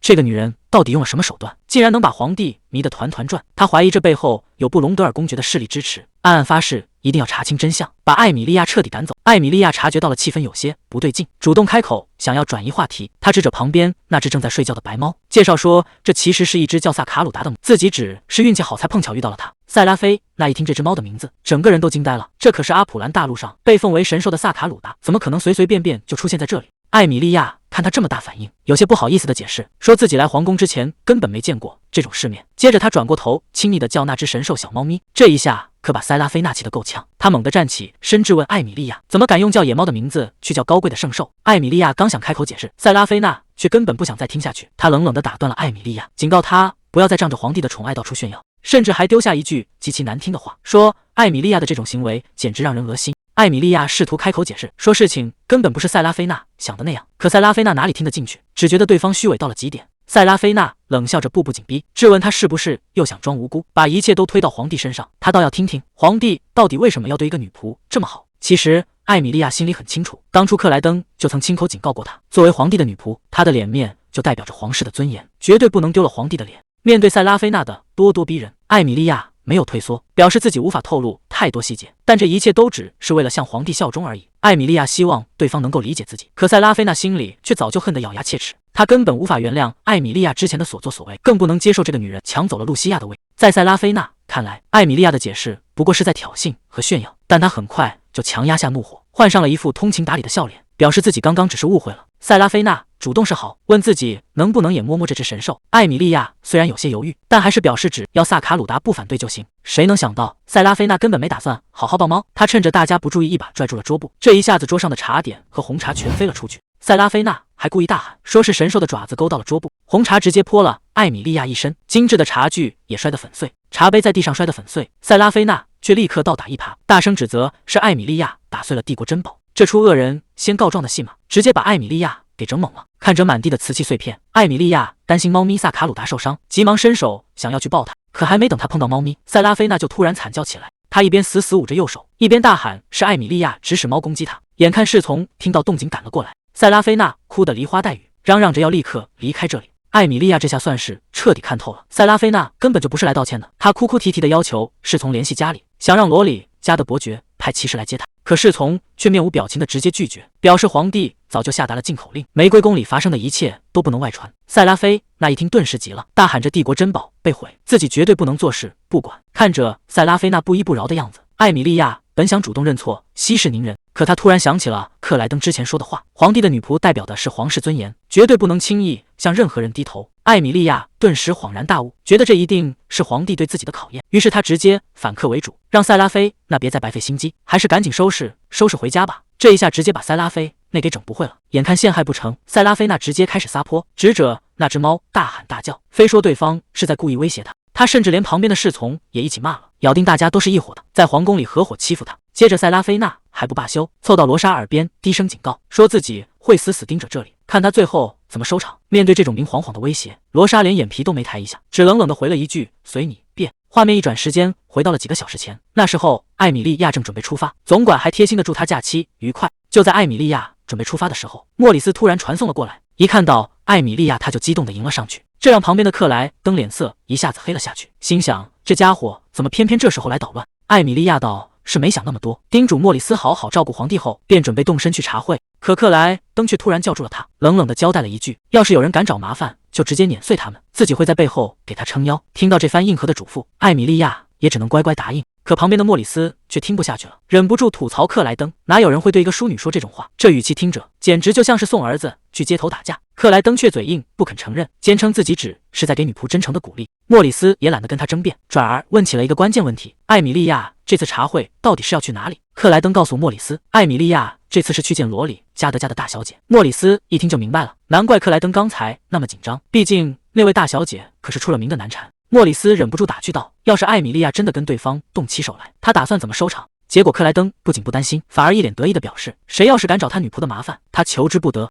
看着克莱登这副护短的样子，莫里斯也是彻底无语了。他调侃克莱登，既然这么担心，怎么不干脆跟着一起去？克莱登却嘴硬地表示，自己只是散步，刚好路过这里，接着克莱登又开始炫耀起来，夸赞艾米莉亚打扮起来非常漂亮，自己对这笔投资相当满意。莫里斯看着他那副骄傲的模样，心里却有些犯嘀咕，这家伙一口一个我的女仆，怎么听着这么不对劲呢？在莫里斯眼里，克莱登就是个极度自恋而且傲慢自私的家伙，尤其是听到克莱登一口一个我的女仆，莫里斯心里就觉得怪怪的，总觉得哪里不对劲。克莱登却还在自顾自地抱怨说，艾米莉亚这人太死板，今天不过是稍微打扮了一下，就好看的有些过分了，这简直就是一种欺骗。莫里斯听得一脸黑线，心想这难道是在夸人吗？克莱登却理直气壮地反问，难道皇帝连说自己女仆2句都不行？莫里斯也懒得跟他争，顺着他的话表示，您爱怎么说就怎么说吧。克莱登接着又开始夸起艾米莉亚，说她责任心太强，今天特意把莫里斯叫过来，就是为了在自己离开后能有人继续辅佐自己。听到这里，莫里斯突然愣了一下，他看着一脸得意的克莱登，脑子里闪过一个荒谬的念头，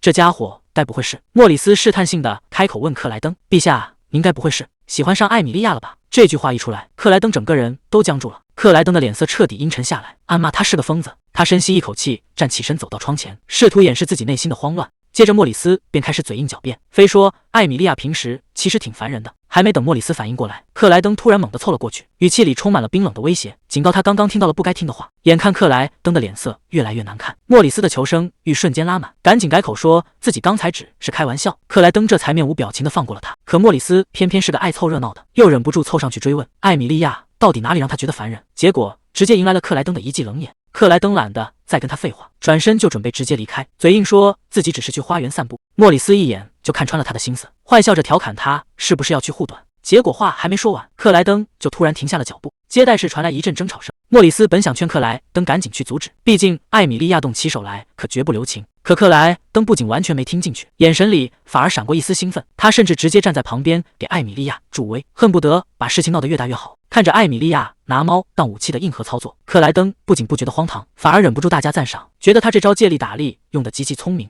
莫里斯在旁边急得直跺脚，提醒他这里可不是看戏的决斗场。可克莱登根本听不进去，反而对艾米莉亚面无表情揍人的反差感到越来越有意思了。莫里斯还在纳闷克莱登手里的红茶到底是从哪来的，克莱登却突然示意他闭嘴，因为真正的好戏马上就要开场了。果不其然，塞拉菲娜哭喊着要立刻离开这里，看样子是被艾米莉亚收拾的不轻，这下连莫里斯都有些看呆了。克莱登不仅没有丝毫生气，反而主动站出来要替艾米莉亚担下责任，这毫无底线的偏爱简直不要太明显，把一旁的莫里斯都给听无语了。看着艾米莉亚那副冷酷高傲的模样，克莱登不仅没有觉得不妥，反而对他这不为人知的一面感到更加入迷了。克莱登终于沉着脸走了进来，想看看这里到底在闹什么名堂。塞拉菲那一见皇帝亲自驾到，立刻哭哭啼啼的开始恶人先告状。侍从赶紧把刚才发生的事汇报了一遍，说塞拉菲娜非要咬定是艾米莉亚指使画里的猫袭击了他。克莱登转头向艾米莉亚求证，艾米莉亚却表现得异常冷静，直接当众揭穿了塞拉菲娜的谎言，指出是对方企图偷走先皇后的茶杯，自己不过是出手阻止罢了。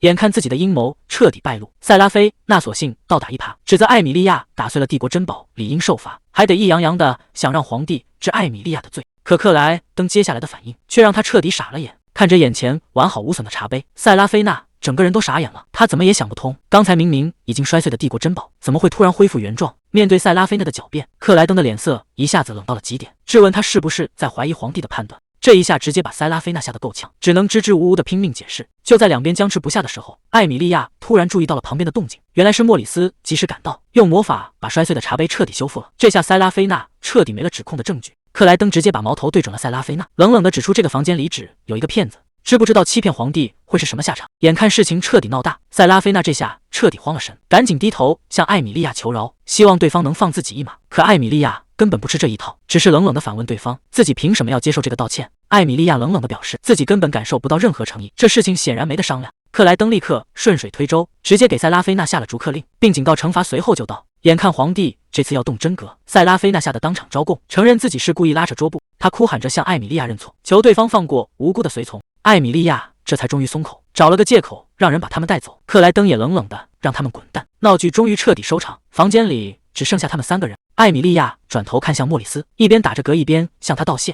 就在这个时候，克莱登突然一把拉住艾米莉亚，直接将她整个人带进怀里。这突如其来的亲密举动让两个人都有些不知所措，气氛瞬间变得微妙起来。旁边的莫里斯看在眼里，心想这家伙果然被自己猜中，真是个口是心非的疯子。艾米莉亚赶紧向莫里斯道谢，感谢他刚才及时出手相助。克莱登为了掩饰自己的尴尬，故意咳嗽2声，转移话题，问他是不是打算坦白话里的猫。艾米莉亚也老实承认，说自己当时确实是这么想的。看着克莱登气冲冲的往外走，莫里斯赶紧在后面追问去向。克莱登头也不回的大喊，说自己只是出去散步。房间里只剩下他们2个人，艾米莉亚还在好奇莫里斯到底是用什么魔法把摔碎的茶杯重新复原的。莫里斯却一边吃着点心，一边无奈的提醒对方，现在根本不是关心魔法的时候。艾米莉亚依然一脸茫然，完全没有反应过来。莫里斯只好直接点破，说皇帝现在正躲在旁边生气，就因为他刚才没有第一个谢他。看着眼前的艾米莉亚，莫里斯在心里直叹气，觉得这2个人的恋爱脑症状真是变得越来越严重了。艾米莉亚却还在自我反省，觉得要不是莫里斯出手相助，克莱登今天又要丢脸了，自己作为女仆实在不够称职。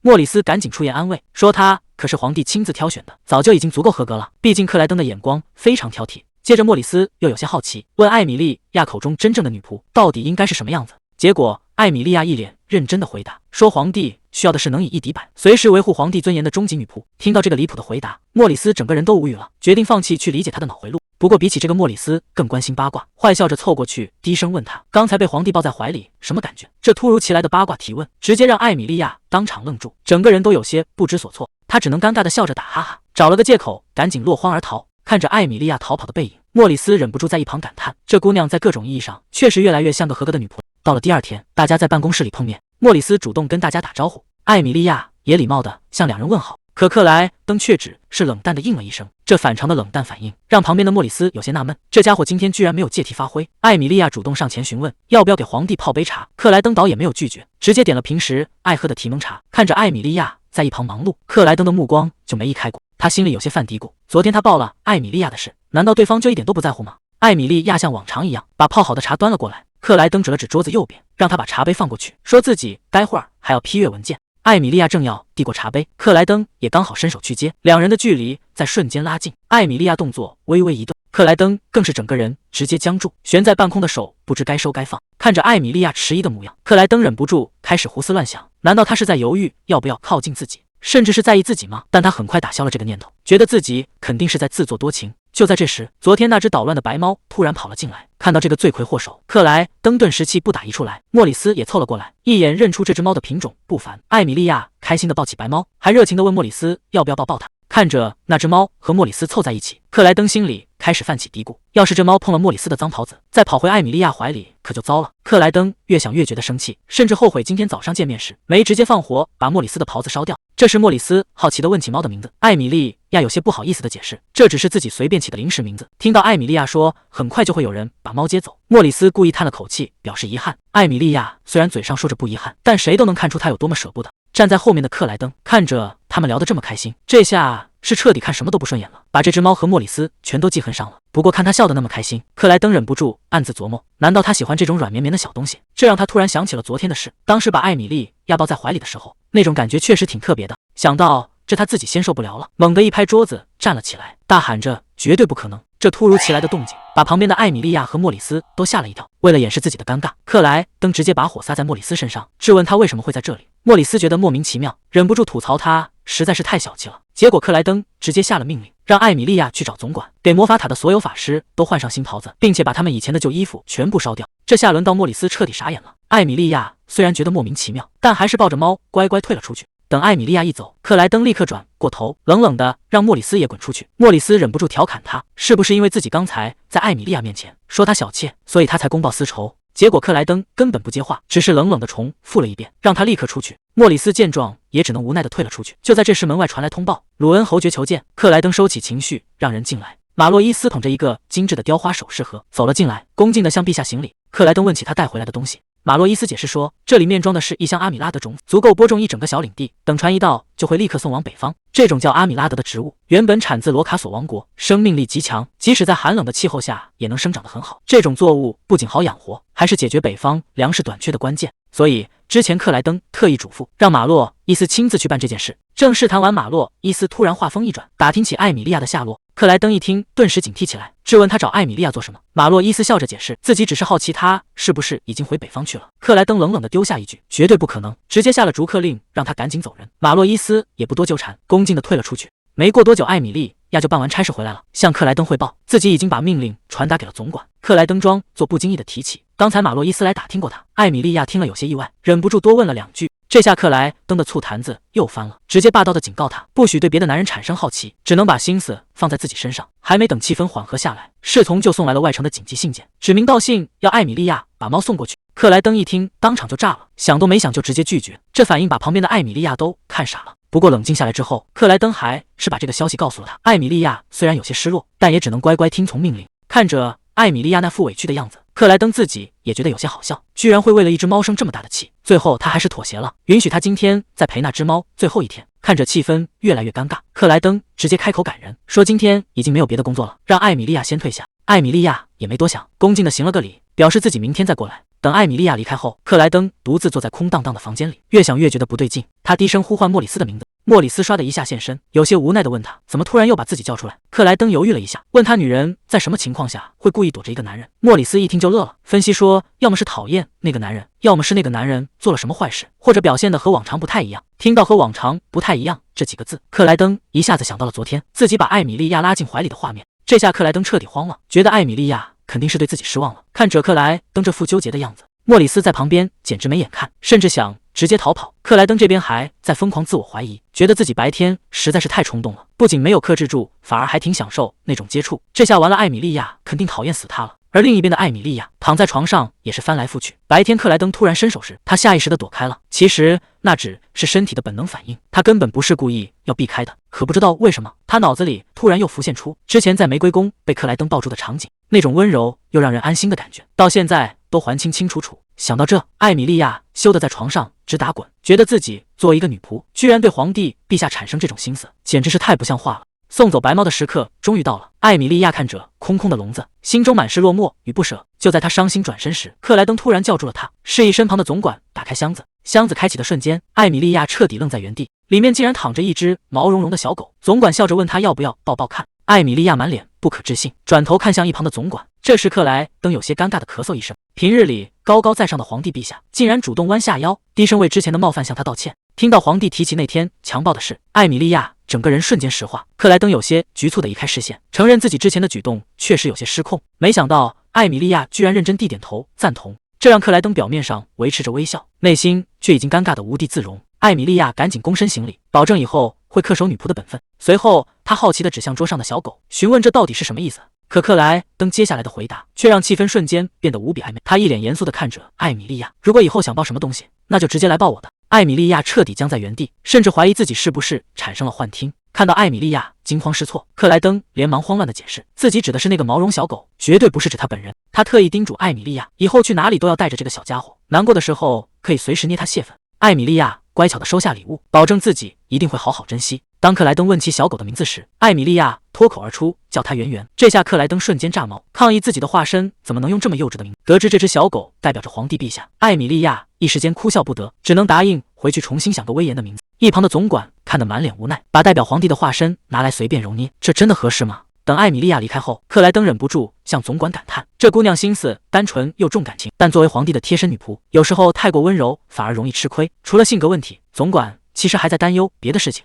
第二天清晨的皇宫走廊里，艾米莉亚紧紧抱着小狗，正躲在角落里伤心的抹眼泪。总管走上前轻声安慰，劝她不要为送走的白猫过度悲伤，毕竟那只猫本就不属于皇宫。艾米莉亚抽泣着点头，她明白这个道理，也相信白猫会得到妥善安置。总管告诉她，陛下特意送这只毛绒小狗，就是为了安抚她的情绪。听到这里，艾米莉亚心中对克莱登充满感激，可眼泪还是止不住的流。她有些不好意思的擦干眼泪，询问总管能否帮她弄一些普拉塞茶。总管闻言微微一愣，这种粗茶档次极低，奢华的皇宫里根本没有存货。艾米莉亚急切地解释，自己现在急需这种茶来提神，明天还有繁重的工作，她必须尽快调整好状态。看着她坚强又倔强的模样，总管只能无奈地答应，承诺会在天黑前将茶送到她手上。得到总管的允诺，艾米莉亚连声表达谢意。总管示意她先回去休息，顺口问起那只毛绒小狗是否也像白猫一样讨她欢心。艾米莉亚坦言自己极度喜爱动物，而且说来也奇怪，小动物们似乎也总是格外黏她。总管听后松了一口气，叮嘱她不要多虑，早点回去歇歇。望着艾米莉亚离去的背影，总管忍不住低声感叹，都说北方人冷酷且迟钝，这姑娘分明心思细腻又温柔。次日清晨的皇帝办公室里，艾米莉亚如往常般前来请安，怀里依然紧紧抱着那只小狗。克莱登关切地询问她今天的心情是否有所好转。艾米莉亚有些局促地致歉，表示自己已经没事了，很抱歉让陛下为她担忧。然而仔细观察就会发现，她怀里抱着的毛绒小狗此时竟然在微微颤抖，克莱登见状，连忙摆手，示意他不必放在心上。看着桌上未动的茶盏，克莱登有些疑惑的开口：“今天怎么没有喝茶？”艾米莉亚轻声解释道：“自己今天想换个口味。”克莱登并未起疑，叮嘱他留在办公室休息，便动身前去处理公务。随着办公室大门关上，房间里只剩下艾米莉亚一人。她急忙取出总管送来的普拉塞茶，迫不及待地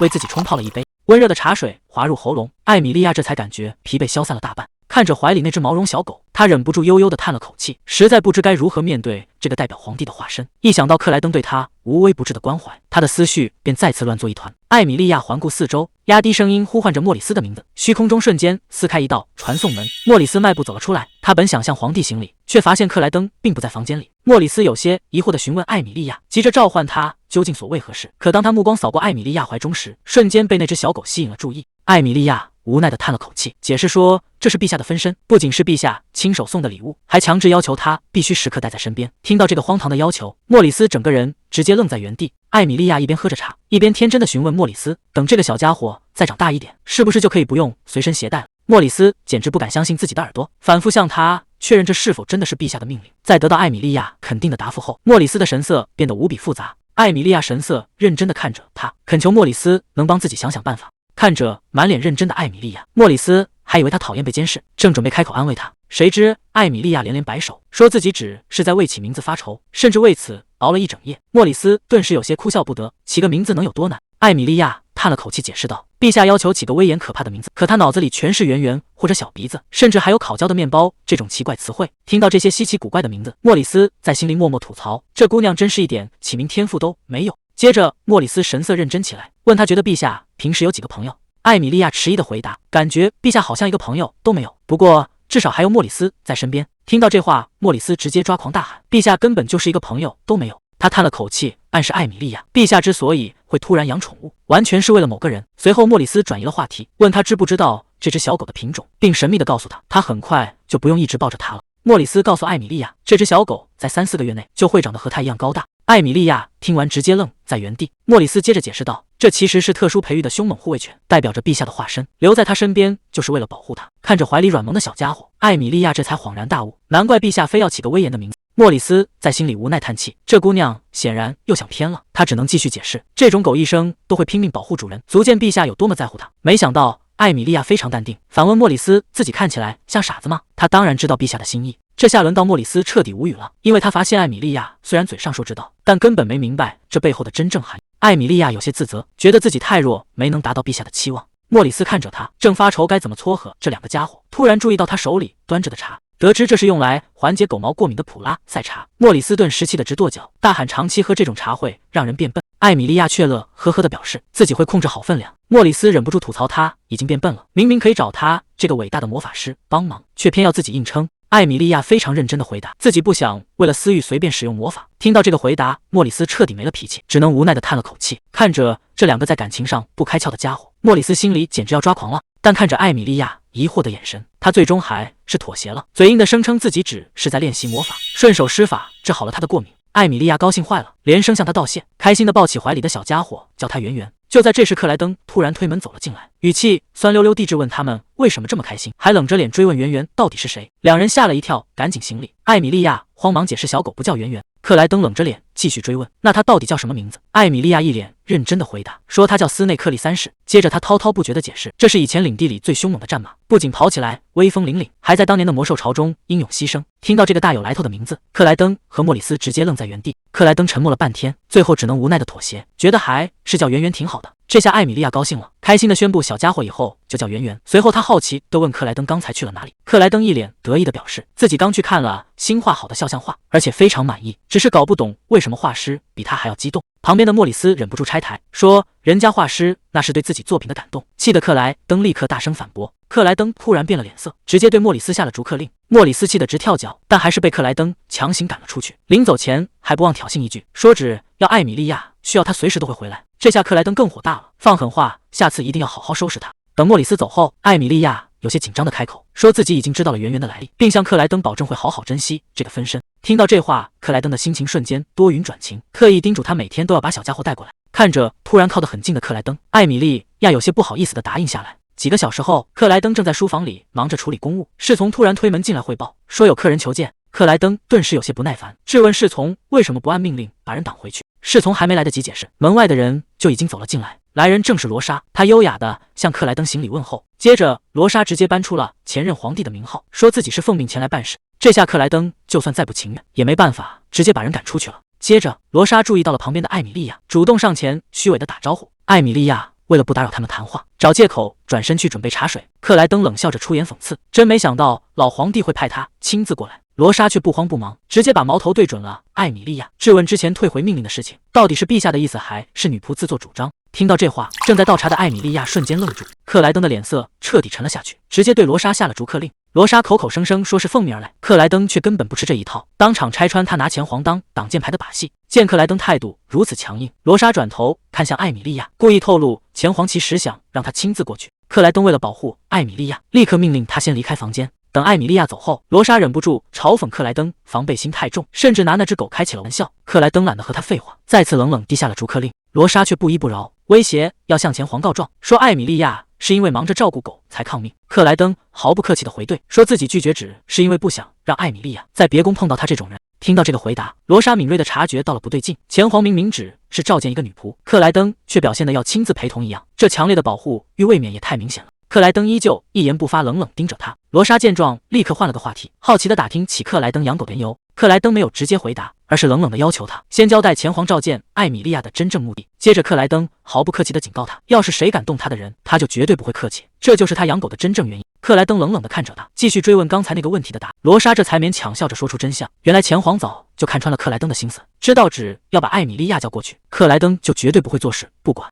罗莎接着指出，现在整个上流社会都在盯着艾米莉亚，大家都在暗中猜测，这个从北方来的落魄贵族小姐到底是真有本事迷住了陛下，还是只是陛下手里的一颗棋子。克莱登听完根本不为所动，反而冷冷地反问罗莎，那他自己又是怎么想的？罗莎被问的瞬间愣了一下，但很快又恢复了那副优雅的笑容，装作无辜的反问，自己能有什么想法呢？罗莎笑着威胁克莱登，说自己会把今天看到的一切如实汇报给前皇。克莱登听完只是冷笑一声，反问他到底看到了什么。罗莎丢下一句陛下还在叛逆期，便优雅地转身告退。刚走出书房，罗莎就碰到了等在外面的艾米莉亚。看着眼前这个平平无奇的女人，罗莎怎么也想不通克莱登为什么会这么护着她。罗莎主动走上前去搭讪，说自己其实是专程来找她的。接着，罗莎把目光投向了艾米莉亚怀里的小狗，假惺惺地夸赞她可爱，还伸手想要去摸一下。艾米莉亚还没来得及阻止，这只小狗就直接张开嘴，狠狠地咬了上去。看着被咬的罗莎，艾米莉亚吓得赶紧询问她有没有事。罗莎虽然疼得不行，但为了面子还是强撑着笑脸，解释说小狗可能只是在磨牙。接着，罗莎拿出了一个精致的盒子递过去，说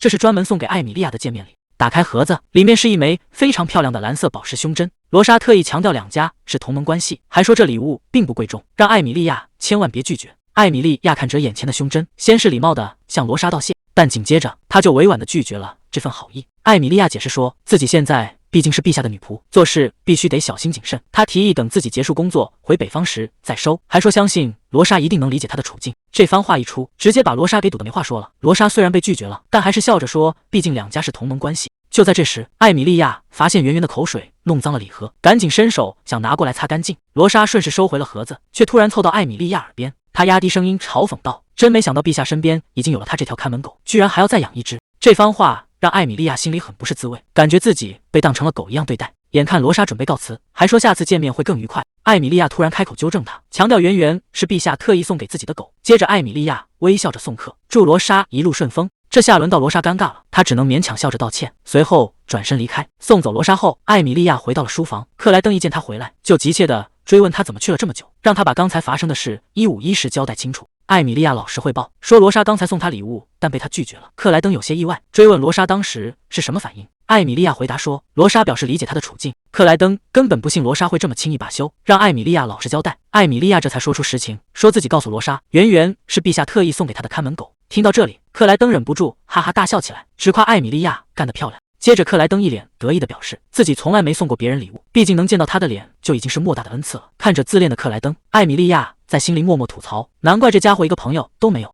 为了准备接下来的加冕典礼，克莱登不得不整晚留在书房处理公务，堆积如山的文件让他整个人非常烦躁。旁边的总管见状，赶紧小声提醒艾米莉亚说，陛下现在脾气正大着呢，这种时候最好保持安静，别去招惹他。就在这时，门外突然传来了敲门声，马洛伊斯推门走了进来。他客气地请艾米莉亚帮忙倒杯水，顺便也给克莱登准备一杯。听到马洛伊斯的声音，克莱登缓缓抬起头，冷冷地叫出了他的名字。这时，艾米莉亚端着茶水走上前，马洛伊斯顺手接了过去。克莱登冷冷地盯着他们，脸色阴沉的可怕，问他们到底在干什么。